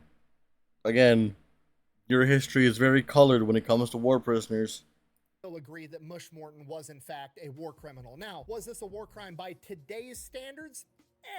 Maybe. Was it a war crime by World War II standards? Absolutely not. Not even fucking close. And you know what? Even if it was, guess what else is a war crime? Attacking Pearl Harbor, okay? Don't start none. There won't be none. Talk shit, get hit. Okay? And that absolutely sucks. I'm not trying to sugarcoat it. I'm not trying to be insensitive, but that's just the way the cookie crumbles, okay? In war, sometimes good men have to do bad things to bad men to keep those bad men from doing bad things to good people, and that's just fucking how it goes. War sucks. After the crew of the Wahoos finishes shooting at everybody that was shooting at them and destroying the life rafts, they've got enough energy in the batteries, they start chasing down this last ship. And by the time they catch up to it, another freighter has caught up to it, trying to help this one out, and now they have two targets again. Problem, the USS Wahoo only has 4 torpedoes left, so they line up the shots, they fire 2 at one freighter, 2 at another, end up breaking the backs and sinking both of them. At this point, the USS Wahoo is out of torpedoes. They are out of ammunition, only 23 days into this war patrol, when the average war patrol lasts like 70 days. So they're out here kicking ass. They have no other option but to head back towards Pearl Harbor. On their way there, they run across another Japanese convoy with no escort. Now you gotta realize at this point, this is the most successful war patrol in American history, alright? They went out, they sank 5 ships in 23 days, and they're out of ammo. Might as well put a cherry on top, right? So he comes up with a plan. They're gonna rush into this convoy, force them to scatter. He's gonna pick off the slowest one, and they're just gonna track it down and fire the 5-inch deck guns at it till they sink that one too, trying to make their total 6 ships in one war patrol. And the plan starts to work. They go in, convoy breaks up just like Mush Morton thought it would. He picks off the slowest one, starts chasing them down, firing the 5-inch guns. He's gonna sink this ship with the 5-inch guns. And then 10 minutes into firing with the 5-inch guns on this ship, a Japanese destroyer shows up, and they have no way of fighting a Japanese destroyer at this point, so they are forced to submerge and run. So they head back to Pearl. They sail into the harbor on February 7th, 1943 with a gigantic broom on top of the ship near the flag, symbolizing a clean sweep. They had sunk, or they believe they had sunk, every Japanese ship that they came across. Okay, this is huge. This is unprecedented. At this point in time, 1943, it's early in the war. America in the Pacific has just taken L after L, ass whooping after ass whooping. There's been no good news coming out of the Pacific. And then here comes the USS Wahoo sailing in, symbolizing a clean sweep with the most successful submarine war patrol of all time. Despite the fact that the submarines are literally called the Silent Service and we don't usually talk about them, they are basically forced to push this out as headline news for propaganda purposes to show that the Americans are doing something on the Pacific front. And because of this, Mush Morton and the USS Wahoo become famous almost overnight. Mush Morton and the crew are actually allowed to give interviews to the journalists and take pictures of the USS Wahoo, which is absolutely unprecedented for submarines at this point in time, or in general. On top of that, Mush Morton gets awarded the U.S. Navy Cross and the Army Distinguished Service Cross, both of which are the second highest award in each branch, seconded only to the Medal of Honor. And the USS Wahoo receives a Presidential Unit Citation. From here, the crew gets a little bit of R&R. They get the ship refitted, reloaded, and they are back out on the sea on February 23rd, ready to kick ass. And Mush Morton now, he feels vindicated. He knows that his tactics are working. That was the best submarine run they've ever had, and it came from him being hyper-aggressive, so he's going to get even more aggressive. From here, he designates commando squads, basically boarding parties, the dudes that are going to board enemy ships with guns and take shit over if it comes to that, with his tactic of being hyper-aggressive. Now, he never actually gets to use these commando squads, but A, it highlights how aggressive he's willing to be, and B, this also sets the groundwork and the framework for other commanding officers to do the same, like Eugene Lucky Flucky and the crew of the USS Barb, when their commando squad became the only Americans during World War II to set foot on mainland Japan when they placed an IED on train tracks and blew up a fucking train. Not only that, but Mush's mission is to sail into the Yellow Sea. He is going to be the first submarine commander to do this during World War II. The Yellow Sea is exceptionally dangerous because the average depth is only 120 feet, meaning that the submarine is not going to have much luck diving deep trying to avoid depth charges if it comes to that. But it is absolutely full of Japanese ships for that exact reason. So they make their way into the Yellow Sea, and on March 19th, 1943, they detect a freighter, and Mush Morton was given a couple of a new type of torpedo that's not loaded with TNT. It's loaded with something called Torpex that is apparently 50% more effective than TRT, and it's time to try one out. So they chase this freighter down, line up the shot, and Mush Morton orders firing only one torpedo, trying to conserve as much ammo as possible. One torpedo takes off, hits the target, detonates, sinks the ship in a matter of minutes. About an hour later, they pick up another ship on radar. They chase it down, they sneak up on it, they fire two torpedoes, not Torpex, just the regular TNT ones. One hits, detonates, blows a hole in the ship, but not enough to sink it. Second one hits, fucking dud again. These goddamn Mark 14 torpedoes are pissing Mush Morton off. They circle back around, they fire two more torpedoes, another dud, and the other one veers off course. At this point, they spot the USS Wahoo, start firing shells at it. They are forced to submerge and retreat. These torpedoes are becoming the bane of Mush Morton's existence. He just wants shit to work. Later, Mark 14s were the main plot point behind Ramage's rampage. Because they're such fucking shit torpedoes, he's forced to essentially go into the middle of a fucking convoy and do what he can with that himself, surfaced on the goddamn, surface, essentially, because these torpedoes just aren't fucking working. He thought, okay, if firing them from a distance doesn't work, I'm gonna fucking get right up in the middle of the goddamn convoy on the surface, and I'm just gonna blast a hole, point blank, and hope these fucking torpedoes actually do what they're supposed to fucking do. that day, they spot another freighter, sneak up on it, fire 3 torpedoes, sink that one in a matter of minutes too. Then that night, they spot another freighter, and this one is huge. It is 6,500 tons, the Nido Maru. They sneak up on it, fire torpedoes, sink it in 3 minutes flat. Later that night, they find another freighter filled with coal for the Japanese war effort, sneak up within 1,000 yards of it, fire a single TNT torpedo, blow that one up as well, bringing their total to guaranteed 4, potentially 5 ships in a single day. Very next morning, March 24th, they come up on another freighter. They fire 3 torpedoes. 2 of them are duds. 1 veers off course. They swing the sub around. Mush Morton's pissed. These torpedoes aren't working. Fires 2 more torpedoes from the after tubes. One of them hits, dud, and then by this point, the ship is already aware and they evade the 5th torpedo. By this point, the ship starts firing on the USS Wahoo. They are forced to dive and evade it. They track it for a little while. Then, once they think they're gone, they resurface, chase it back down again. They fire 3 more torpedoes. 1 of them is good, and it hits, and it blows up, breaks the back of this ship, sinks it in a matter of minutes. A couple hours later, they're in an area where their radar is being jammed, but they're just operating off a periscope and lookouts, and they end up spotting a Japanese ship off in the distance. They chase it down, fire 2 torpedoes. Both of them prematurely detonate. Now at this point, the USS Wahoo only has 2 torpedoes left, at which point Mush Morton doesn't want to waste them if he doesn't have to on this ship, so he kind of looks over at Dick O'Kane on the periscope and is like, hey Dick, did they got any guns on the deck of that ship? And Dick's like, not a single one, at which point Mush Morton's kind of like, Mush Morton orders them to surface the ship and drive by ship with the deck guns. They roll up and just start unloading on this ship with the 4-inch guns and the 20mm guns. punching this thing full of holes. It's dead in the water and burning. While this is going on, another Japanese freighter rolls up, and these guys have guns, so they think they're gonna fight back. They start shooting at the USS Wahoo. USS Wahoo starts shooting back with the 5-inch and 20mm guns and wrecks that ship too. Obviously, this is not as effective as a torpedo, but over the course of a couple hours, both of these freighters end up sinking. Next day, they come across this little fishing ship, but this fishing ship has this comically large communications array on it, and they're like, that's a fucking scout. So they go, they engage, they open up on it with the deck guns, and at this point, they're so close, they're hammering this little ship, but this little fucking ship just will not sink. Mush Morton sends up the commando crews, but the ship is too rough for them to actually board it. So these guys run back down into the sub, they go into the galley, they grab a bunch of liquor bottles and make homemade Molotov cocktails and start throwing the Molotovs onto this fishing ship. This little ship was just taking so much fire, Mush Morton eventually decided, like, okay, I've wasted enough ammo on this thing, it's dead in the water, we've destroyed the communication array, we're just gonna move on. 3 days later, they come across two more little ships. They open up with gunfire. They spend over 500 rounds on these two little boats, and they just won't sink, but they're dead in the water and they're burning, so they move on again. That night, they're almost out of ammo for the deck guns. They've only got 2 torpedoes left, and they're figuring, okay, we're probably just gonna head back to Pearl Harbor, get some more ammunition. And then at 3 o'clock in the morning, they pick up a freighter on the radar. They track it till dawn. That morning, they line up their shot, fire their last 2 torpedoes, and sink that ship too. From here, they make their way back to port. They signal to Pearl Harbor their tally that they have wrecked or sank 9 enemy vessels, to which Pearl Harbor replies, congratulations, the Japanese think that there is an entire wolf pack operating in the Yellow Sea. If you don't know...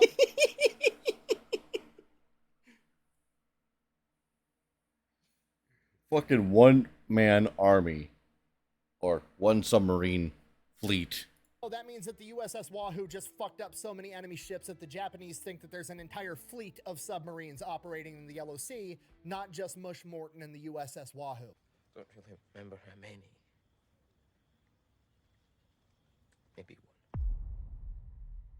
On their way there, they actually get orders they're not going to go to Pearl Harbor. They're just going to go to Midway, pick up more ammunition, and go back on their 5th war patrol. Once they get to Midway, do the full debrief. Morton ends up getting a 2nd Navy Cross for heroism, and Dick O'Kane ends up getting a Silver Star. But then, both of them get blindsided by one of their fellow officers, a guy by the name of McMillan. Now, this guy's been in submarines quite a bit longer. He's like 4 years older than Mush Morton. He's 8 years older than Dick O'Kane, and this guy's basically just butthurt that he's not running the show. So he tells Vice Admiral Charles Lockwood, oh, the missions were chaotic and they were poorly planned and things could have went better than they did, to which Mush Morton basically replies, the mission speaks for itself. It's literally the most successful war patrol of any submarine in World War II at this point, and the 2nd most successful war patrol of any war patrol in all of World War II. They were only beaten later on by the USS Tang when it was under the command of Dick O'Kane. So McMillan basically gets told to eat a dick and shut the fuck up. From here, Vice Admiral Charles Lockwood starts referring to Mush Morton as Mush the Magnificent, and then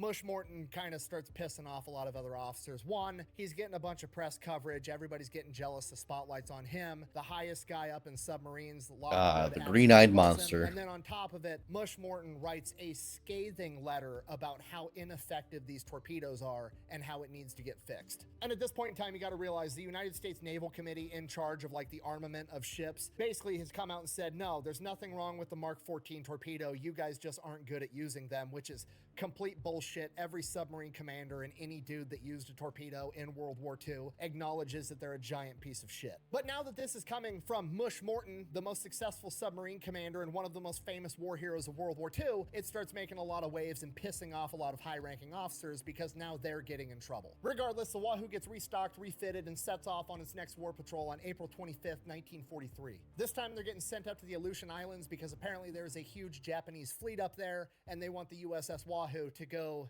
distress the enemy. I got you. It's better if nobody you don't know anything. What are you talking about? I'll take care of it. So they make their way up there. AK, we're going to send this one ship up there, make them believe there's an entire fucking wolf pack operating in their goddamn AO, and we're going to essentially make them fear for their motherfucking lives. Japanese airstrip. Dick O'Kane, going full gung-ho, says we should start shelling this thing with the deck guns, but Mush Morton declines the offer because they're there to sink enemy ships, not announce their presence by firing shells onto an airfield. So they forego that idea. Fast forward to May 4th, they finally come across an enemy ship, and it is an auxiliary seaplane tender with a plane on top of it. perfectly valid target. So they sneak up on it. Mush Morton gives the order. Anytime Dick. Dick fires 3 torpedoes. One of them hits. The other 2 hit, but they're duds. God damn it! The ship's damaged, but not enough to sink it. They start firing rounds in every direction, throwing depth charges everywhere. They don't even know where the Wahoo is, and they start trying to make their getaway. At this point in time, it's broad daylight. If they want to be able to take this thing out, they're going to have to surface and engage it, and it's not worth the risk. This thing's going to be able to fight back too well, and they decide that they're just going to stay submerged and slip away and let this one go. And at this point, Mush Morton, Dick O'Kane, everybody involved is just absolutely furious with these dud torpedoes. So from here, they head south. The weather warms up a little bit, and suddenly there's enemy ships all over the place. From here, they pick 2 freighters that seemingly don't have any sizable escort. They sneak up on them. They realize that the smaller of the 2 freighters is armed, and it is the escort for the other freighter. Despite that, they decide they're going to attack anyways. They open up by firing 6 torpedoes, 3 at each ship. 1 torpedo out of the 6 ends up connecting and actually detonating like it's supposed to, breaks the back of the regular freighter. It starts sinking, and the small escort freighter starts charging the USS Wahoo. Mush orders the emergency dive. They dive down, and the small escort drives right over the top of them, starts dropping depth charges, but they're too deep to actually affect the submarine. They make it out okay. At this point, the crew's starting to get discouraged. Mush Morton's getting pissed. He's got a reputation to uphold. Every time he fires a torpedo, 75% of the time, it's a dud. So at this point, Mush Morton greenlights the idea. They're going to take apart the torpedoes. They're going to throw out the magnetic detonator, and they're just going to set these things to detonate on impact. From here, Mush Morton gives the crew a speech. I'm paraphrasing, but he essentially says, that's it. We're done sneaking around. We're going to get right up close to these guys and punch them in the goddamn teeth with these torpedoes set to impact. Now the crew's getting fired up. Fuck yeah. I think they fixed the torpedo issue. Captain's not giving up. They're not giving up either. Sure enough, the next morning they spot 2 ships, 1 big-ass oil tanker and a freighter. They go to engage. They fire 6 torpedoes, 3 at each. The 3 fired at the tanker all detonate, blow this thing up, sink it in like under a minute. Out of the other 3, 1 hits, 1 detonates, but it snaps a spine, and that one sinks too. Both ships sink before the crew members can get out to take a picture. Bad news, they've got all kinds of shit popping up on the radar now. There's apparently a bunch of Japanese ships in the area, so they dive down as deep as they can to 300 feet and just try to wait it out. Now they know the Wahoo's in the area and they're willing to fight about it, so Morton has to change up his tactics, be a little bit more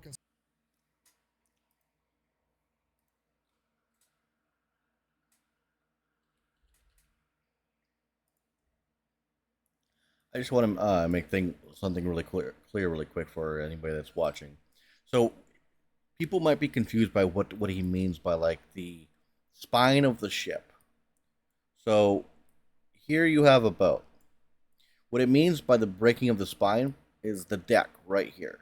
Whenever you break that, the whole ship decides to go whoop and whoop. Kind of like the USS the Titanic. So you break the spine of the ship, you're cutting it in half. You're breaking it in half. The main deck essentially holds the whole ship together.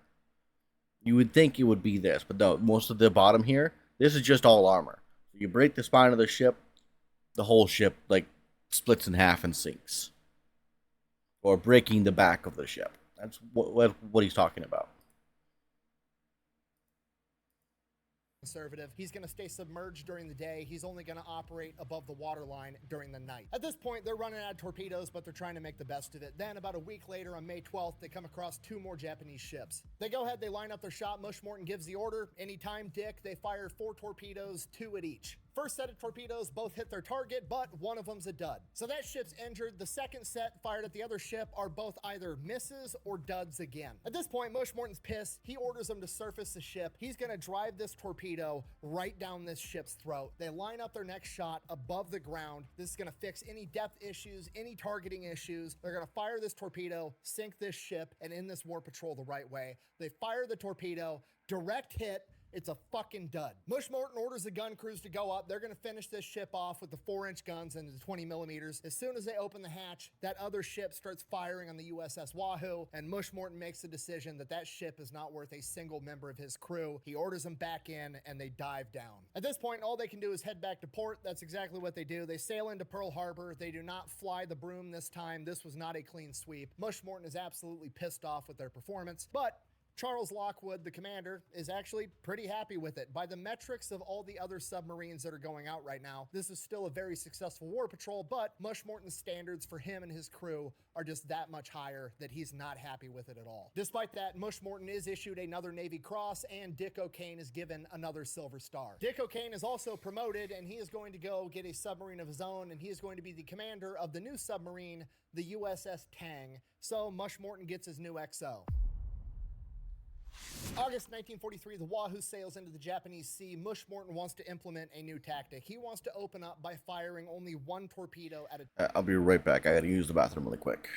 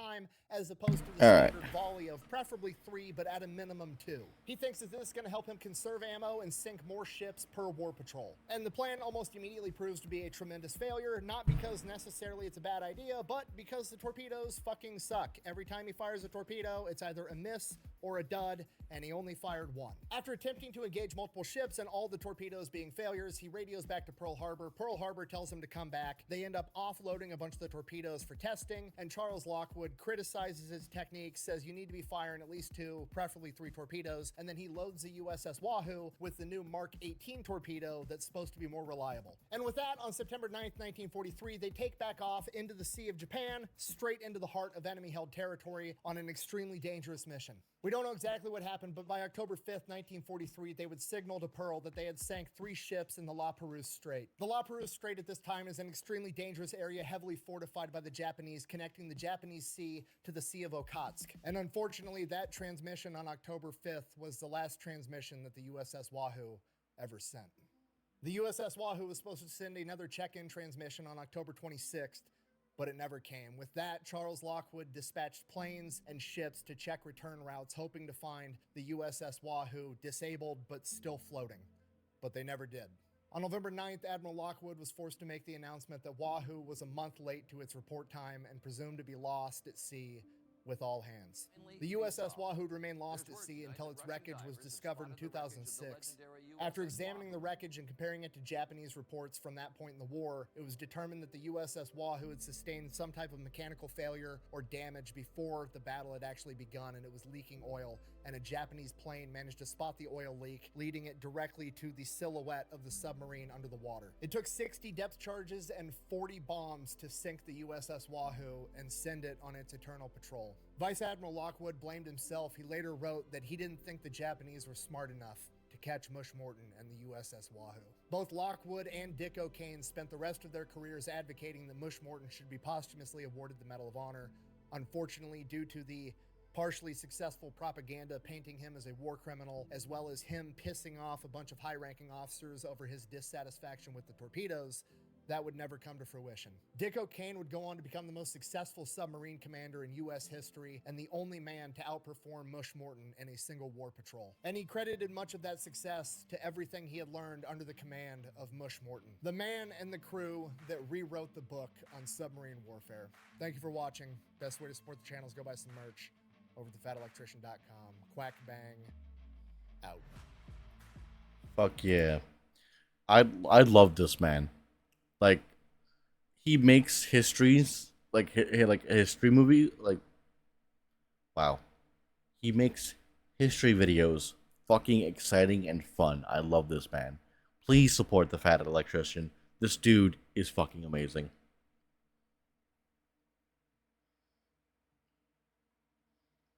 Oh, that actually makes me really sad. I wonder if they ever got pictures of the Wahoo.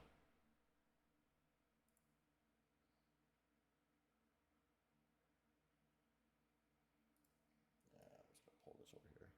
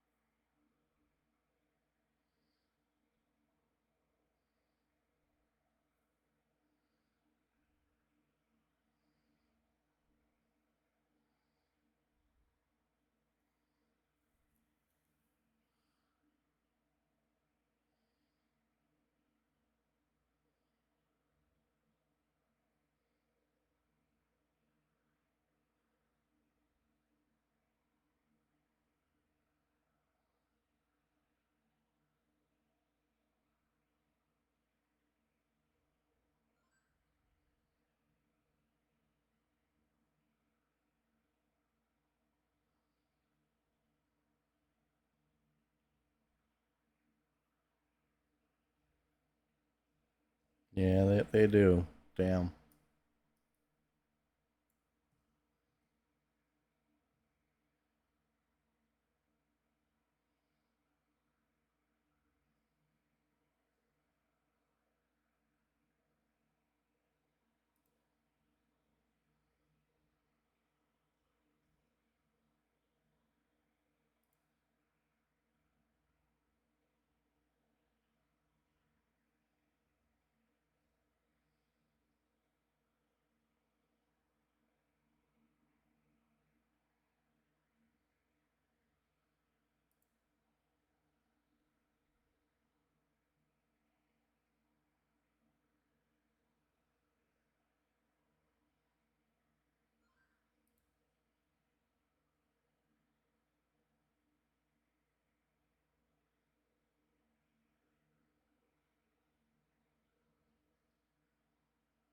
Damn.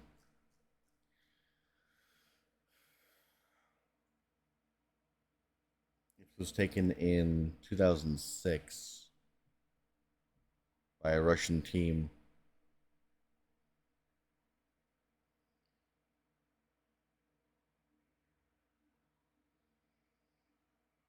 It has been dived on ever since, I guess.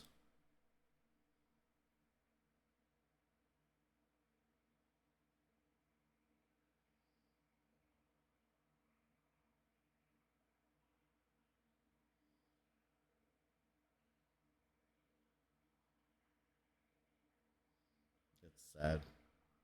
Fuck.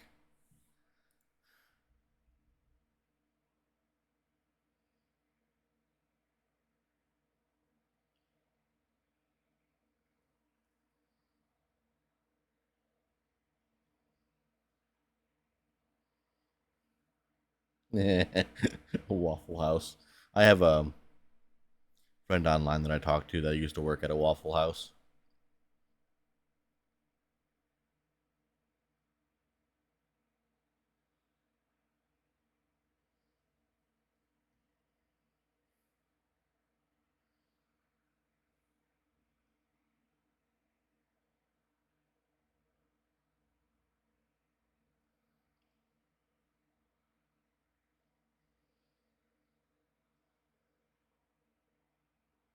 Alright.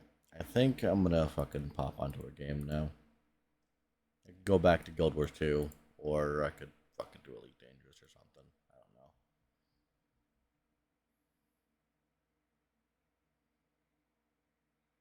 don't know. Not really in the mood for Wuthering Waves.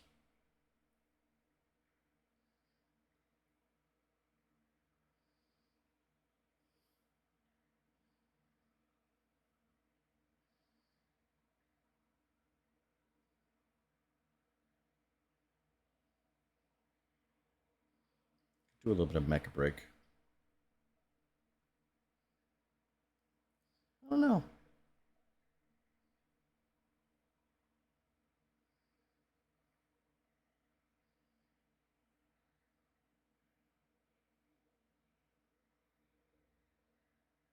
You know what? Fuck it. Let's do some aloft.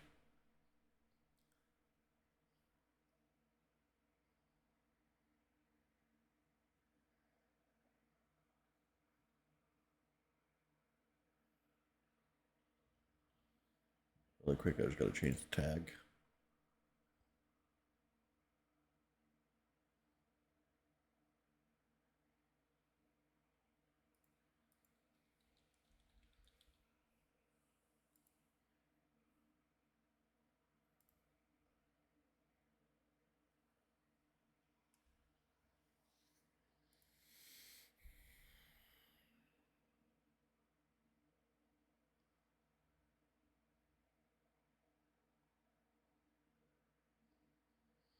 Five-hour stream. So far is now my longest stream I've ever done ever.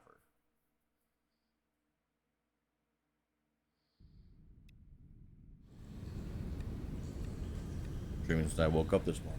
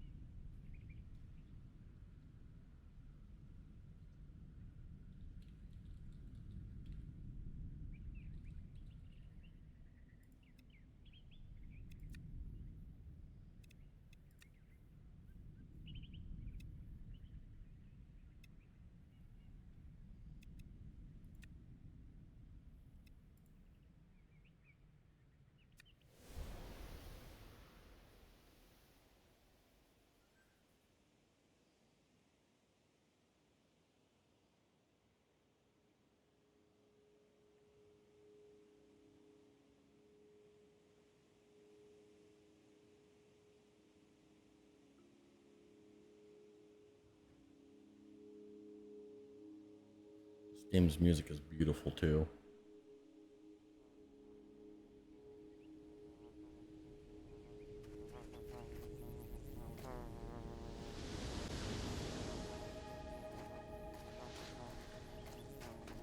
I'm starting with... I am. I'm starting with all my gear that I had before, essentially.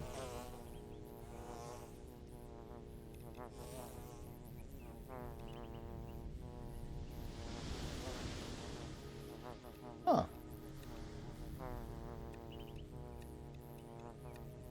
That's kind of cool for like a new game plus kind of thing. They do the same thing Valheim does.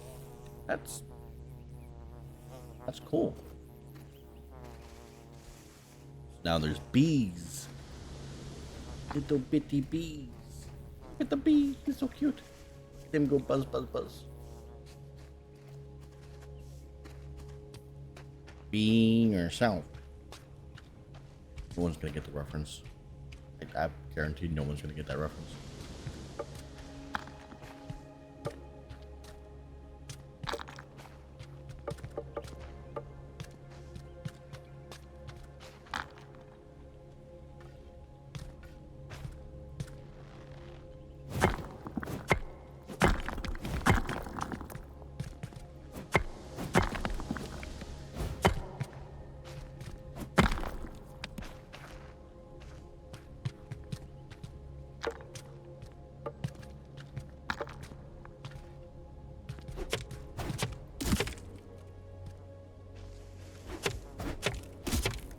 They removed tool durability?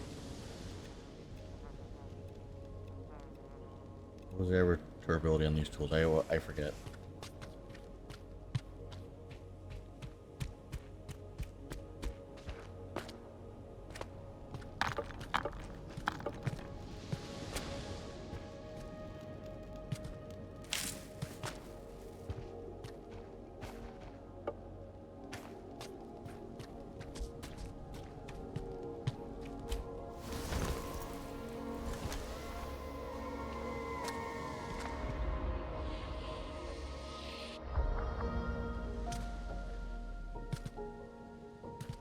Leaf animal landing pad.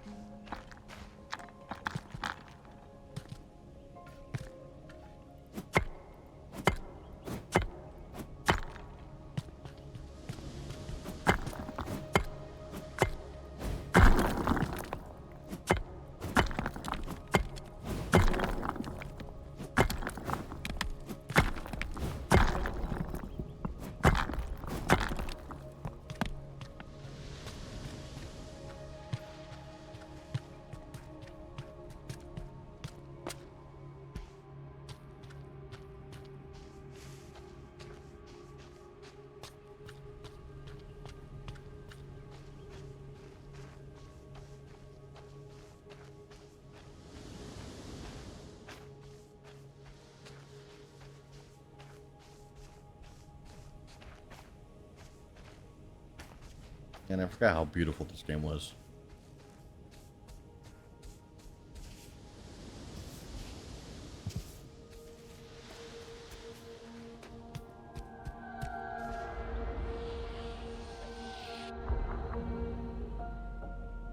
Burrow habitat.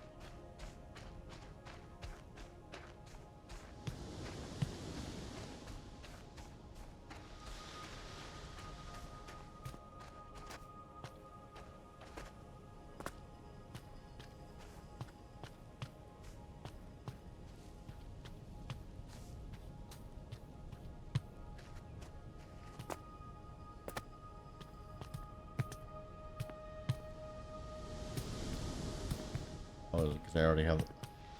Well, we might gonna have to make a new character just so I can like experience it all over again. I have to.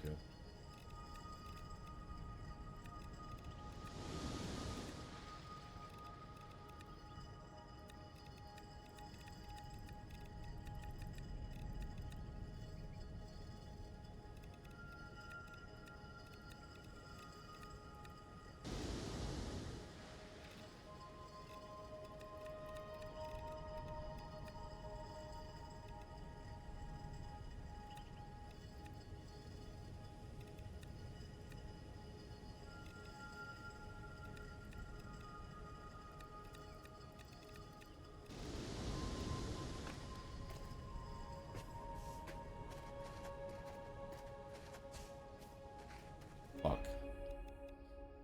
All right.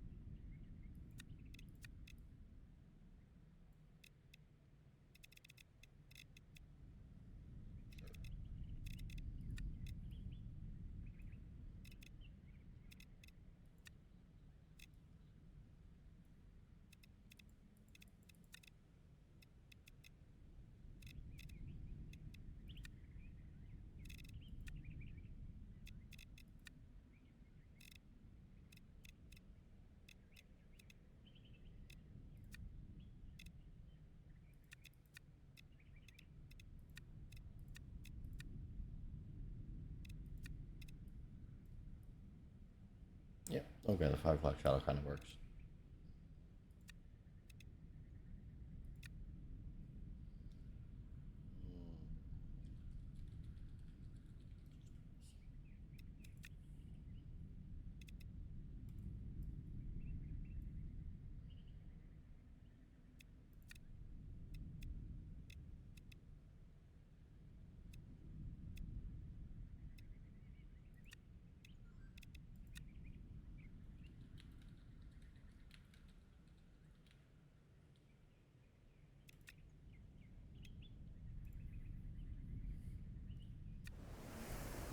Here we go.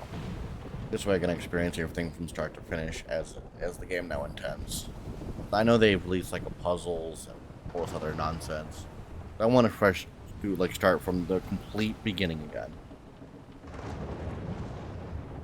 But it is cool they have like a Valheim kind of concept where like if you have an old character you can bring it into a new world.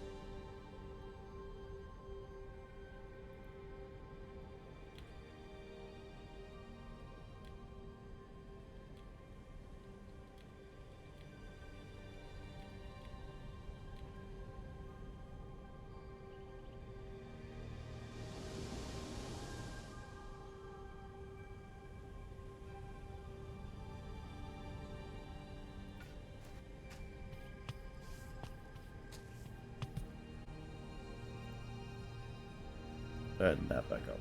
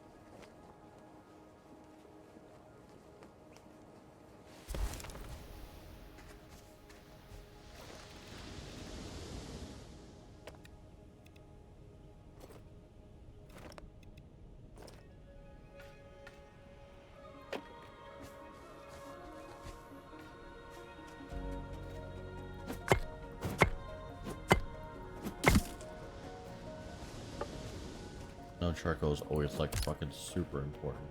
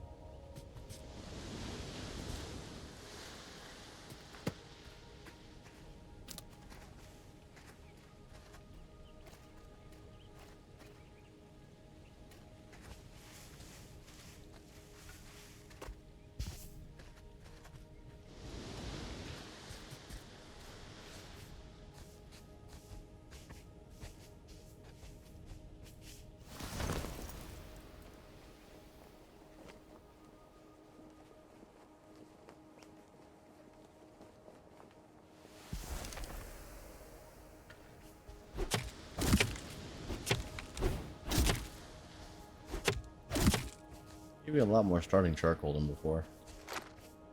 Kind of cool. There's charcoal all over the place here now.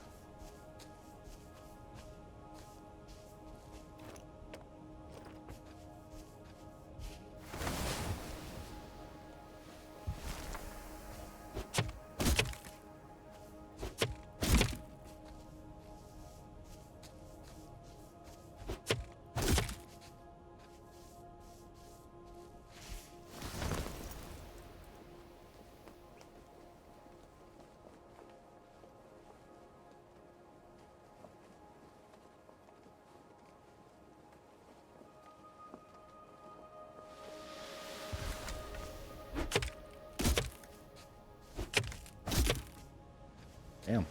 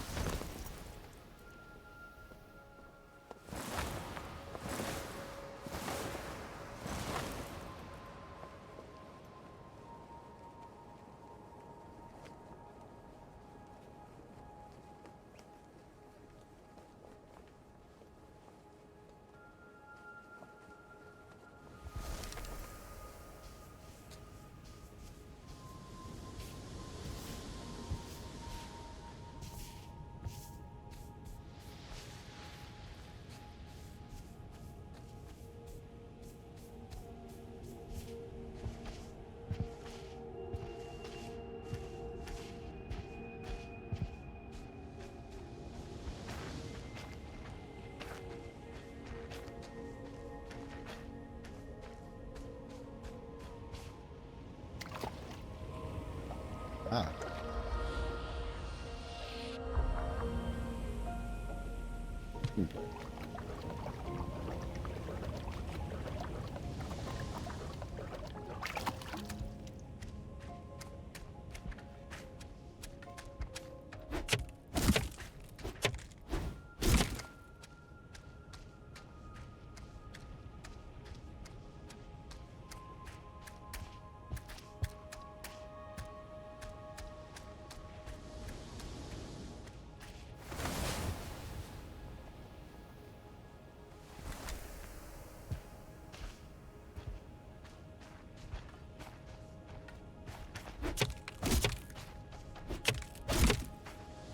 God damn, the amount of fucking charcoal they give you now is insane.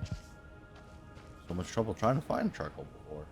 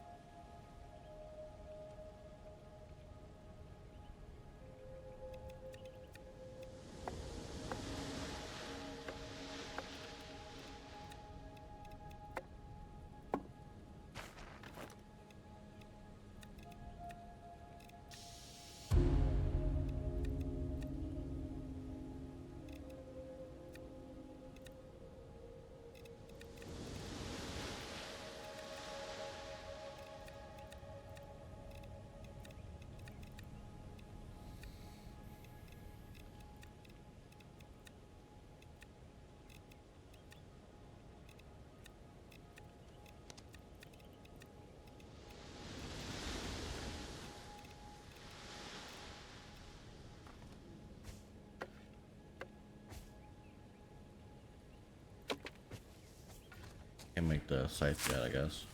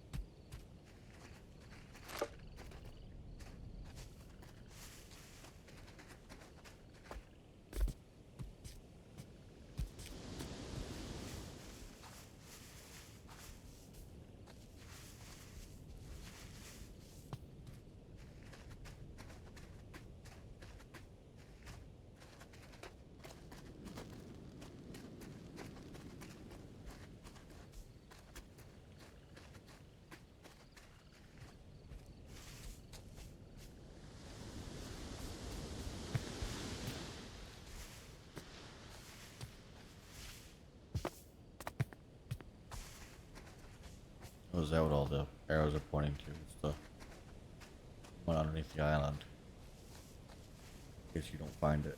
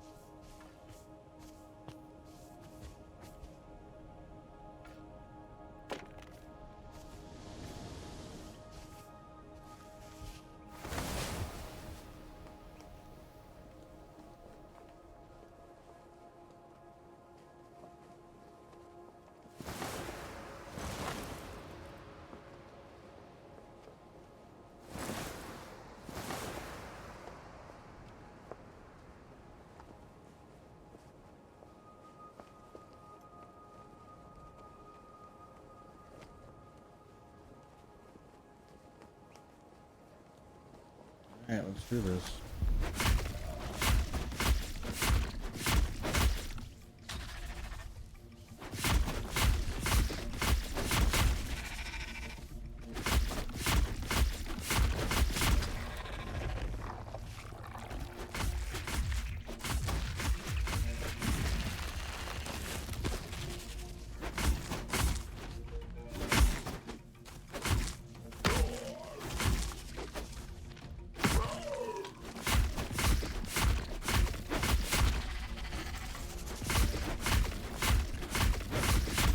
Oh, this one doesn't have the tentacles or nothing, so I don't worry about it.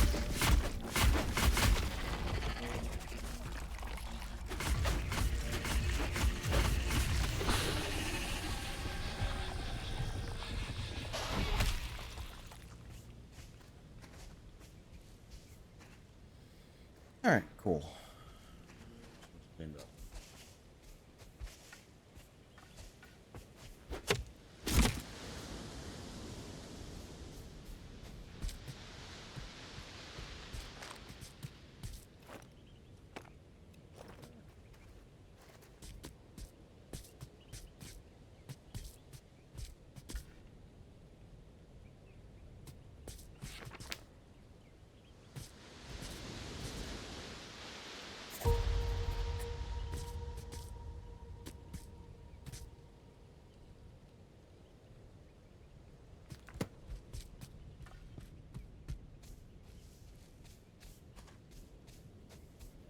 Anchor up there that I gotta go grab.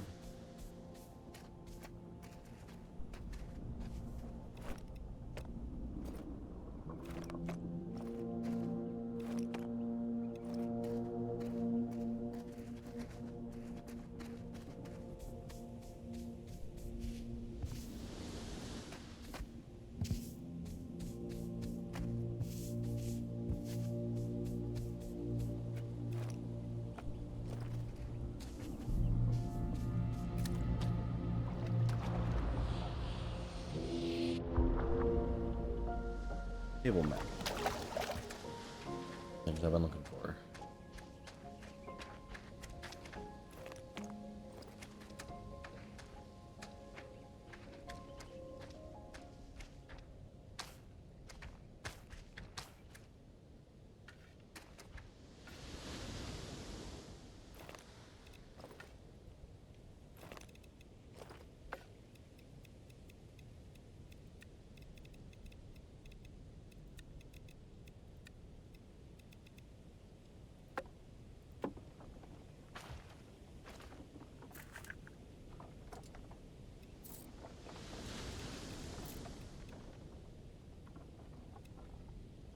Okay, so I never went to that one. Whoops.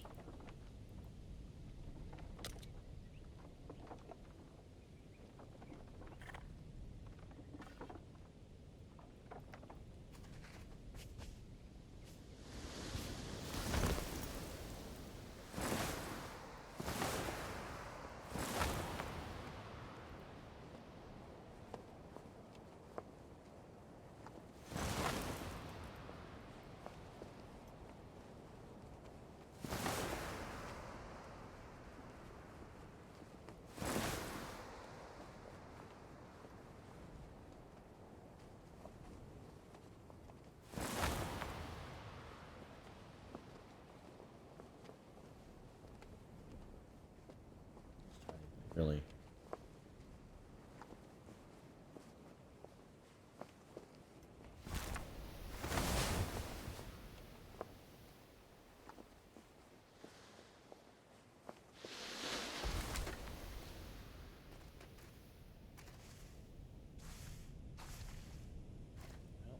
Nothing here, so.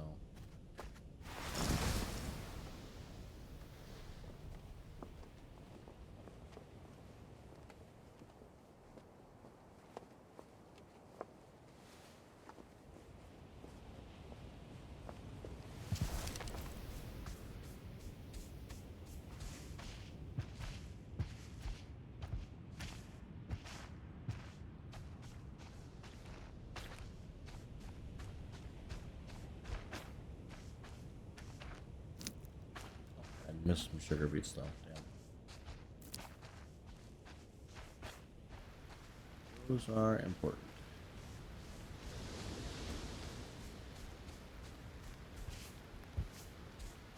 Thinking upon the weight of this island, this one might actually be a really nice one to drive around.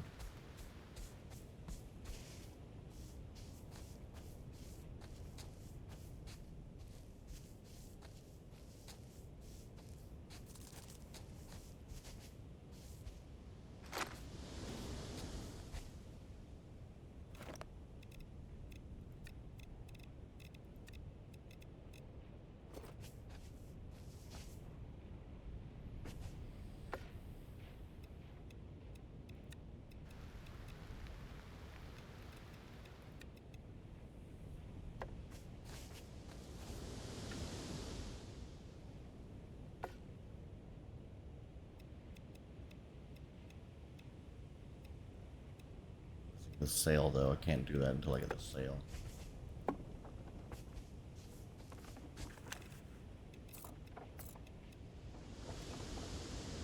Next one to go to probably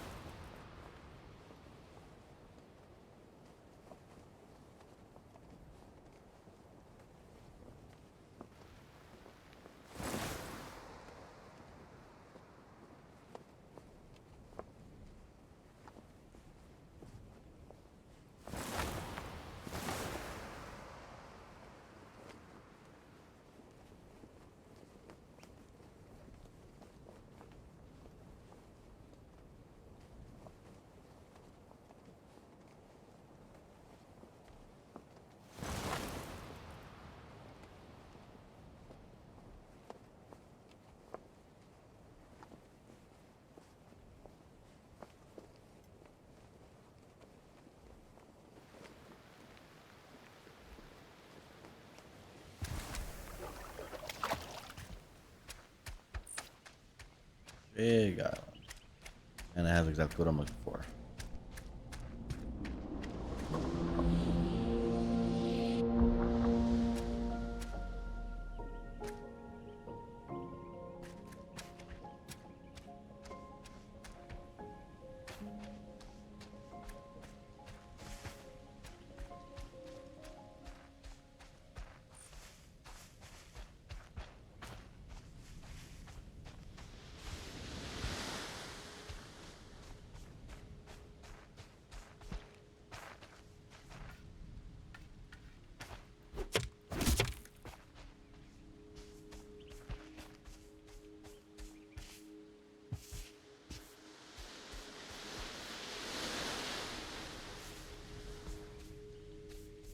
Ah.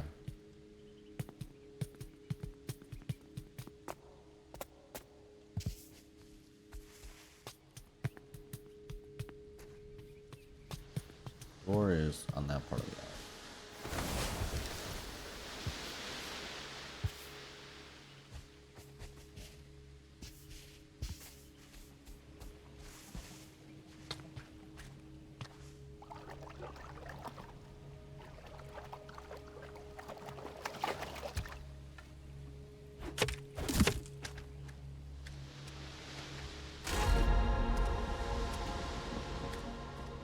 That's new.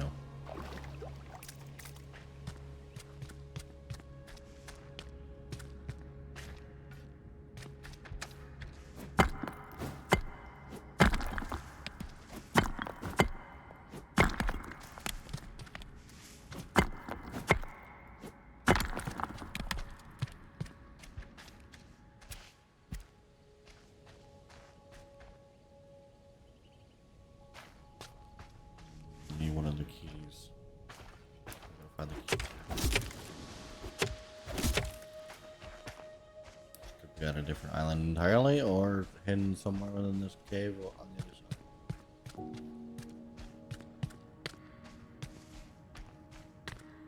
Hidden somewhere in this cave.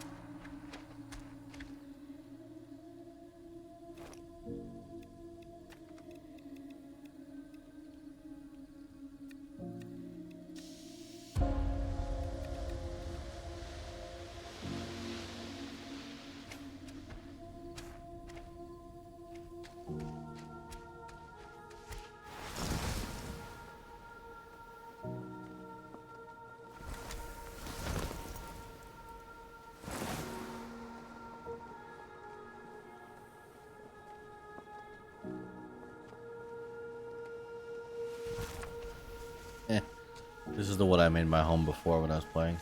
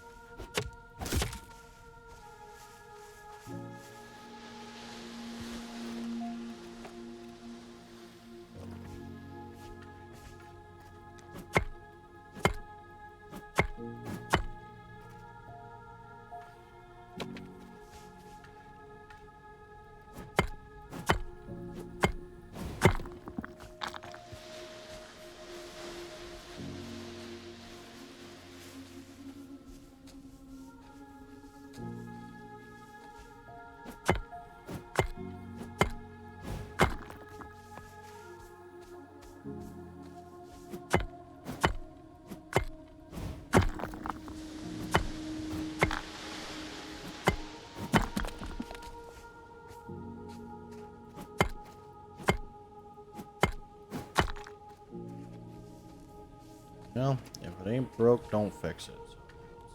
So this one our home again.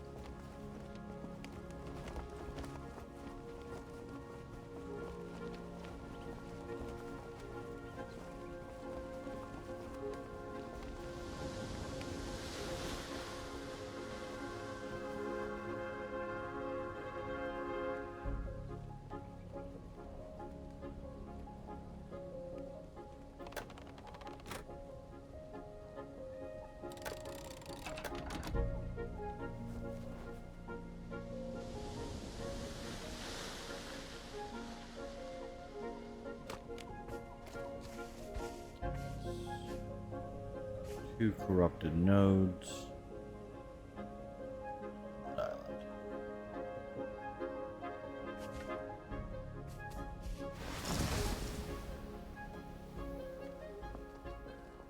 We've got tentacles. I'm just gonna have to deal with the last holes. Looks like.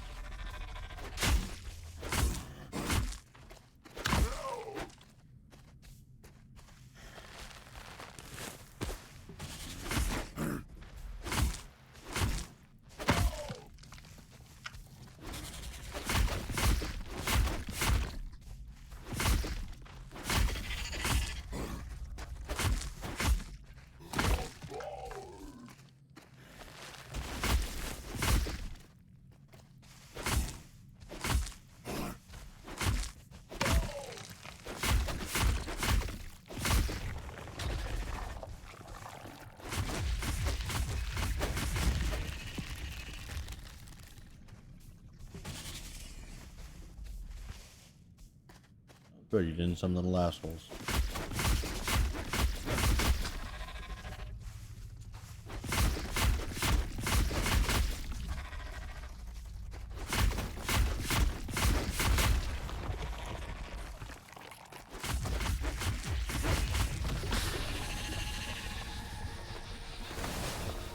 One.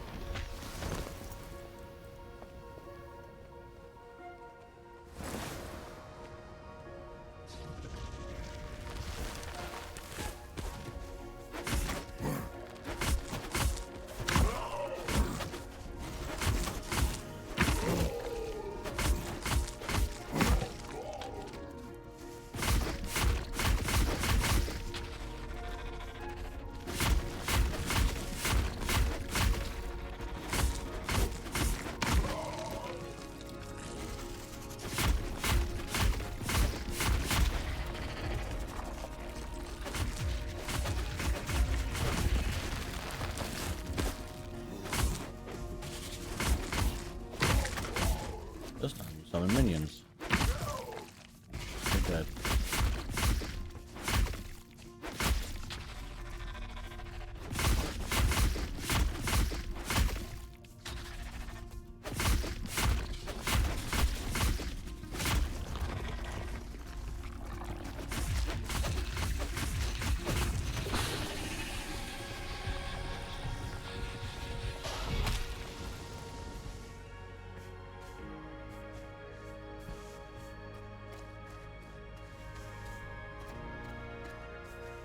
And there we go, just like that.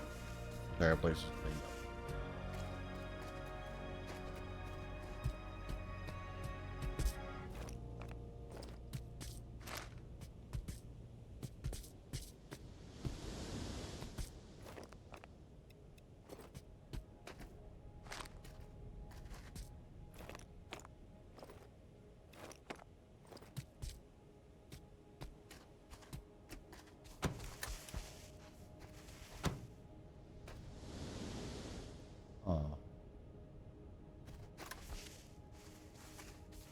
Pressure plate. Interesting.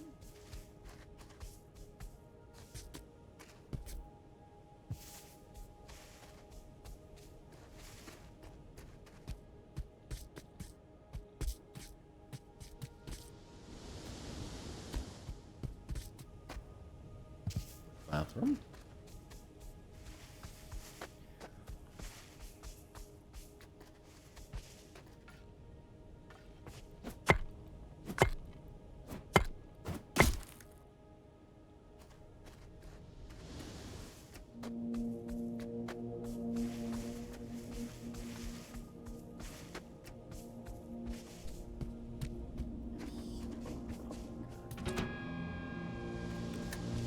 Ah, that's what they're for. Find the third one now. And there, one up here.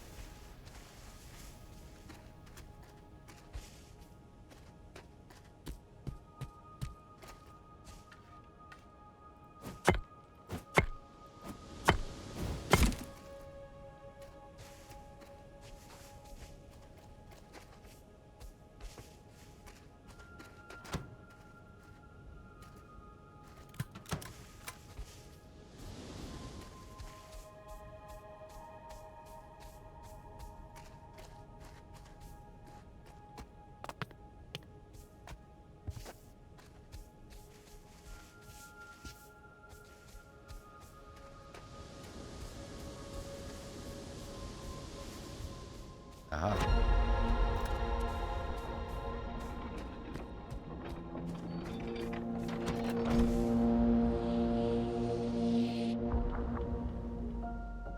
Wool squares.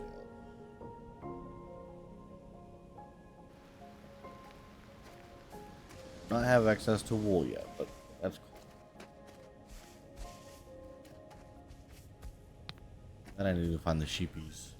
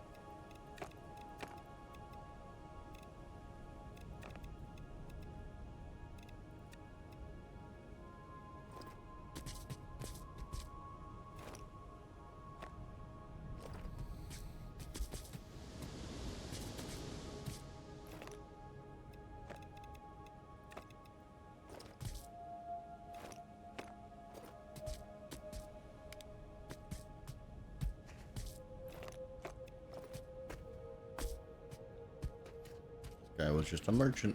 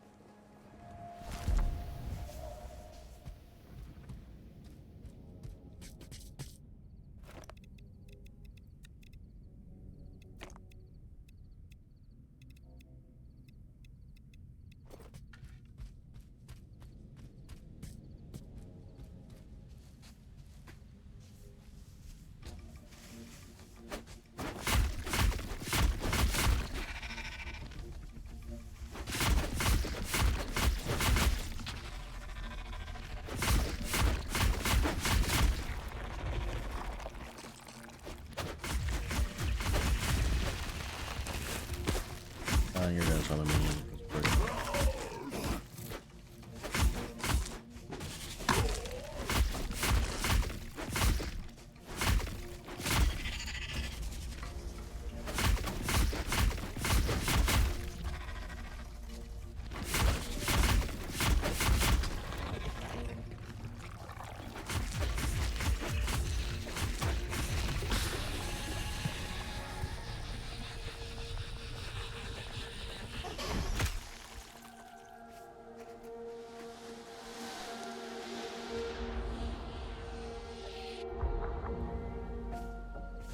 Leaf animal landing pad.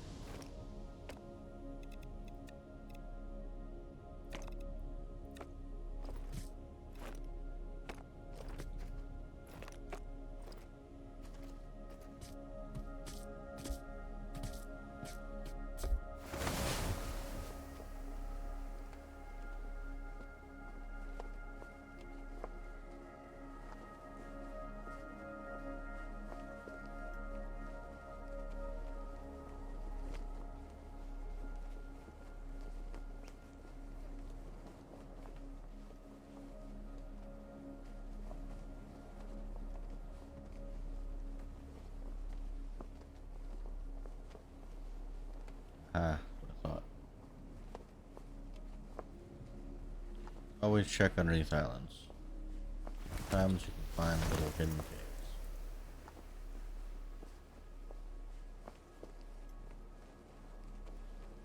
Finding enough and getting in there is the problem.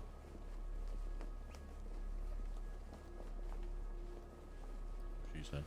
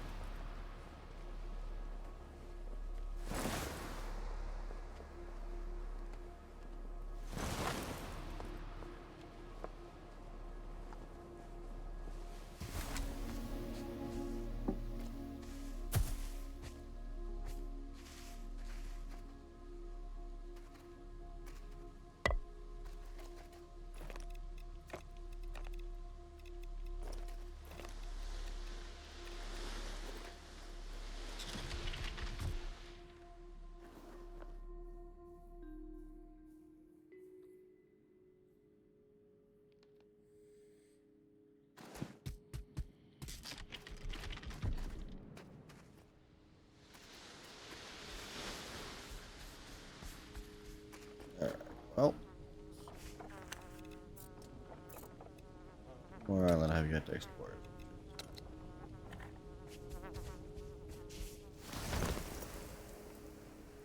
I'll move on to the next batch.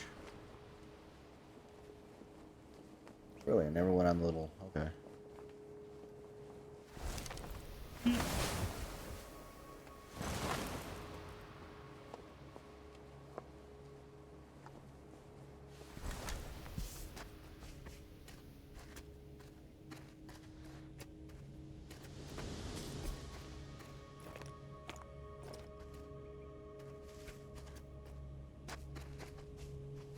Their tradesmanship.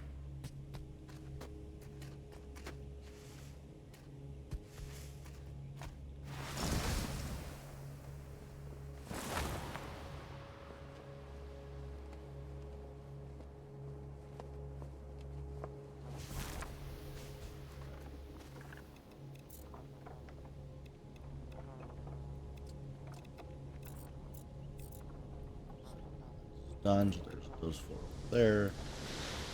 There. 5.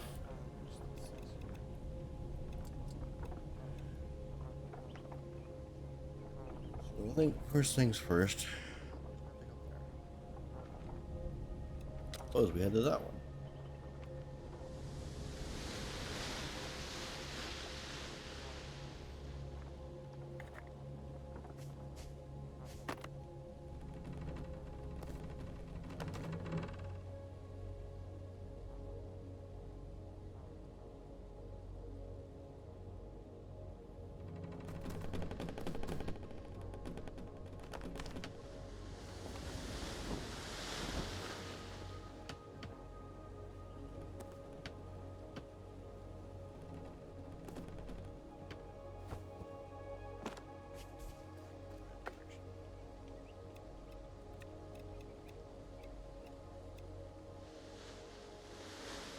More rope and more cloth.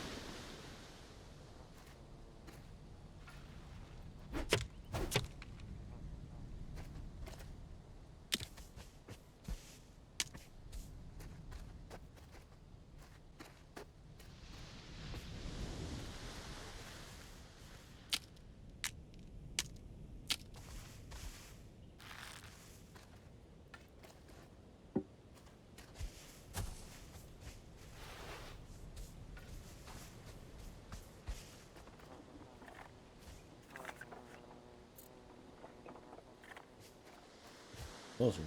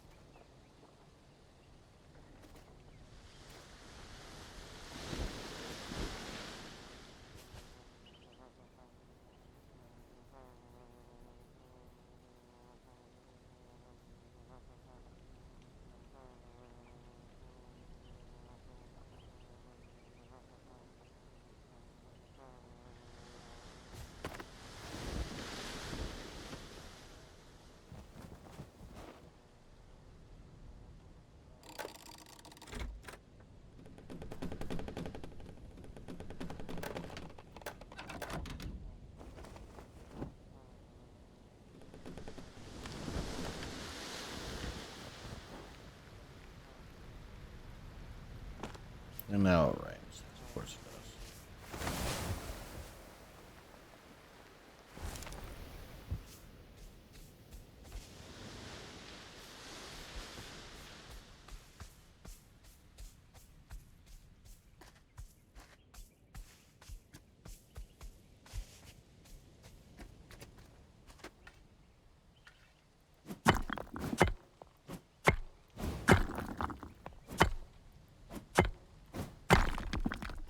Hard stone. The things I need a lot of later on.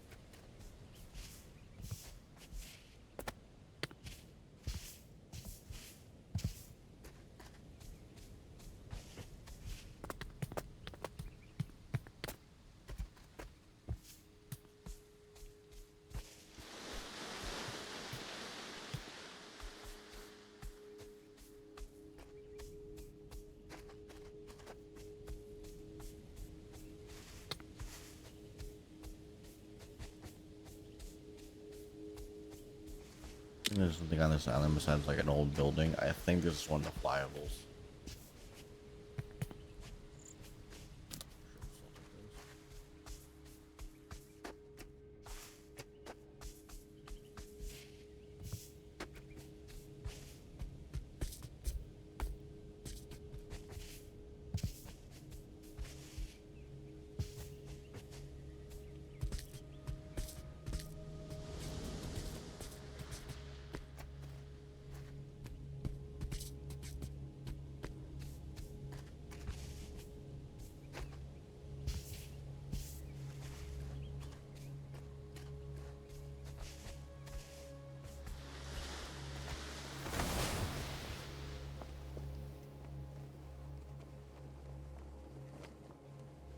It is a very big island. It might not be a flyable.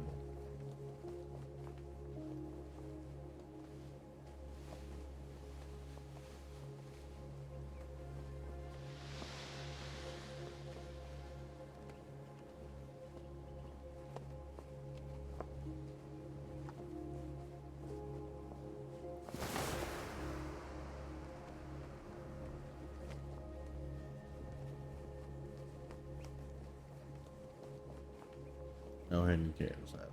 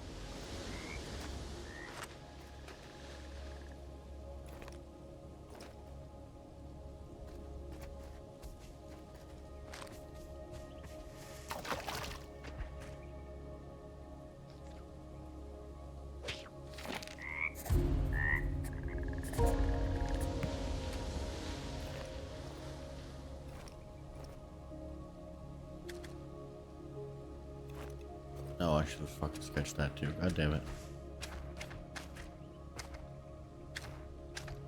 Purge from there. I'm gonna need to make paper. A lot of paper will come back here.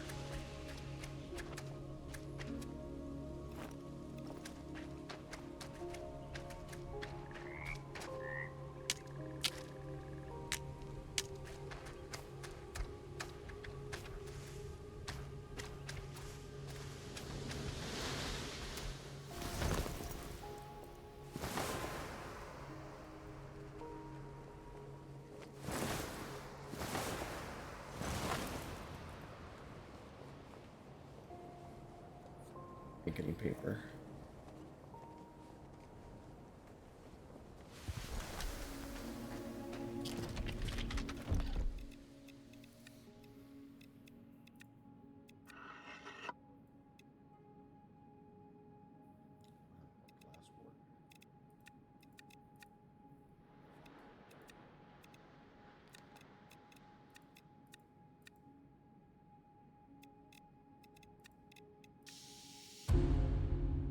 Carved wood.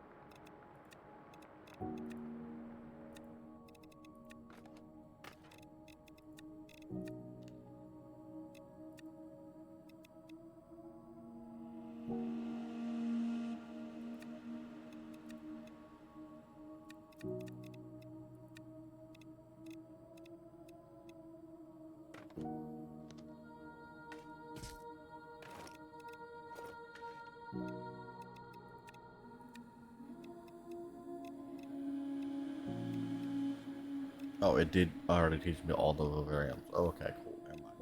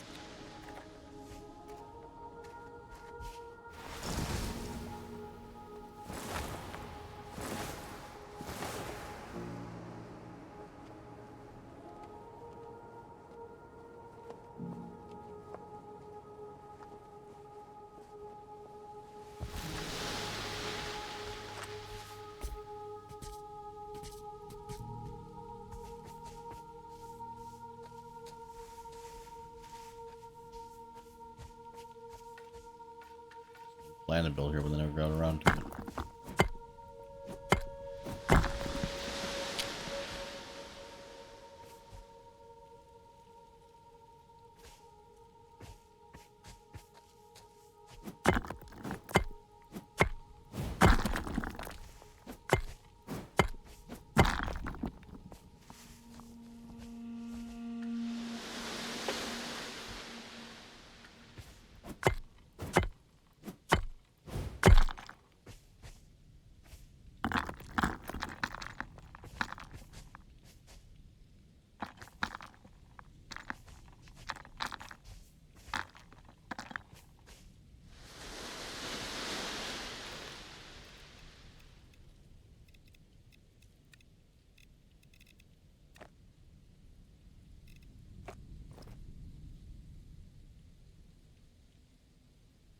More insects and more trees.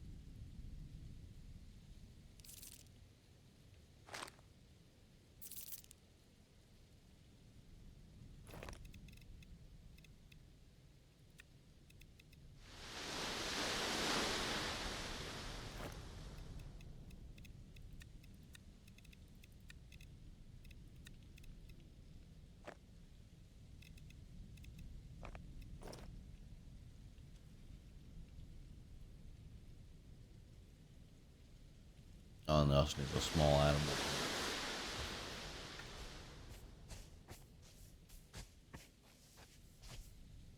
Yeah, I can't help with. Not yet.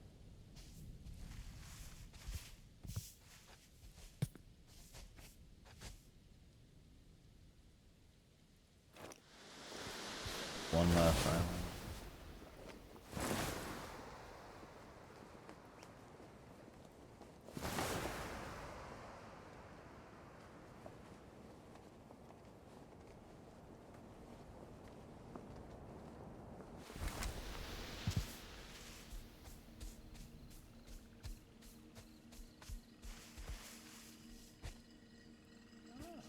Oh.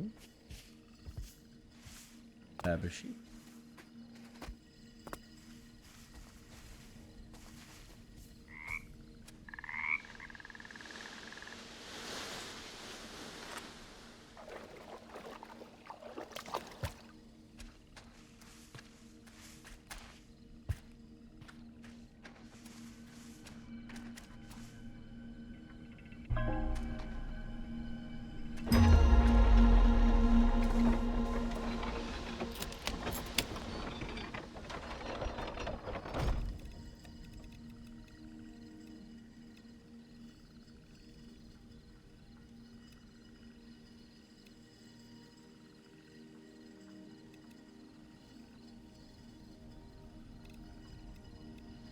And the recipe for oatmeal.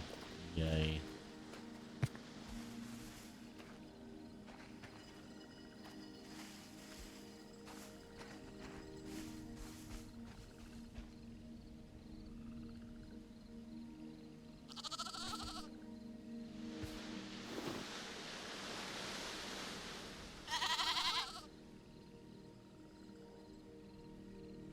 Okay. That's what the landing pad's for.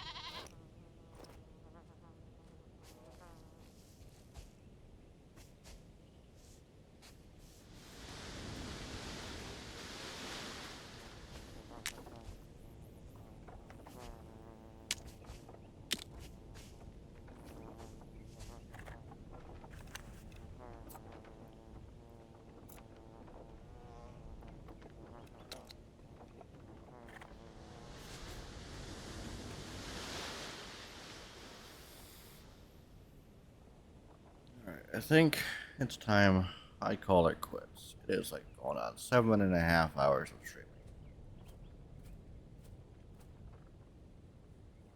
Thank you all for sticking around, whoever did. Go enjoy the rest of my birthday, probably alone. Might go get something to drink.